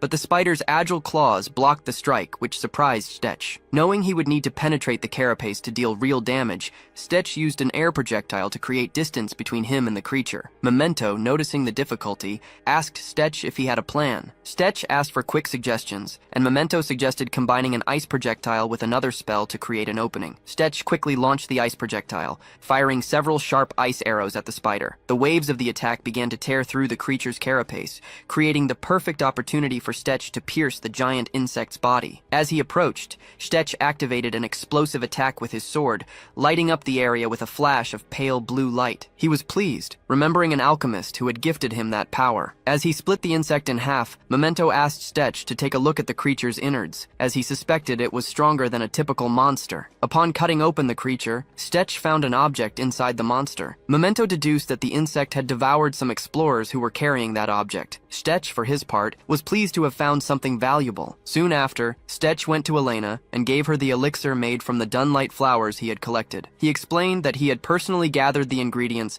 and asked her not to waste any of it. Despite the strange appearance of the elixir, Elena drank it all to recover as quickly as possible. Stetch watched her reaction and told her that she should rest, as it would take some time for her to feel better, but he assured her that he would be by her side. Outside Elena's room, Bernard was waiting. He asked Stetch how she was and if there was any problem. Stetch replied that everything was going well, thanks to Bernard's help, and asked if he needed anything. Bernard mentioned that someone was coming to see Stetch. Although Stetch wasn't in the mood to receive visitors at that moment, soon Myriad and her brother Sid appeared to see him. Although Stetch wasn't expecting anyone at that moment, he decided to receive Myriad and Sid. As soon as he saw them, he became irritated, knowing that entering the village like that could have caused problems for them. Myriad was aware of this, but also knew that Stetch was an honest human who had never lied. Even so, Stetch didn't fully trust them, believing that they still didn't trust him. Myriad tried to explain, saying she wanted to see things with her own eyes. She then asked, with curiosity, how close Stetch was to Elena, while looking at the elf who was lying down after drinking the elixir. Stetch replied that Elena and Myriad were like sisters, and that Elena, being the daughter of the leader of the elves of Keeldent,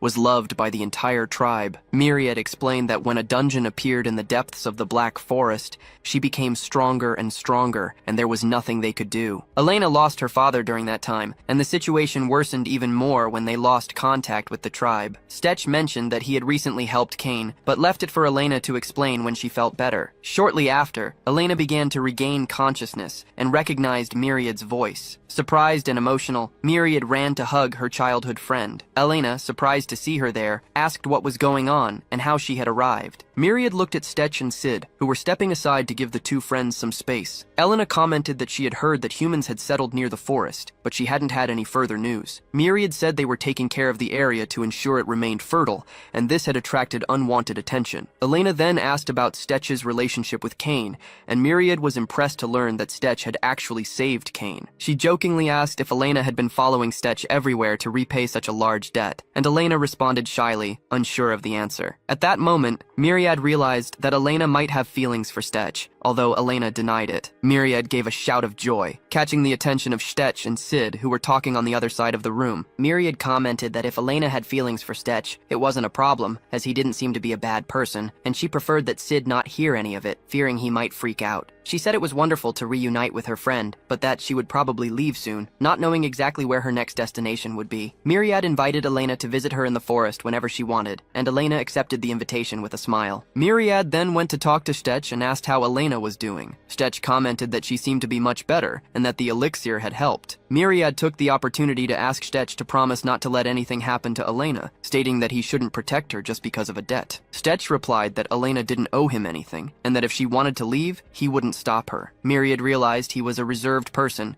and commented that she didn't understand how he had been traveling with Elena, suggesting that there might be more behind it. She then asked where he would go next. Stetch admitted that he hadn't decided yet, and that since they arrived, his main focus had been Elena's recovery. Myriad suggested that if he went north, something important was happening there. Stetch showed interest and asked about it, but didn't get a clear answer. Days later, Stetch thanked Bernard for bringing him there, and asked him to be careful on the way back, also sending his thanks to Garrett. Elena, now recovered, asked where their next destination would be, speculating if they would look for another dungeon. Stetch replied that he was tired of dungeons, and that they would go to Burden Bear. Elena, concerned, commented that Burden Bear was a human city, and that it would be dangerous if they discovered who they really were. Stetch replied that he needed to go there because someone crucial to his plans was in that city. In Burden Bear, a person was holding a wanted poster of Stetch, offering 40 crowns for his capture. The person pinned the poster to the table, and with hatred in their eyes, muttered that no matter what it took, they would find that. Damn traitor. Myriad said she could try to convince Stetch to head north because something strange was happening there. Stetch was curious to know what was going on in the northern lands. Meanwhile, on the northern borders, a battle was raging, and the soldiers needed to defeat a giant beast before it broke through the front lines. The soldiers were fighting with everything they had, throwing firebombs in an attempt to stop the monster, but nothing seemed to work, and the more they attacked, the angrier the beast became, making even the most experienced soldiers nervous. The monster was strong and skilled, relentlessly charging at the soldiers while emitting a horrible sound, a mixture of growling and screaming. The prince arrived and thanked the soldiers for their good work, saying that he would take over the fight from there. The soldiers were excited as the prince always used magic in battles, something rarely seen. One of the soldiers commented that this was their chance to see Prince Gotnia in action with his enormous sword that had a ruby stone at its center. The monster, upon seeing that the prince would be its new opponent, showed no fear and continued growling. The prince, confident, energized his sword, which emitted a red light, and charged at the monster. He leaped to execute his attack with more precision. As he came down, he noticed that the beast's core was exposed, a glowing stone at the center of the monster's body. Without wasting time, the prince delivered another strike with his sword, which began to absorb the energy from the core. The soldiers watched the monster fall and celebrated the prince's victory, but they also noticed that the prince's sword was absorbing the creature's core. They found it both incredible and impossible. The soldiers congratulated him and asked if they could prepare a drink for him, but the prince refused and went to his tent at the military post on the border. Inside, a strange energy began emanating from his body. He felt immense pain, writhing as he held the sword, which seemed to be releasing energy contrary to his own. Even sweating from the pain, the prince did not let go of the sword. In the city of Bird and Bear, night had already fallen, and Stetch and Elena were walking through the illuminated streets. Elena wanted to know their next destination, worried about the time they had spent there and the risk of being discovered. Stetch told her not to worry, saying he knew big cities like that very well. As he spoke, Stetch's ring began to glow, catching the attention of a ferryman in the distance. The ferryman saw the glow and recognized it as a signal. Approaching, he commented that he hadn't expected to see Stetch back in the city. Stetch, irritated, told the man to stop talking so much. The ferryman asked if Stetch wanted to be rude to someone he hadn't seen in years, and said it had been about 13 or 14 years since he left. Inside the boat, Stetch, Elena, and the ferryman sat in silence until the ferryman asked what Elena had done to get so close to Stetch. Losing patience, Stetch conjured a small fireball in his hand to intimidate him. The ferryman, looking at the fireball, asked if Stetch had learned new tricks, and Stetch confirmed. The man grabbed Stetch's arm and asked if he wanted a welcome party after betraying him years ago. Stetch, still impatient, asked where Sky was and where he could find him. The ferryman replied that if Stetch wanted to find him, all he had to do was look. He also said that everyone in the city was waiting to see Stetch dead one day, and that perhaps he was closer to finding what he was looking for than he thought. The ferryman, as he left, apologized and said that this would happen a lot while they were in Bird and Bear. Elena, curious, asked why that would be a problem. Stetch just said they should hurry, thinking it had been 10 years since he was last there and that a lot had changed. As they walked, Elena found something and called Stetch. She showed him a wanted poster with the name of the person he was looking for. Upon seeing the poster, Stetch immediately recognized it, but found a scar on the man's face strange. He wondered what Sky had been doing to end up with a bounty like that. Elena then asked Stetch to explain who this man was and why he needed to find him. Stetch admitted that it was a complicated story, which only made Elena angry, as he was taking too long to say something he should have told her long ago. Stetch finally told her that when he was young and left the orphanage, he did everything he could to make money. That was when he met Sky Gilligan. With no one to support them, they grew close and gathered other street kids from the area. Sticking together was the only way not to be despised. They came from different backgrounds, but had the same goal, to never be looked down upon again. For that, each had their own way of fighting. While Stetch wanted to achieve his goals through success, saving money to fund dungeon expeditions, Sky wanted to be the protector of everyone who needed help. He was always researching and creating new ways to gain that power. One day, Sky said he had gotten what he wanted and showed a pile of gunpowder. While Stetch planned to save money to leave the city, Sky was planning to make bombs and blow up some stockpiles at the port. After a huge argument, Stetch left the city alone, and that was the last time he heard from Sky. Whether Sky was right or wrong, Stetch abandoned him, and that was likely the reason for all the hatred the people in that city had for him. After telling the story, Stetch was silent for a while. When he spoke again, he told Elena that they would go there, but that finding Sky now would be a waste of time. He warned her that things would get pretty messy from here on out. Elena, pinching her nose, asked if he knew the way. Stetch said it had been a long time, but nothing had changed. The street was still the same. Elena asked if he had grown up there. Stetch replied that Sky was good with his hands and made a safe place that even the kids could find,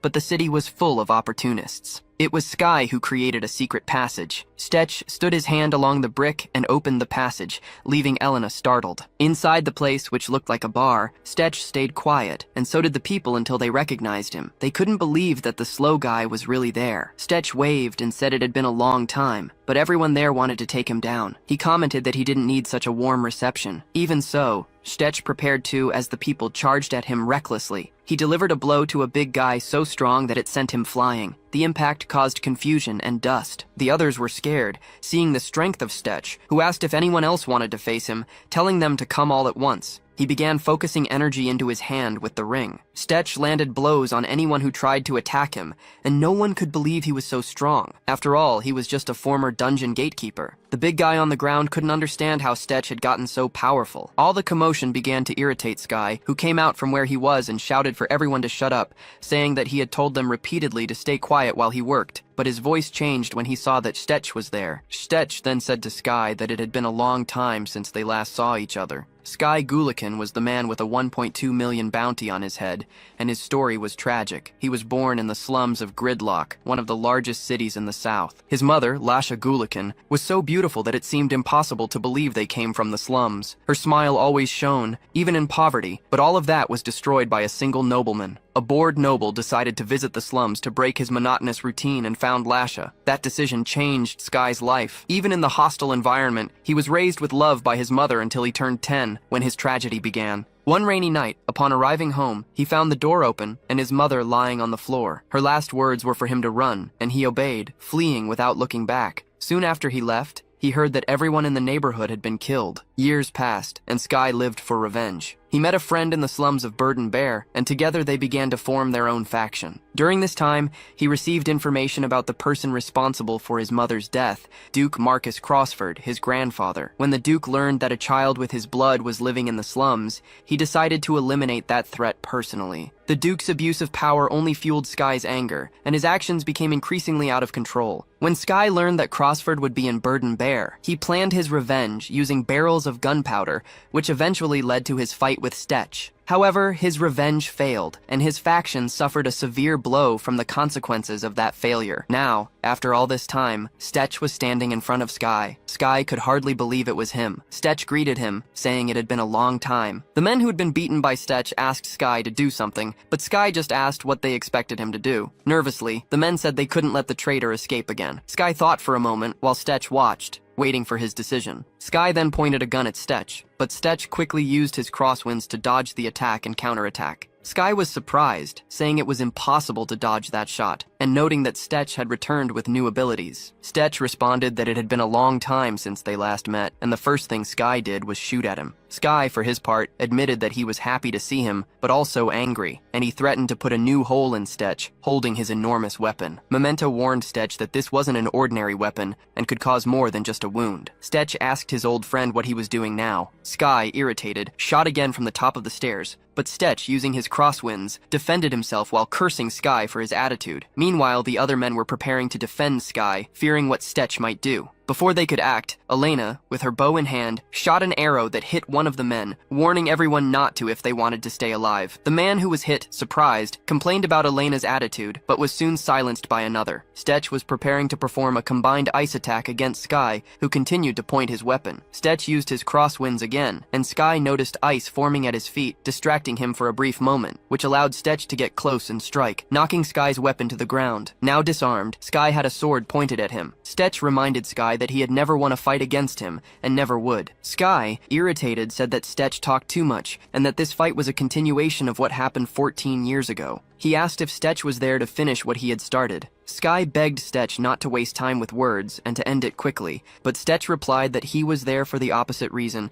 to help Sky achieve the goal he had failed to reach years ago. Sky, confused, asked if Stetch was planning another gunpowder incident, to which Stetch responded that they were only interested in eliminating the prince. Sky, shocked, looked at Stetch and asked if he had lost his mind. The men who had fought with Stetch earlier commented that he seemed to have gone crazy since the last time they saw him. Sky, the man with the scar, asked if Stetch was hallucinating, or if he had come back because he was truly mad. Stetch extended his hand to him, saying that Sky was the last person he wanted to hear those things from. Sky looked at Stetch, trying to figure out if he was joking or serious. Accepting the hand to stand up, Sky said they would listen to him. Stetch began explaining that the third prince, Gerard, was part of his plan. The prince had led him to a dungeon and used him until there was nothing left. Sky sarcastically thanked him, saying that Stetch had finally understood his point of view after 10 years. He commented that Stetch was trying to achieve his grand plan with only one woman by his side. Stetch ignored the provocation and asked if Sky would help him or not. Sky, running his hand through his hair, asked what he needed. Stetch explained explained that he needed Sky's skills and the support of his group. Sky laughed, asking if Stetch had no conscience or was just incredibly brazen. He wanted to know what Stetch planned to do with the resources he would provide, saying that everyone there wanted revenge, but opportunities didn't just come out of nowhere. Stetch responded that the plan was to attack Fort Cambini on the far west of the fort. Sky was stunned, thinking Stetch had lost his mind. Sky made a scene upon hearing this and said he had never heard a crazier idea in his life. Stetch, however, stood firm, saying he was more lucid than ever. Sky reminded him that Fort Cambini was perched on the edge of a cliff, had only one entrance, and was an impenetrable location, with a dungeon in the basement and a formidable military force. Stetch suggested they would disguise themselves as suppliers and enter through the fort's only entrance. Sky, incredulous, said that the soldiers at Fort Cambini were incomparable to anyone from the streets and that it was suicide. Stetch insisted, saying he had received information from an elf who had detected signs of monsters emerging from the northern dungeons. Most of the forces would be occupied with that, giving them a chance to infiltrate. Sky wanted to know how Stetch was so sure it would work. Stetch explained that he had cut off all supply wagons heading to the northern border, leaving the soldiers desperate. Now was the perfect time to strike. Sky was shocked to realize that Stetch was responsible for this and asked what they would do after taking the castle. Stetch said that the only one capable of responding to the attack would be Prince Gerard's squad, and he would probably come galloping to contain the situation. Sky wanted to know if Gerard would simply flee,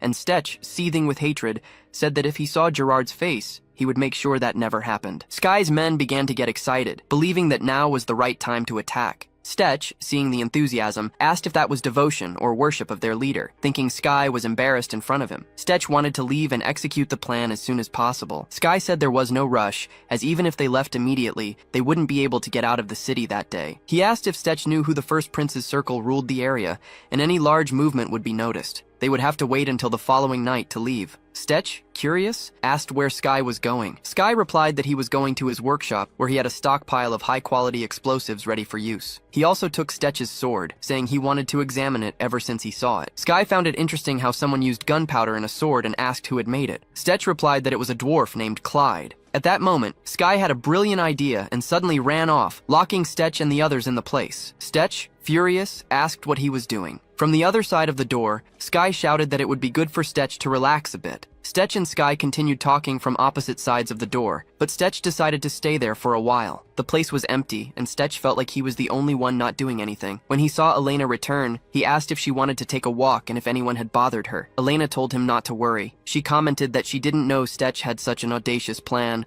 and thought about what Myriad had said about returning to Bird and Bear. Stetch defended himself, saying he couldn't avoid it and that without Sky's help, the plan wouldn't have worked anyway. He explained that he didn't want to say anything until everything was finished. Elena, saddened, asked if, when the plan was completed and Stetch settled the score with the prince, everything would finally be over. Stetch believed that if the plan worked and he managed to take revenge on the prince, everything would finally be resolved. Elena, however, was sad, but understood his intentions. Stetch wanted to say something to her, and she simply looked at him, allowing him to speak. Stetch said that, as his plans were coming to an end, he felt like he hadn't done enough to repay his debt. He also mentioned that Elena's father was probably looking for her. This made Elena extremely upset, something everyone could sense, except Stetch, who didn't understand what she was feeling. She stormed out, slamming the door, leaving Stetch alone. Memento, always present, asked if Stetch really thought that, even if the plan succeeded, they would be free. He reminded him that life wasn't a fairy tale, and whatever the outcome of the plan, the entire kingdom would turn against them. Memento also noted that Elena was aware of this,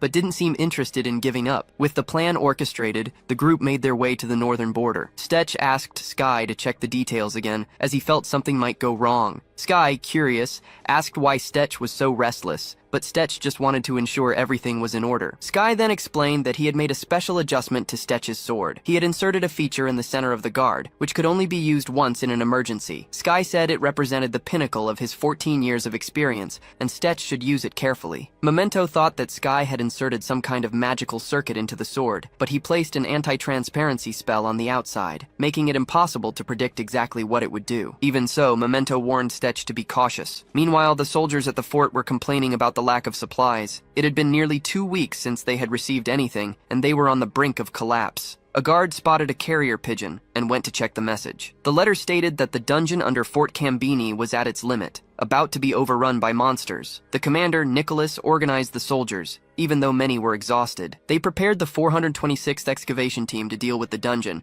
while others would focus on defending the fort. Stetch and Sky's group could already see the well-guarded outpost. Sky, ever the provocateur, asked Stetch to stick to the plan and stop worrying. Stetch, however, wanted Sky to keep his head down inside the cart and act cautiously. As they approached, the guards at Fort Cambini shouted, asking them to identify themselves and declare their reason for visiting. Stetch replied that they were merchants sent by the guild, bringing urgent food and supplies to the fort. Commander Angela, intrigued by the situation, went to check what was happening. She questioned how a simple merchants guild knew about the lack of supplies. Stetch, keeping his cool, said they had received direct orders from the Kingdom of Venetia for an emergency transport. He assured her that everything had already been paid for and asked them to inspect the supplies. Still suspicious, Angela asked for proof that they were truly merchants. Angela, still wary but with few options, allowed them to enter. She thought she had seen Stetch's face before but couldn't place where. The large gates of the fort opened, and Stetch felt relieved to see his plan moving forward. The soldiers inside the fort were excited to see the arrival of food and supplies. After the inspection,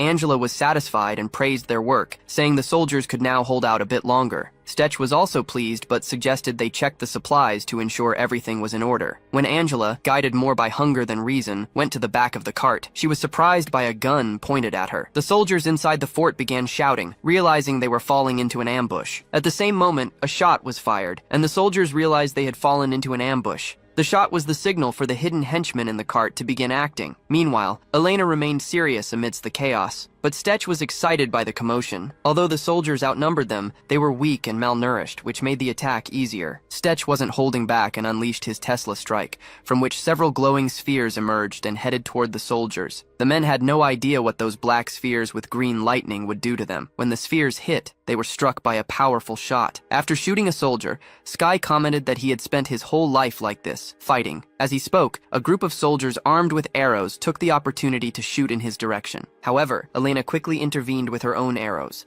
saving Sky with her perfect aim, hitting the soldier who was about to shoot him. She warned Sky not to let his emotions blind him. He apologized to Elena, admitting that it had been a long time since he felt this way, engaged in such an intense battle. Stetch's fears were having an effect, and several soldiers were already on the ground, electrocuted. Although the Tesla strike wasn't lethal, it enraged the soldiers, who soon realized they needed to take down the mage first. A rain of arrows was launched at Stetch, who defended himself with his crosswinds. However, one soldier managed to penetrate the wind barrier and got close enough to stab Stetch with a spear. Even wounded, Stetch grabbed the spear and, looking at the soldier, said he would need more than that to bring him down. He then used his recovery ability, restoring his health and stamina. The soldier was in shock, seeing the green light illuminating Stetch and healing him completely. Without wasting time, Stetch projected an air projectile just inches from the soldier, sending him flying and causing him to knock over other soldiers in his path before crashing to the ground. With all the soldiers weakened and unable to fight, Stetch declared he would give them one chance. They could surrender and avoid further conflict. Exhausted and debilitated,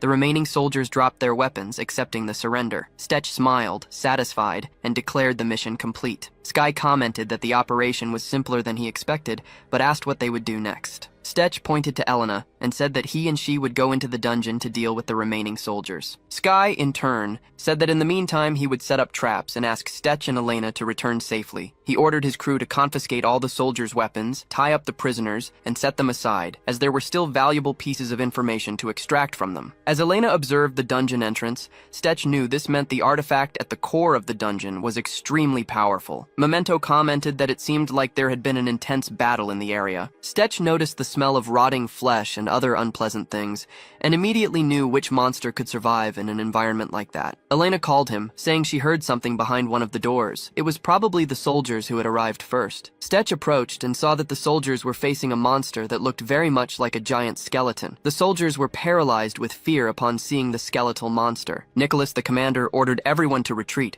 warning that this was no ordinary skeleton. He feared for his life and that of his soldiers. Nicholas then revealed that the monster was actually a golem made of skeletons. The golem was grotesque, with parts of skeletons falling off as it moved, making the creature even more terrifying. Nicholas's soldiers were at a disadvantage against the golem. The creature was gigantic and extremely strong, far beyond what the hungry and weakened soldiers could handle. Even after repeatedly attacking the golem, it continued to regenerate, with its bones falling off and regrouping quickly. Nicholas, desperate, kept his soldiers at a distance, trying to attack the creature without anyone getting hurt. He used his strongest attack, managing to disperse the bones and expose the core of the creature, a glowing pink stone in the center of the golem's body. Without wasting time, he shattered the core into pieces. The soldiers celebrated the victory, grateful for Nicholas's leadership, but he remained on alert, urging them not to let their guard down. Just when he thought it was over, he was surprised by a flash of fire. In the center of the flash, Stetch appeared, and Nicholas, confused, asked who this man was. Memento observed the scene and commented that the magic used by Stetch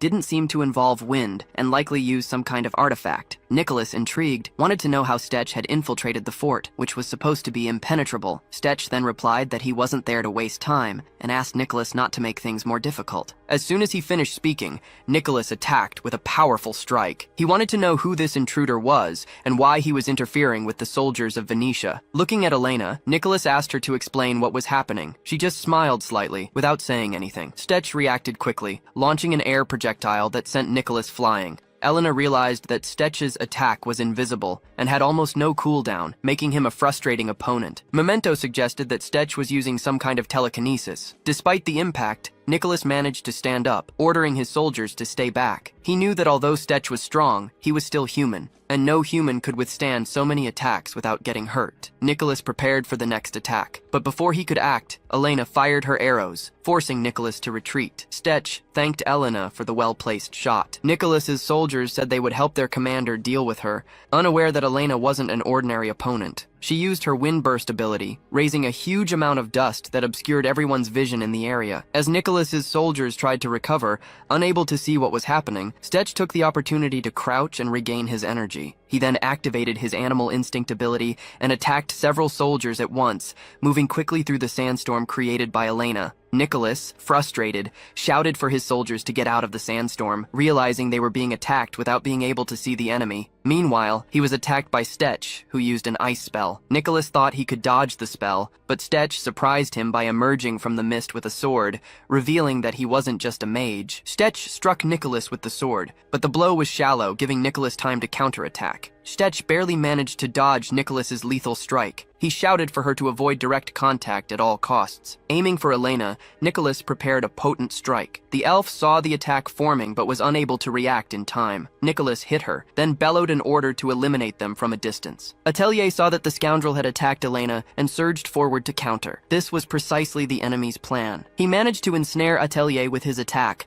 but the trap triggered Atelier's ring. The Cursed Devourer activated, absorbing energy from the cursed items to amplify his skills and physical abilities. With this surge of power, it was easy to escape the attack. He moved faster than his opponent could see, appearing face to face with Nicolas, who was stunned that Atelier had broken free with brute force alone. He began to think that this man was not even human. The soldiers could only see flashes of light, so fast was the fight. The two were on equal footing, trading blows and abilities in a ferocious struggle. Atelier thought him a complete monster. Memento told Atelier that he had the advantage in terms of raw strength and urged him not to stop. It was a battle between two monstrous opponents. The soldiers, finally grasping the kind of battle taking place, realized they could not just sit and watch. Elena, also analyzing the fight, noticed the change in their behavior and knew they were planning to attack. As the soldiers began to loose their arrows toward the brawl, she saw an opening. It was time to repay the attack she had received from Nicolas. Elena's arrow flew directly toward him at his unprotected back. At the same time, Atelier almost immediately perceived the volley of arrows the soldiers had launched at him. He deflected them with a simple gust of crosswinds. His opponent was not so lucky. He failed to see the elf's arrow in time, and it struck him. Seeing the chance Elena had given him, he decided to press his advantage, attacking the opponent fiercely. With a single, crushing blow, Atelier sent the distracted man flying. He was unable to react as the force of the attack threw him a great distance. The soldiers could only watch as Sir Nicholas was violently struck down. After defeating his opponent, Atelier ordered them all to drop their weapons and surrender. Just then, however, the soldiers noticed something else stirring. They grew frightened, for the monster that emerged was truly strange. It immediately grabbed one of the soldiers, who cried out for help. Atelier observed the creature, unable to tell if it was melting or absorbing the man. Memento explained that the thing was a guardian. It might look like a blob of fat, but he could sense its core. Despite its appearance, it was a golem. The dungeon had been hungry for a long time, and since the humans from the fort had only lingered near the entrance,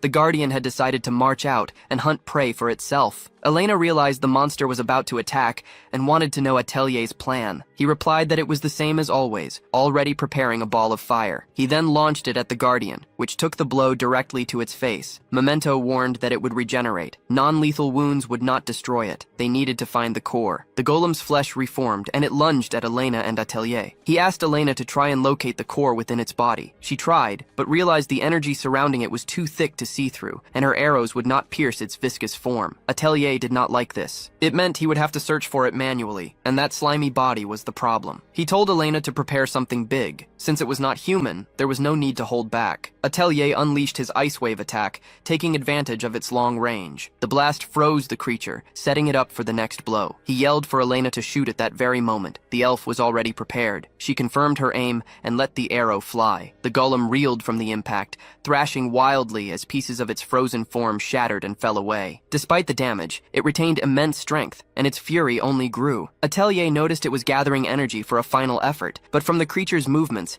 he knew it was more than a desperate struggle. It was an attack. He yelled for Elena to jump. The monster unleashed its assault, hurling massive stones high into the air above them. The rocks hung there for a moment, then began to levitate under some unseen force. Elena felt the pressure build as they started to accelerate upwards at a terrifying speed. She managed to grab hold of one, clinging on for dear life. Atelier fired his piercer into another stone, securing his own handhold. Looking over at the elf, he remarked that it had been a close call. This was a golem from an ancient dungeon, and it was ravenous. As if to prove his point, the golem launched a tendril of its viscous body, which wrapped tightly around Atelier's foot. He hadn't expected the move. Elena saw it and cried out his name, Stetch. He realized the creature's substance was not just sticky but acidic. Memento warned that it would melt his very bones if he remained caught. With no other choice, he let go of the rock. He told Elena not to come down, promising he would return as soon as he defeated the thing below. He urged her to hold the escape scroll tight. Once again, Elena found herself alone. After releasing his grip, Stetch was pulled downward by his ensnared foot. Finding the situation merely an irritation, he severed the part of the golem that held him. Memento noted that the only thing beneath them was the guardian itself. With a target that large, any downward attack was guaranteed to hit. Stetch unleashed his full power, channeling an airburst. He peered down, watching for the right moment, but grew frustrated when he saw the attack wasn't enough. Then he noticed a strange cloud of gas concentrating around the creature. Seizing the opportunity, he conjured a fireball, feeding it with crosswinds. The attack blazed like a falling star,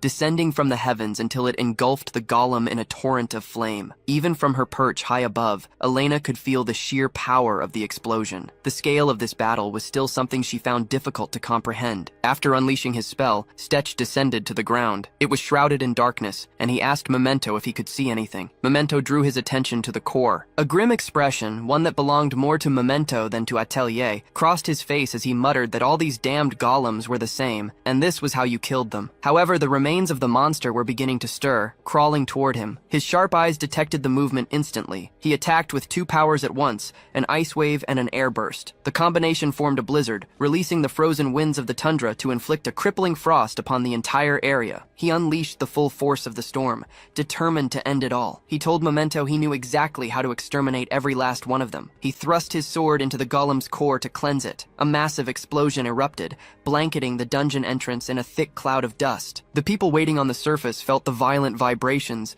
and saw that they originated from the dungeon. They watched as something shot out from within the swirling dust. They were startled to see it was Stetch and Elena, appearing via an escape scroll. Everyone rushed forward, demanding to know what had happened. Atelier explained that he had finished the job and that the dungeon entrance was likely destroyed, warning that the ground might now be unstable. It was clear to everyone that Stetch was not a man to be trifled with. His old friend, however, didn't seem to believe the entire tale, though he did concede that Stetch had undoubtedly grown stronger. He handed Atelier a bottle of water, commenting on the fact that he had defeated the Guardian and returned alive with only a two-person team. Taking a long drink of water, Stetch replied that if he couldn't accomplish at least that much, he never would have picked a fight with the prince in the first place. His friend smiled, revealing that he had laid some sweet bait for the very bastard Atelier was hunting, and that they would be finding him soon enough. Stetch pointed to the bundled items, guessing they were barrels of gunpowder. Sky explained that it was more than just gunpowder. It was a special event prepared to welcome the royal family. They had finished finished dealing with the soldiers and were now distributing equipment among his band. Sky had also planted several explosives around the area,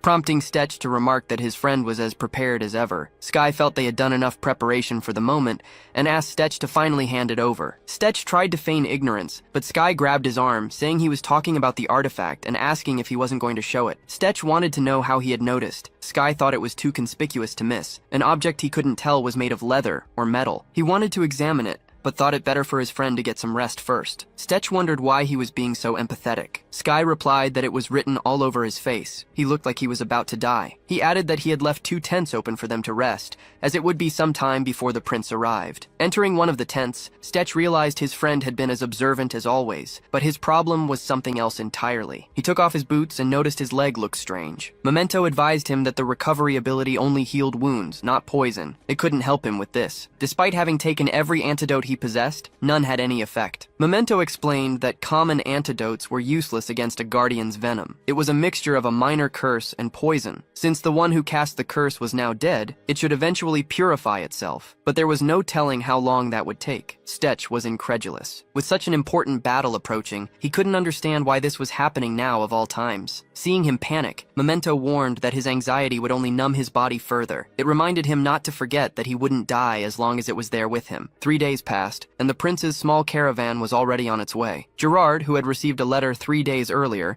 still found its contents hard to believe. It claimed the soldiers of Cambini had been massacred in the dungeon. He presumed that if he was too late to rectify the situation, the consequences would be severe. He remarked to the guard accompanying him that Cambini wasn't just part of the northern border. It was a special case where they also had to maintain order within the dungeon. The prince was far from pleased to hear that if the fort had truly been breached, it would become the largest hole in their borders. The guard continued, explaining that if the fort became useless, countless monsters could march into Venetian lands, and in the worst-case scenario, they could even reach the capital. However, that wasn't the biggest problem. News that the borders had been weakened could trigger a conflict with neighboring nations. The prince worried about what his guard thought of it all, though he hadn't asked the question to punish him. One of the men announced that they could see Cambini on the horizon. Gerard asked if it appeared damaged, but they could see no harm to its surface. He was relieved, thinking they had arrived in time. As they approached, Sky's band, disguised as soldiers, began to shout with joy at the sight of the prince. The prince yelled back that he had brought reinforcements after receiving their correspondence,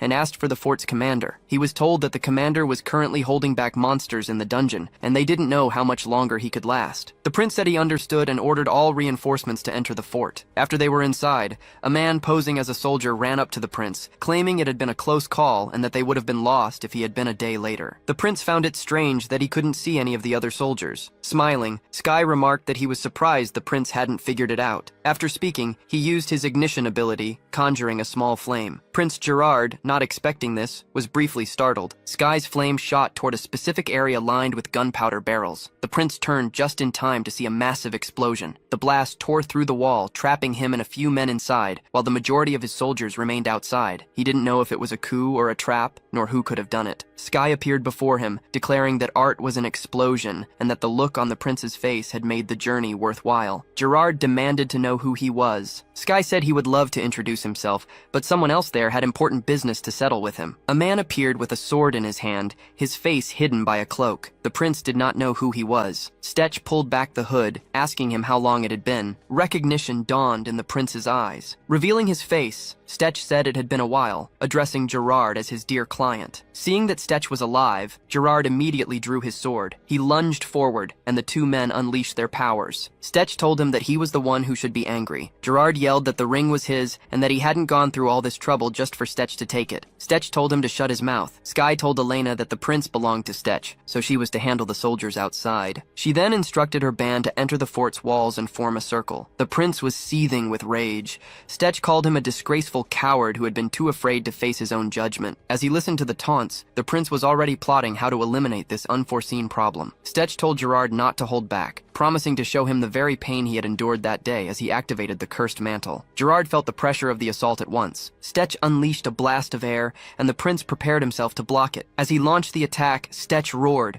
questioning how a wretch like him dared to ruin another's life. He was so lost in his anger that he failed to notice Gerard surging forward. As Stetch parried the sword blow, he realized the prince's strength had increased. The prince declared that while Stetch might be better than a common person, he was nothing compared to the monsters Gerard had faced on the northern border. He He said this while pressing his attack, but for a brief moment, he lowered his guard. By the time he realized the mistake, it was too late. Gerard managed to land a blow and create distance. Stetch reeled from a strike to the face as Gerard charged again with his sword, Gold Mira. But Stetch was ready with his own blade, the Penetrator, and released an attack called Explode. Their swords clashed in a shower of light. The prince pressed his advantage, trying to finish Stetch, but his attacks were constantly repelled. This infuriated the prince. That a mere sword had defended against a strike from his artifact was unthinkable. The fight continued, with Gerard's relentless assaults and Stetch's deft defenses. He launched another flurry of strikes, coming at him like a wild beast. Memento warned that this attack was dangerous. Stetch defended himself with another blast of air. The prince asked mockingly if he had more tricks up his sleeve, questioning what kind of sword could cut through wind. Stetch countered by asking if electricity was better. He then cast Tesla, which at first seemed to confuse Gerard. After Tesla, he used Arc, electrocuting his adversary with waves of shock. But this only stoked Gerard's fury. Stetch said it would be good if the prince could feel even a fraction of the pain he had suffered. Gerard, wanting more power, began to absorb it from his sword, nullifying the energy Stetch had unleashed upon him. Stetch watched in disbelief. Gerard vowed that he would end him, and then take the artifact that rightfully belonged to him. Memento was enraged by the imbecile's arrogance, wondering who he thought he was talking to. Stetch made it clear to Gerard that the ring had never been his. Stetch noticed the prince's movements were incredibly fast. In a fraction of a second, Gerard was upon him, striking him and smashing his face into the ground. He then threw Stetch a great distance with the force of the attack. Once the shock of the blow passed, Stetch prepared to strike again. The prince saw him readying his next move and blocked the incoming attack. He told Stetch to know his place, claiming that if it were not for that ring, he would have been dead long ago. Stetch retorted that he was not aware his place was the prince himself, then activated the Cursed Devourer. He followed it with Enchanted Body and launched himself at Gerard, who could not believe he still had more tricks in reserve. They were face to face when Stetch activated Pontus. The sword fight was intense, but with his artifact, Pontus, now active, Atelier was gaining the upper hand. Gerard felt it immediately. His opponent's blade had grown impossibly heavy. Before he could adjust, Atelier unleashed an air projectile, launching the attack with immense force. Caught completely by surprise, Gerard was blasted back by the potent strike, sent flying a great distance. The attack had wounded the prince. Atelier waited, expecting a retaliation like the ones that had come before. He taunted Gerard,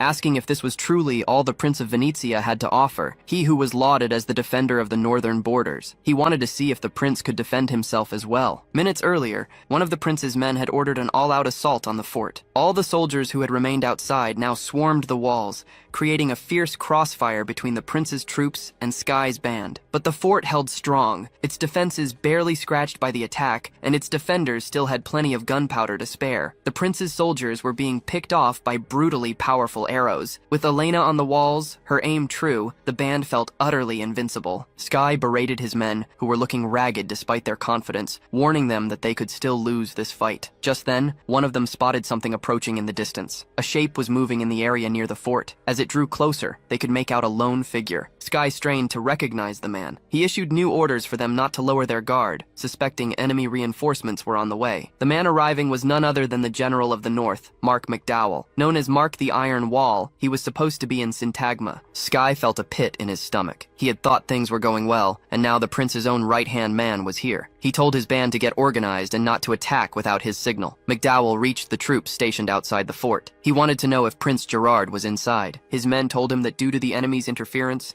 they were unsure of the situation within the walls. The general scanned the surroundings, ordering the rest of them to maintain their formation. From their perch, the men in Sky's band saw the general moving into position and asked if they should attack. Sky told them to prepare and keep their attention on him. Elena watched every development intently. Sky ordered that if things turned ugly, they should start firing on the enemy soldiers, but under no circumstances were they to touch Mark. Elena saw that the general was directly below them and questioned why she shouldn't shoot him. Sky explained that the large object on his back was an artifact. It was the source of his reputation as an undefeated legend, and because no one had ever beaten him, the true abilities of his artifact remained a mystery. It could likely absorb the damage from the shield and release it back at them. He was deliberately inciting them to attack, so their only option was to ignore him. Mark walked around the perimeter of the fort, and just as Sky predicted, not a single arrow was fired in his direction. The soldiers soon reported that their preparations were complete, and they awaited his orders. The general announced that they would now begin. Sky saw the movement of cannons, and noticed they were aimed unusually low. He knew they were plotting something. His suspicion was confirmed when the soldiers began firing arrows, not at the fort, but at their own general's shield. Then came an order that defied all logic. magic. Mark commanded his men to fire the cannons upon him. He was pleased with his plan to breach the fort. After taking those first cannon blasts, he began to absorb their power. The general was finally putting his plan into action. Sky watched, his blood running cold,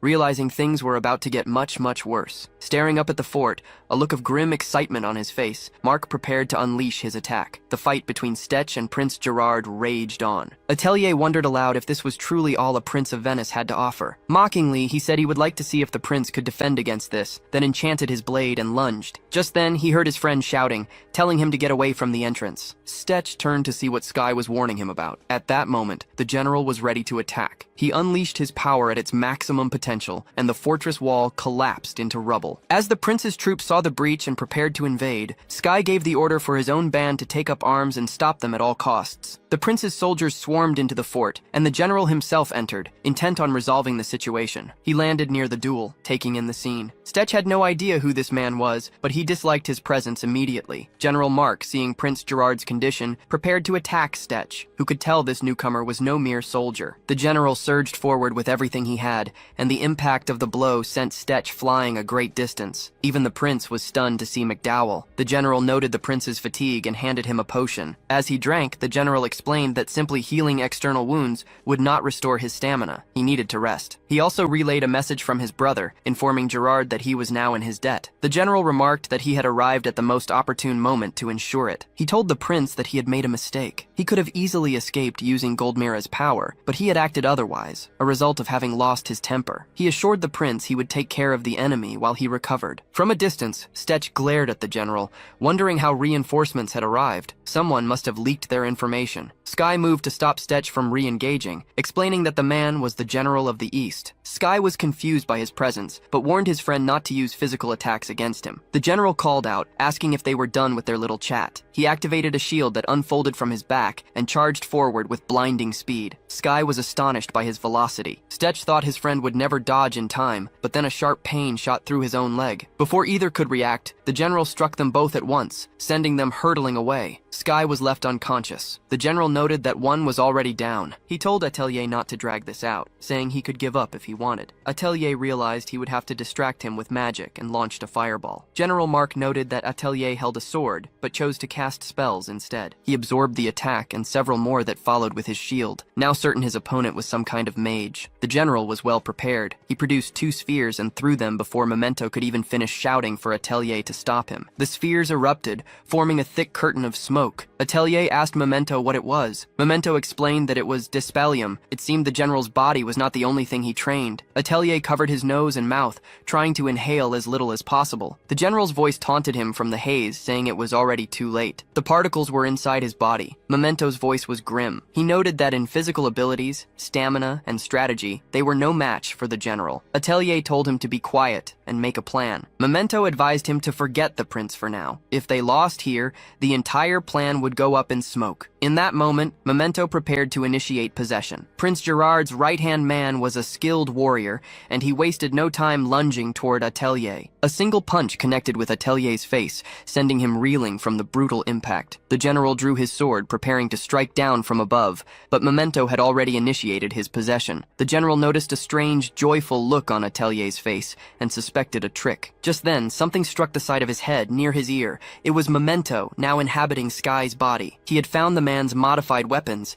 built for speed over raw power. Atelier found the sight of Memento in Sky's form jarring, but Memento cut him off, saying this was no time for his opinions. From Sky's lips, Memento told the general to prepare himself. On the outskirts of the ford, Sky's band fought fiercely, holding back the prince's reinforcements to prevent them from overrunning the area. Amidst the chaos, Memento kept firing at Prince Gerard's general, who finally charged at Sky's position. But inside Sky's body, Memento was far quicker. He noted that he did not know what the general was wearing, but nothing seemed to pierce the armor. The general grew frustrated as Sky's shots hammered relentlessly against his shield, worrying about how much damage it could sustain. Memento then called for Atelier to engage the general. Atelier charged forward, unleashing his curse devourer. Memento, still unsatisfied, had Sky launch an attack from above to catch the general off guard. Sensing Atelier's presence, the general spun around, his eyes falling on the strange piece of metal Atelier wielded, which seemed to have no edge or piercing point. Atelier mocked him,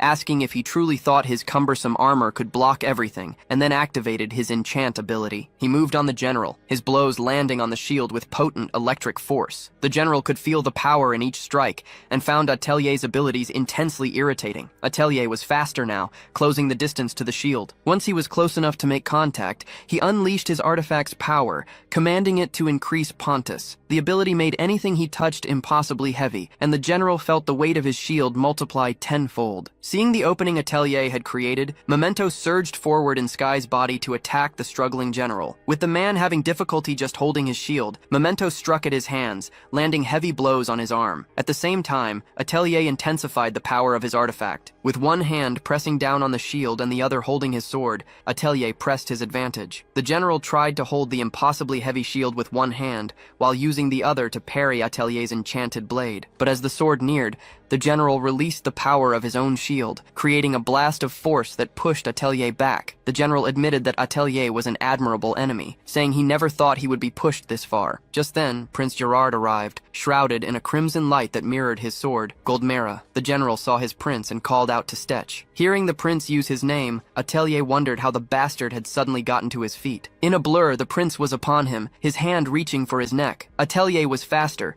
piercing the prince's fist with his sword, but he found he could not pull the blade free. The prince's flesh had already regenerated around it, trapping it in his grip. With terrifying eyes, the prince told Atelier that he had him now, but Memento's voice echoed in his mind, reminding him of the center of the handguard. Atelier remembered that Sky had installed an emergency feature, and Memento urged him to use it. Atelier declared that they were about to see just how good Sky's invention truly was. With the outcome of the entire battle hanging in the balance, he prepared to activate the device. He triggered it, and the world erupted in a massive explosion. Sky's voice came to Atelier in flashes, an insistent pull from the darkness. He felt his eyes flutter, and Sky urged him to wake up. As his vision slowly focused, Atelier realized he was still alive, though his stomach was churning violently. Sky asked what in the world he had done this time. He explained that Atelier had activated the last resort feature, while Sky himself was unconscious. He regretted not having seen it in action, but the evidence of its immense power was all around them. Sky was secretly thrilled, recognizing the destructive blast as a true work of art. Seeing Atelier's condition, Elena rushed to his side. Sky watched, unpleased. There were two of them down, yet only one was receiving any attention. He thought his friend was a lucky bastard, but was glad he was being looked after. Atelier told Elena not to worry, explaining that he was fine, but simply too drained to keep talking. She found this reassuring. He then asked what had become of their enemies, wondering if they were dead. He mentioned that he had used his rarest explosive, enhanced with a bit of wind magic. Suddenly the elf tensed, her ears catching a new sound. Footsteps were approaching, their source hidden within the thick smoke still lingering from the explosion. A figure emerged, carrying the prince over his shoulder. It was the general. General McDowell was far from pleased, his hard gaze fixed on Atelier and Sky. The feeling was mutual. Sky hated the sight of the damned monster. Elena took stock of her mana, realizing it was nearly depleted. She could manage one more shot if she had to, but the distant boom of cannons shattered her focus. She had thought they had dealt with all of them. One of Sky's crew ran toward them, shouting that they were in trouble. He panted that enemy reinforcements had arrived with long-range magical cannons and were shelling them from outside the perimeter. The flashes and thunderous reports of the artillery echoed in the distance. Sky said furiously that they had no choice but to run. Elena protested that their objective was right there in front of them. Sky countered that he disliked it as much as she did, but it was the only logical move. He gestured toward the general, who was already back on his feet, shield raised to protect the prince. Both sides were exhausted. If those enemy reinforcements reached their position, it would be over. Elena asked what the plan was. Sky told her not to worry, just to get everyone ready to flee. With that, he and Elena threw a volley of smoke bombs. The devices exploded, blanketing the area in a thick, disorienting haze. It was a homemade mixture designed to block most forms of magical detection. Sky told Elena to head for the stables at the side of the courtyard, entrusting Atelier to her care. One of his men shouted that their preparations were complete. They were just waiting for his signal. Sky warned his crew that he had better not see a single one of them get caught by those imbecile soldiers. He then yelled the signal to go, and the retreat began. The soldiers saw the movement in the smoke and received the order to pursue. One of Sky's men gave a final report, confirming the team was breaking out and wishing them all luck. Sky acknowledged the message, promising they would all meet back at the hideout. He was certain no one would be left behind. On the other side of the smoke, the soldiers urged General McDowell to rest. He ignored them, demanding to know the prince's condition. They reported that it had not improved, but at least it hadn't worsened. The general was not satisfied. In that moment of distraction, he sensed an attack. The sword, Gold Mira, was lunging at him. He instinctively raised his shield, which absorbed the full impact. He couldn't understand what was happening, why the prince's own sword would attack him. Acting on a will of its own, the blade seemed intent on killing anyone nearby. Its new target was the wounded and unconscious prince. The general cursed the prince's recklessness for allowing his weapon to fall into such a state. He prepared to counter with his shield, hoping to contain the sentient sword. The struggle was immense. Gold Mira was an incredibly powerful artifact. The nearby soldiers could only watch in disbelief as their general battled the prince's blade. It was a bizarre spectacle, almost as if the enchanted steel bled each time the shield struck it. Enraged,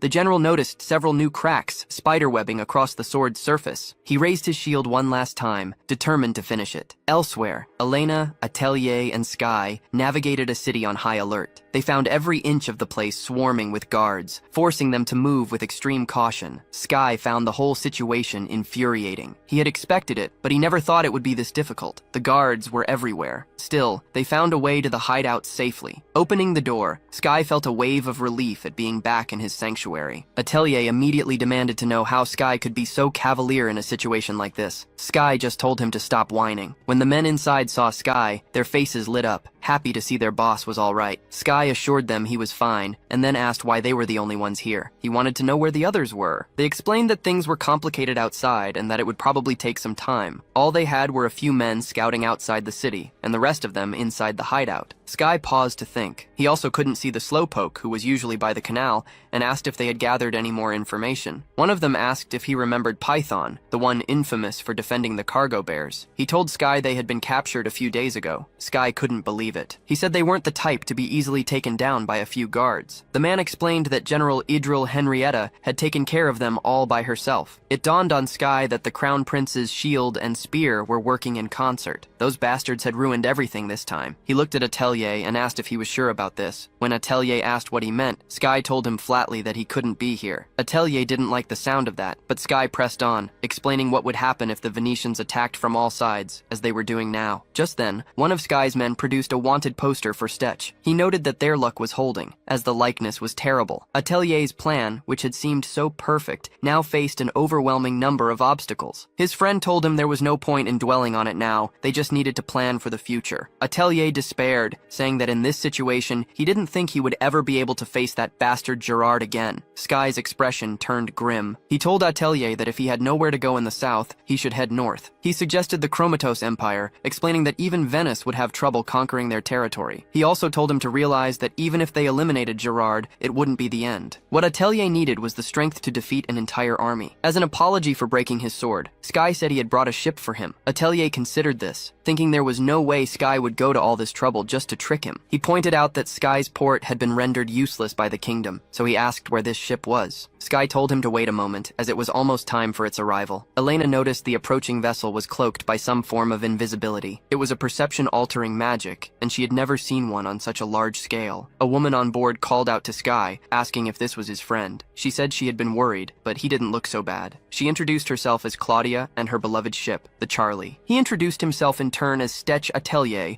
and explained that the woman beside him was his assistant. Claudia said that either way, he had arrived just in time. If he had been any later, she was planning to move on. Sky thanked her, promising to reward her when the dust settled. She waved it off, saying she was just doing her job and that he could buy her a drink later. Looking at Atelier, Claudia asked if this was his first time going north and if he had ever been seasick before. He looked a little frightened, admitting that he had never been on a ship. Once they were on the open sea, it was clear Atelier was not adapting well. The crewman asked him to go below deck, complaining that his constant vomiting was distracting them. Atelier felt like he was going to die. He asked Memento if there was a better, less exhausting way to do this. Memento replied that using Recover might make him feel a little better, but he would remain seasick as long as he was on the ship. Elena, concerned, went to see if he was feeling better. He asked her why she wasn't feeling sick, since it was her first time too. She explained that Captain Claudia had told her it had to do with one's physical constitution. She handed him a potion, saying the captain had sent it to help with his nausea. He wanted to know how long the journey would take. Elena told him it would be about 2 weeks. In a fit of drama, Atelier declared he was likely to die before they arrived, but Memento reminded him that he would just be revived. After some time had passed, Claudia came to check on Atelier. He told her he was feeling better,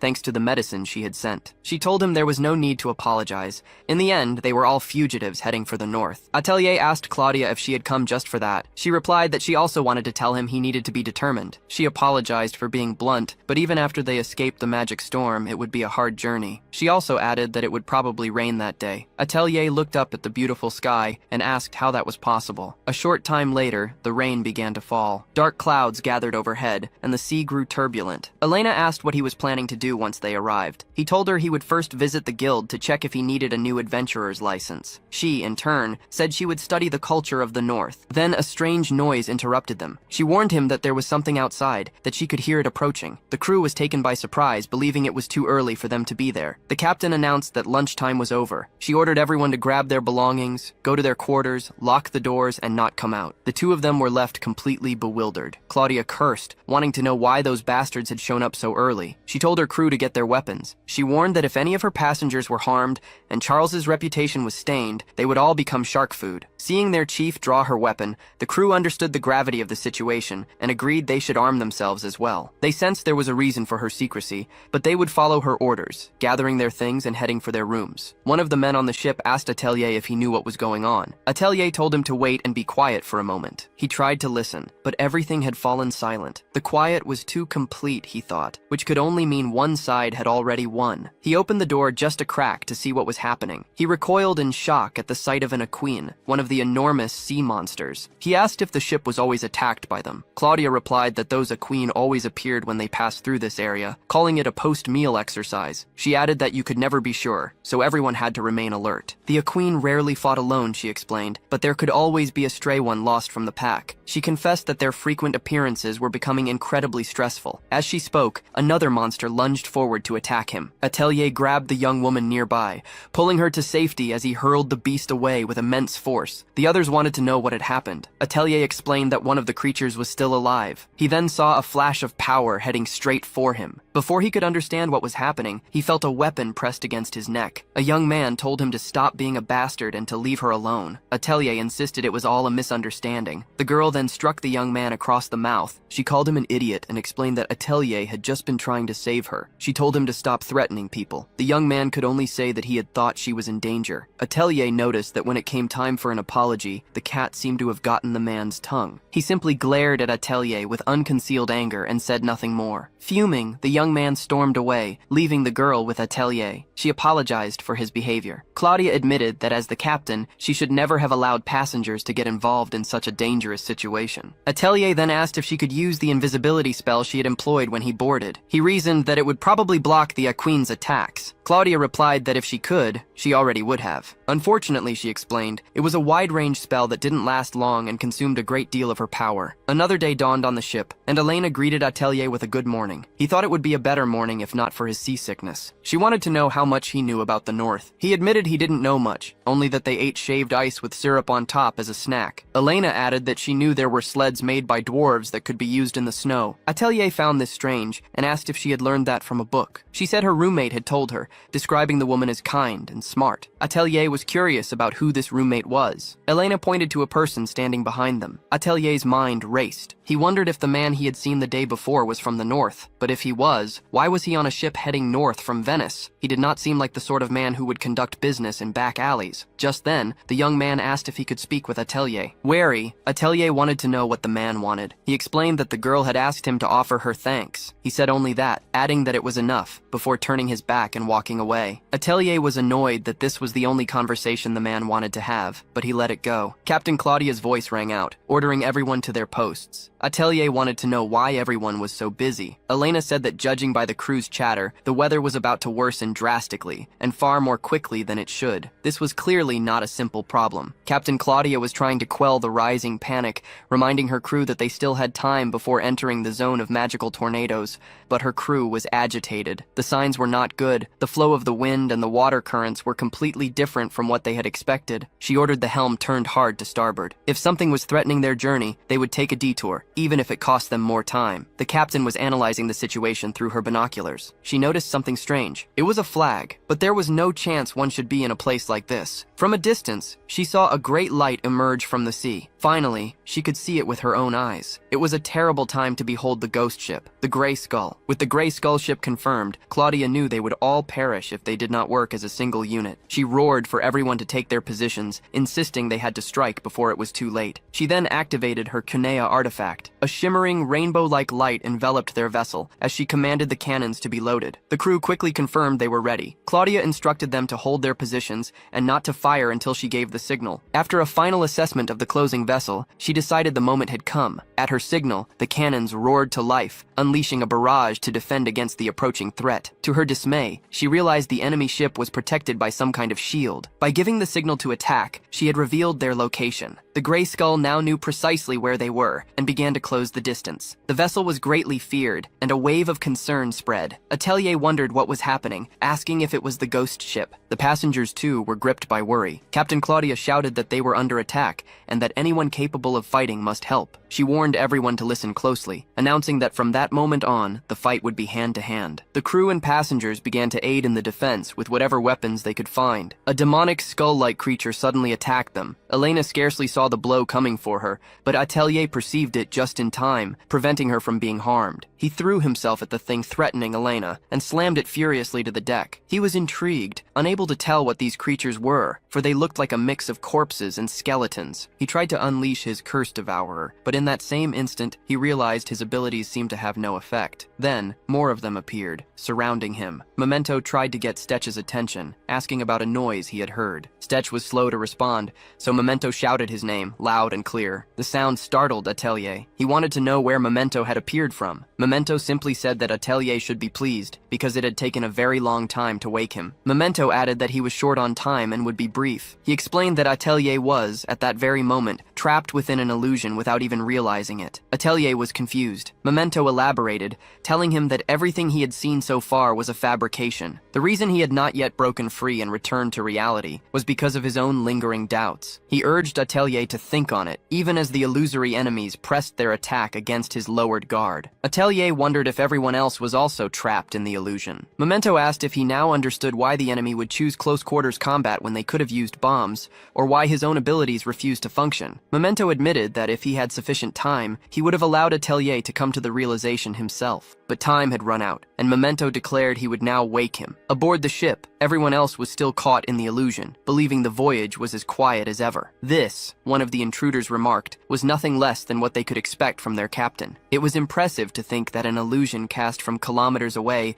had lasted until now. Another told the group to stop worrying and prepare to leave, for the captain wanted the girl, who they had heard was the daughter of some merchant. One of the men asked to wait a bit, suggesting that since they were already there, they might as well fill their pockets before departing. He was told to do it quickly, but he replied that he would take his time. One of them then perceived Atelier's presence. He was awake, a fact that left them thoroughly impressed. Not only was he awake, but he was already launching an attack. The illusion should have taken hours to break, yet there he stood demanding to know what business they had on that ship. The bandits decided it was best to ignore the damned man for the moment. There would be time to deal with him later. This was not how things were planned. The man called Atelier a mage and told him not to move, warning that he already knew what would happen if he disobeyed. Atelier was furious, and he ordered them to shut their mouths. The man with the dagger warned him not to get any closer, threatening to hurt the girl he was holding. But then a strange voice spoke directly into the captor's ear, telling him it was over and questioning who they thought Memento was. The man found this strange, as he had not seen anyone move. Memento then ordered him to remain still, explaining that he needed at least one of them alive to find out what they were planning. After leaving the enemy's body, Memento found he had obtained no significant memories. He reported to Atelier that he had come away with nothing. The men were merely small fish, ignorant of the kidnapping plot. But there was something more. Memento explained that as the ship's illusion had unraveled, a powerful magical defense had been erected, one that most attacks could not penetrate. Atelier asked if there was nothing they could do with magic. Memento Memento confirmed that it would be impossible, unless he were to cast enhancement spells repeatedly. Atelier decided then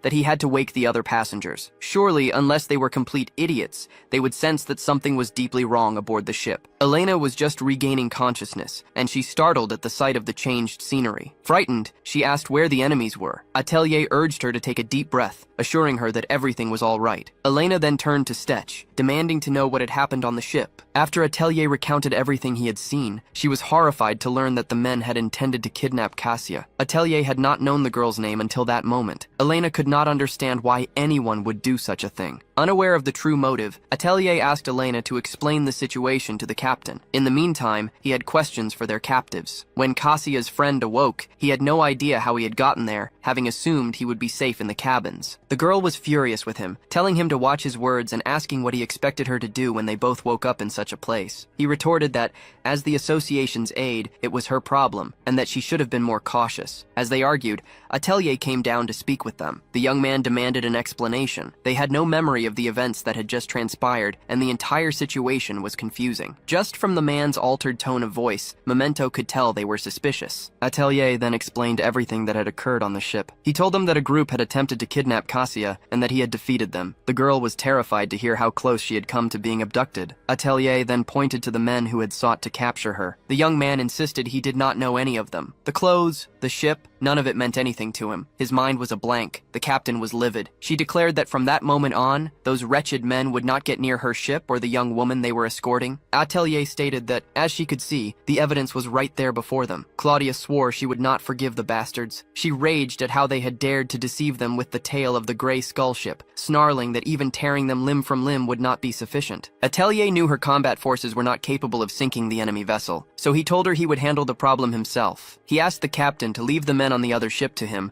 urging her to concentrate all of her power on moving their own vessel forward. The captain found it strange that he wanted to resolve everything alone, but he was already in motion, casting his Curse Devourer. He followed it with Avalanche, intending to consume the entire complicated affair. Meanwhile, Captain Claudia gave the order for full steam ahead. Some distance away, in a Venetian palace, Laptorus was reading reports in his room. He asked who had opened the door, certain he had not summoned anyone. It was his younger brother who asked what he was going to do. Laptorus in turn wanted to know what he meant, stating that he could not respond if his brother did not speak clearly. His brother was annoyed. He pointed out that they had foreseen what would happen at Fort Cambini, yet they had dispatched Marquis McDowell, who should have been in the east at the reinforcement tower. Considering the distance from the capital to the fort, it was no mere coincidence. He demanded to know where on earth Laptorus had obtained that information. Laptorus replied with audacity that it was obviously from Conrad's revelation, and he wanted to know why his brother was feigning ignorance. His younger brother conceded that, as his subordinate, he was well aware of that. He was also aware that Conrad could not see the future completely, only fragments of it, and that sometimes the visions were misinterpreted. To act on such an interpretation and mobilize troops without discussion, he knew,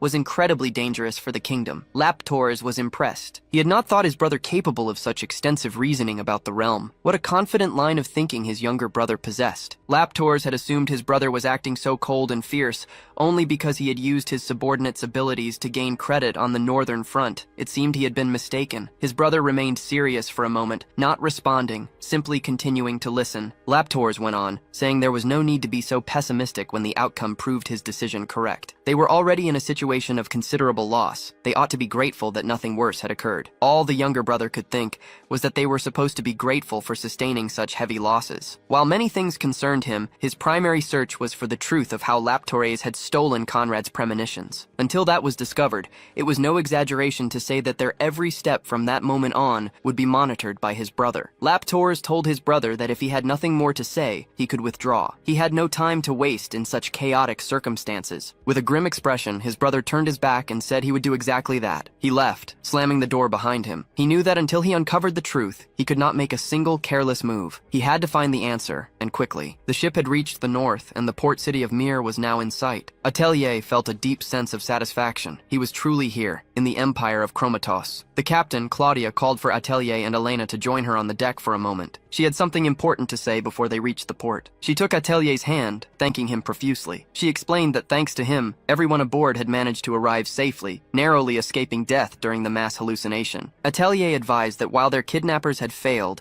and were unlikely to attack another vessel, she should still be discreet as a precaution. The captain promised she would keep that in mind and offered him a folded piece of paper as a token of her gratitude. She explained that while her life was consumed by her work, if he ever left a message on that paper, she would read it before anyone else. She gave him her word that if he ever needed anything, she would drop whatever she was doing to help him. Pleased by the offer, Atelier accepted her thanks. The captain then assured them they needn't worry about the immigration process. They simply had to show the guards the identity passes distributed during the voyage. With that, they all said their farewells. As they disembarked, Elena expressed a quiet hope that the South might one day be like this. She asked Atelier where they were headed, and he replied that their first priority was to find lodging. After that, they would begin gathering information about the area. Their conversation was cut short by a voice asking if they might be followed for a moment. When they looked up, they saw it was Cassia and her companion. She smiled and asked if they were now on their way to her home. Her smile widened as she stated that it was only obvious. He had saved her life, she explained,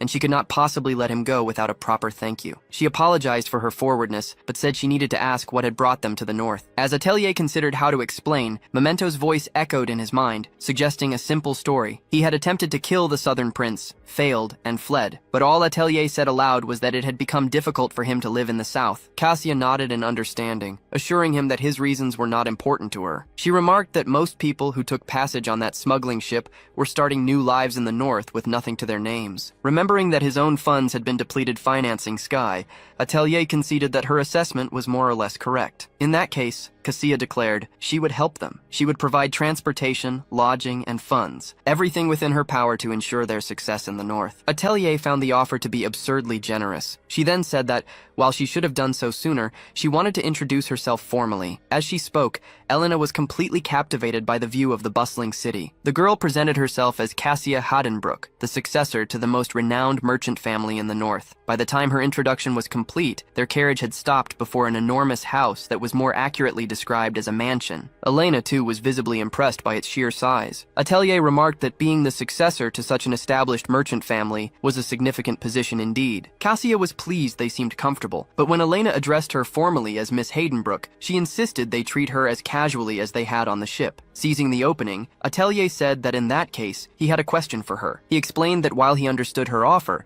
it seemed far too extravagant to be a simple gesture of thanks. He suspected there was something more she wanted to say. Cassia, looking slightly abashed, admitted he was right. She reminded him that the rest of the crew had failed to reach the Skull ship. She had tried various methods to get information, but beyond confirming the order to kidnap her, she had been unable to discover who had issued it. She added that not even Malcolm, who was in charge of her protection, had succeeded in his interrogations. As if on cue, Malcolm produced something from his pocket, showing it to them. It was a dagger, an item he had recovered while they were fleeing from bandits who had attacked them just days before they set sail for the north. Until they found that dagger, Cassia explained, they had assumed it was a simple robbery. Atelier observed that the dagger's quality was far too fine for common bandits to be carrying. He then asked about the name of the original owner engraved upon it. Cassia told him the name was Augustine Riverwood. He had been her father's closest friend and business partner. Tragically, she continued, they had heard just days before leaving the Empire that he had been killed in a bandit ambush. Between the initial attack by bandits, the discovery of the dagger, and the knowledge of an assassination order, it was all connected. To top it all off, the kidnapping attempt using the Skull ship made it clear that her family was being deliberately targeted. Atelier questioned if it could all be a coincidence, asking why she was so certain something more was at play. Cassia then revealed the true reason. Her family was in the process of restarting trade negotiations between the North and the South. Atelier found that hard to believe, citing the great Monostorm that supposedly made travel between the continents impossible. Cassia clarified that while it was not easy, it was not impossible either, as some exchanges had already been made in the form of smuggling. Citing differing views on semi-humans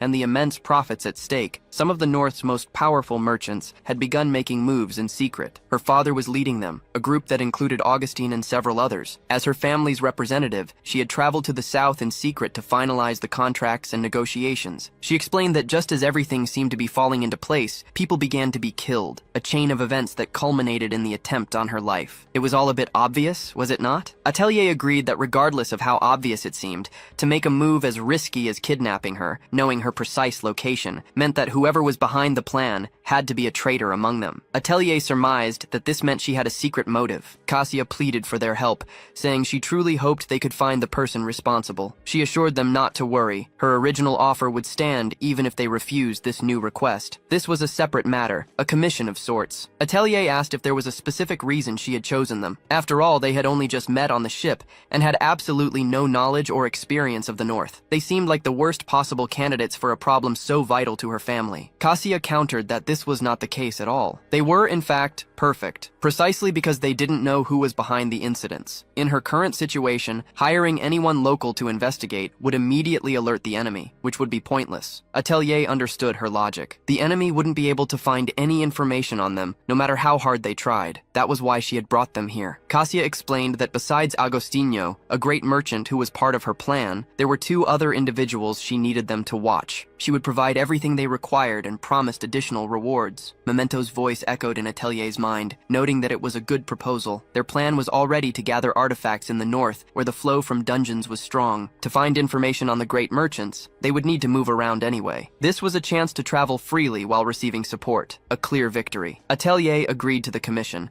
stating they would be traveling a great deal regardless and could investigate during their journey. The girl was immensely relieved, feeling as though her heart might have stopped from the anxiety. Malcolm added that this was excellent news. Atelier wondered if they weren't concerned, entrusting someone like him with a matter of such importance. Malcolm explained that he was already aware of Atelier's capabilities, which was why the young miss had decided to trust him, adding that he followed her judgment unconditionally. Memento observed that the man was completely different from when they first met. Atelier agreed, noting his sudden change in attitude. Kasia told Malcolm to stop saying things that might make their guests uncomfortable. She had to fulfill her promises, and so she asked Malcolm to guide them in their preparations. After they had been allowed to live in luxury for several days, Atelier felt it was only right to accept a dwarf-forged sword offered to him. Kasia seemed fine with this, expressing only surprise that he was taking a single blade. Atelier confirmed that their first target was one of the 2 main suspects, Nobelia Riverfell. She affirmed this, identifying him as a great merchant who dealt in wares from Salis, the city of the dwarves. Atelier then asked if she knew the location of the nearest adventurers guild,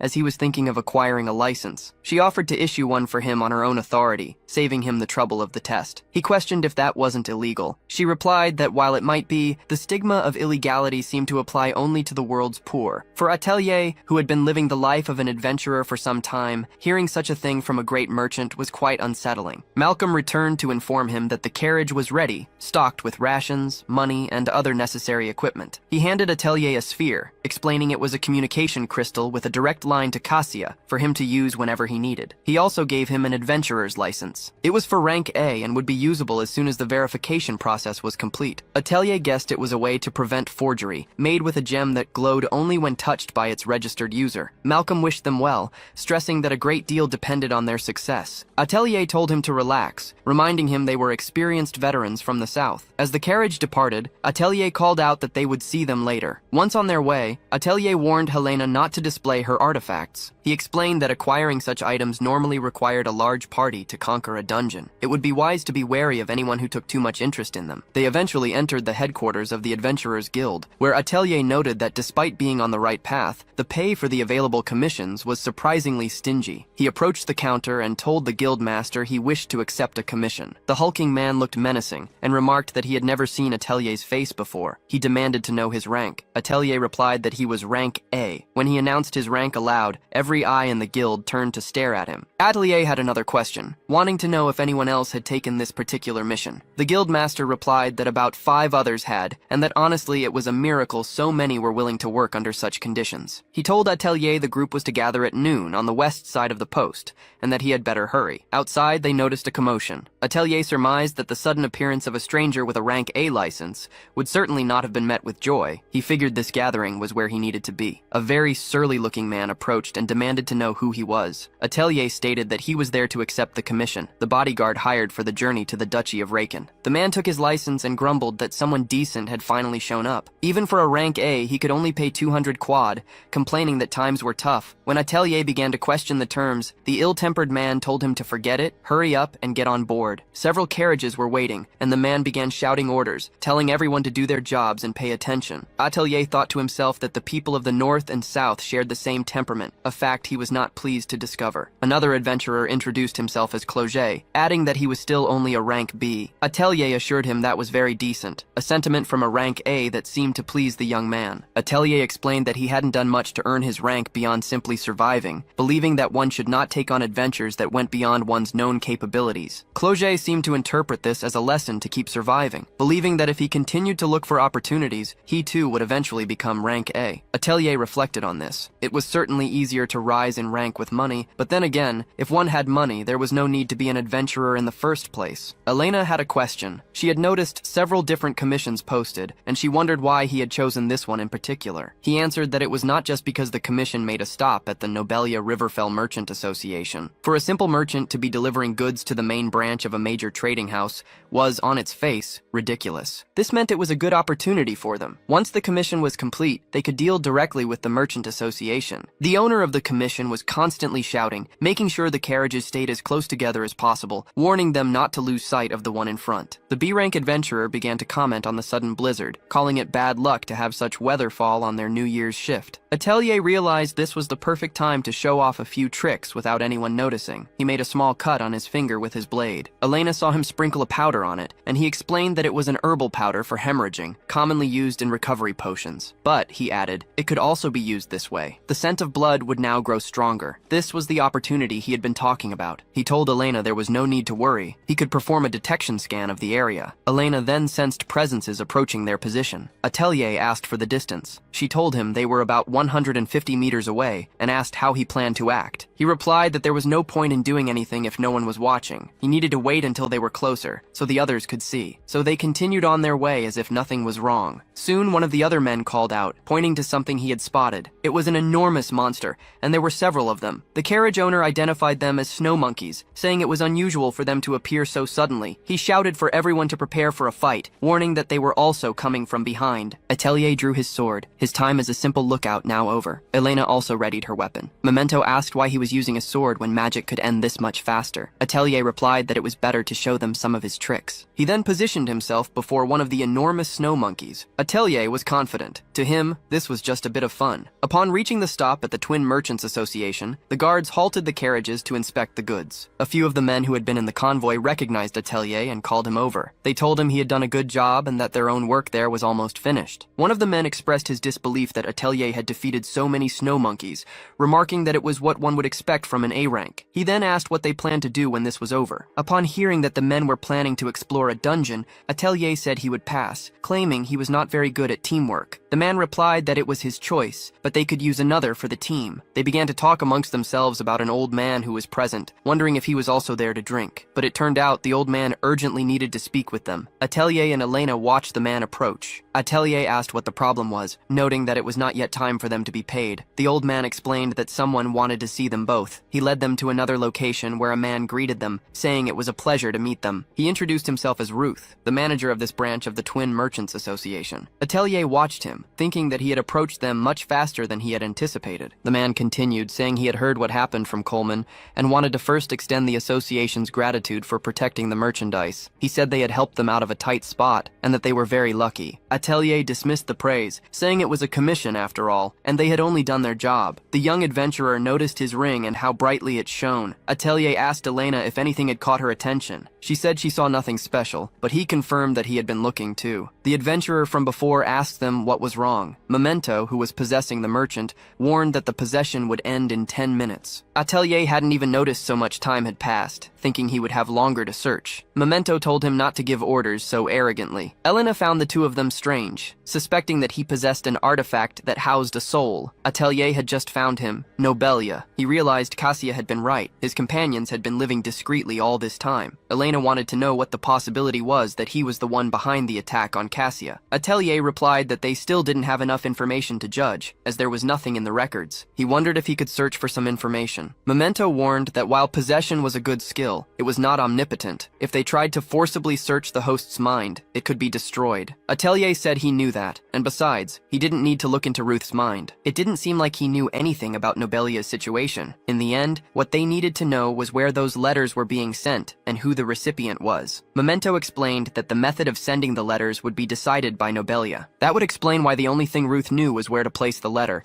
He didn't know where it went. This meant they had to go and look for themselves. Atelier asked where they should go. Memento told him it was on the outskirts of the city, not too far. They would place the letter, which would serve as bait, in the designated spot. Atelier noticed Elena looking back and forth between them and asked if she had a question. Memento wanted to know what it was this time. She said she had been thinking about something, and that Memento Mortem was a very long name to pronounce. She told him it would be better if he had a name that was easier to say. This left him quite irritated. Far from there, Alfred was burning with rage, demanding to know when his subordinate had begun to betray him. No matter how much Conrad denied it, the prince was unwilling to believe him. Alfred hissed that only the two of them knew of the prophecy. Unless he himself had gone mad, it could only mean that Conrad had been the one to leak the information. Conrad asked, his voice wounded, if the prince truly believed him capable of such a betrayal. The prince hesitated for a moment, then let go of the man's cloak. He concluded that his subordinate had no reason to betray him. He apologized, admitting that his judgment was clouded by the string of recent incidents. It was strange, he thought, how Mark had vanished right after treating his wounds. The whole situation was descending into madness when a voice called out for him to come quickly. Alfred demanded to know what was happening. A guard informed him that the third prince had just awakened. He went to see Gerard, who was still terribly weak and covered in bandages. The injured prince wanted to know what had happened. Alfred was startled by the question. He recounted everything that had transpired, then asked bitterly if his brother was satisfied with the outcome. It was all because of his damned pride. Hearing these words, Gerard instinctively passed a hand over the shoulder where his arm used to be. Alfred had more to say. Their father had asked him to deliver a message as soon as Gerard awoke. The message was for Gerard. For losing his composure as General of the East, he had failed to protect the front line, not only allowing the enemy to breach the fort, but also causing immense losses to their army. Their father would be unable to ignore such failures. He would be held responsible for all his actions, and his title of General of the East would be stripped from him. Meanwhile, Memento and Elena had been following a man for 2 days. Elena told him not to suddenly declare they had been tailing the wrong person. Memento asked if she was doubting him, wondering if it was an occupational hazard of hers. He thought it was hardly normal for a man to be searching for letters in the middle of the night. He was certain he had read the map correctly. They just needed to know their destination. He asked what the closest place was from their current position, but Memento himself was not entirely sure. He pressed on, saying not to tell him he had come all this way without knowing where he was going. He then ventured a guess that the nearest place was likely the Duchy of Raken. Elena wanted to know how he could be so sure. When they arrived at the Duchy, they were both impressed. Memento remarked that this was to be expected from an elf so skilled in the art of the hunt. Elena told him to just focus on tracking. He noted that their target was heading into an alley, and that he had better deal with it before things got complicated. The two of them followed, entering the alley as well. Suddenly, Memento sensed they were being watched. He alerted Elena, who confirmed she had felt it too. A large man appeared, demanding to know how they dared to skulk around. He said he had never seen them before, and that they were not planning to pass through without paying a toll. The commotion alerted the man they were following. He immediately broke into a run, fleeing as fast as he could. Memento was frustrated that their target had noticed them. He told Elena to go on ahead. He would follow as soon as he was finished there. The large man sneered, claiming he was not going anywhere. Elena had no time to waste. She stomped on the brute's face and dashed off in pursuit of the fugitive. Memento warned the large man that he should not get distracted after starting a fight. The man seemed to be in serious trouble. Though he was outnumbered, Memento was not afraid. He told them all to come at once so he would not waste his time. The man was running for his life with Elena right behind him. She activated an ability, her strides lengthening, allowing her to cover a great distance at an incredible speed. The chase began. Elsewhere, a woman named Nobella Riverfell wondered where he was. Help me reach 2,000 likes. I know that you who arrived here can do this when you are motivated.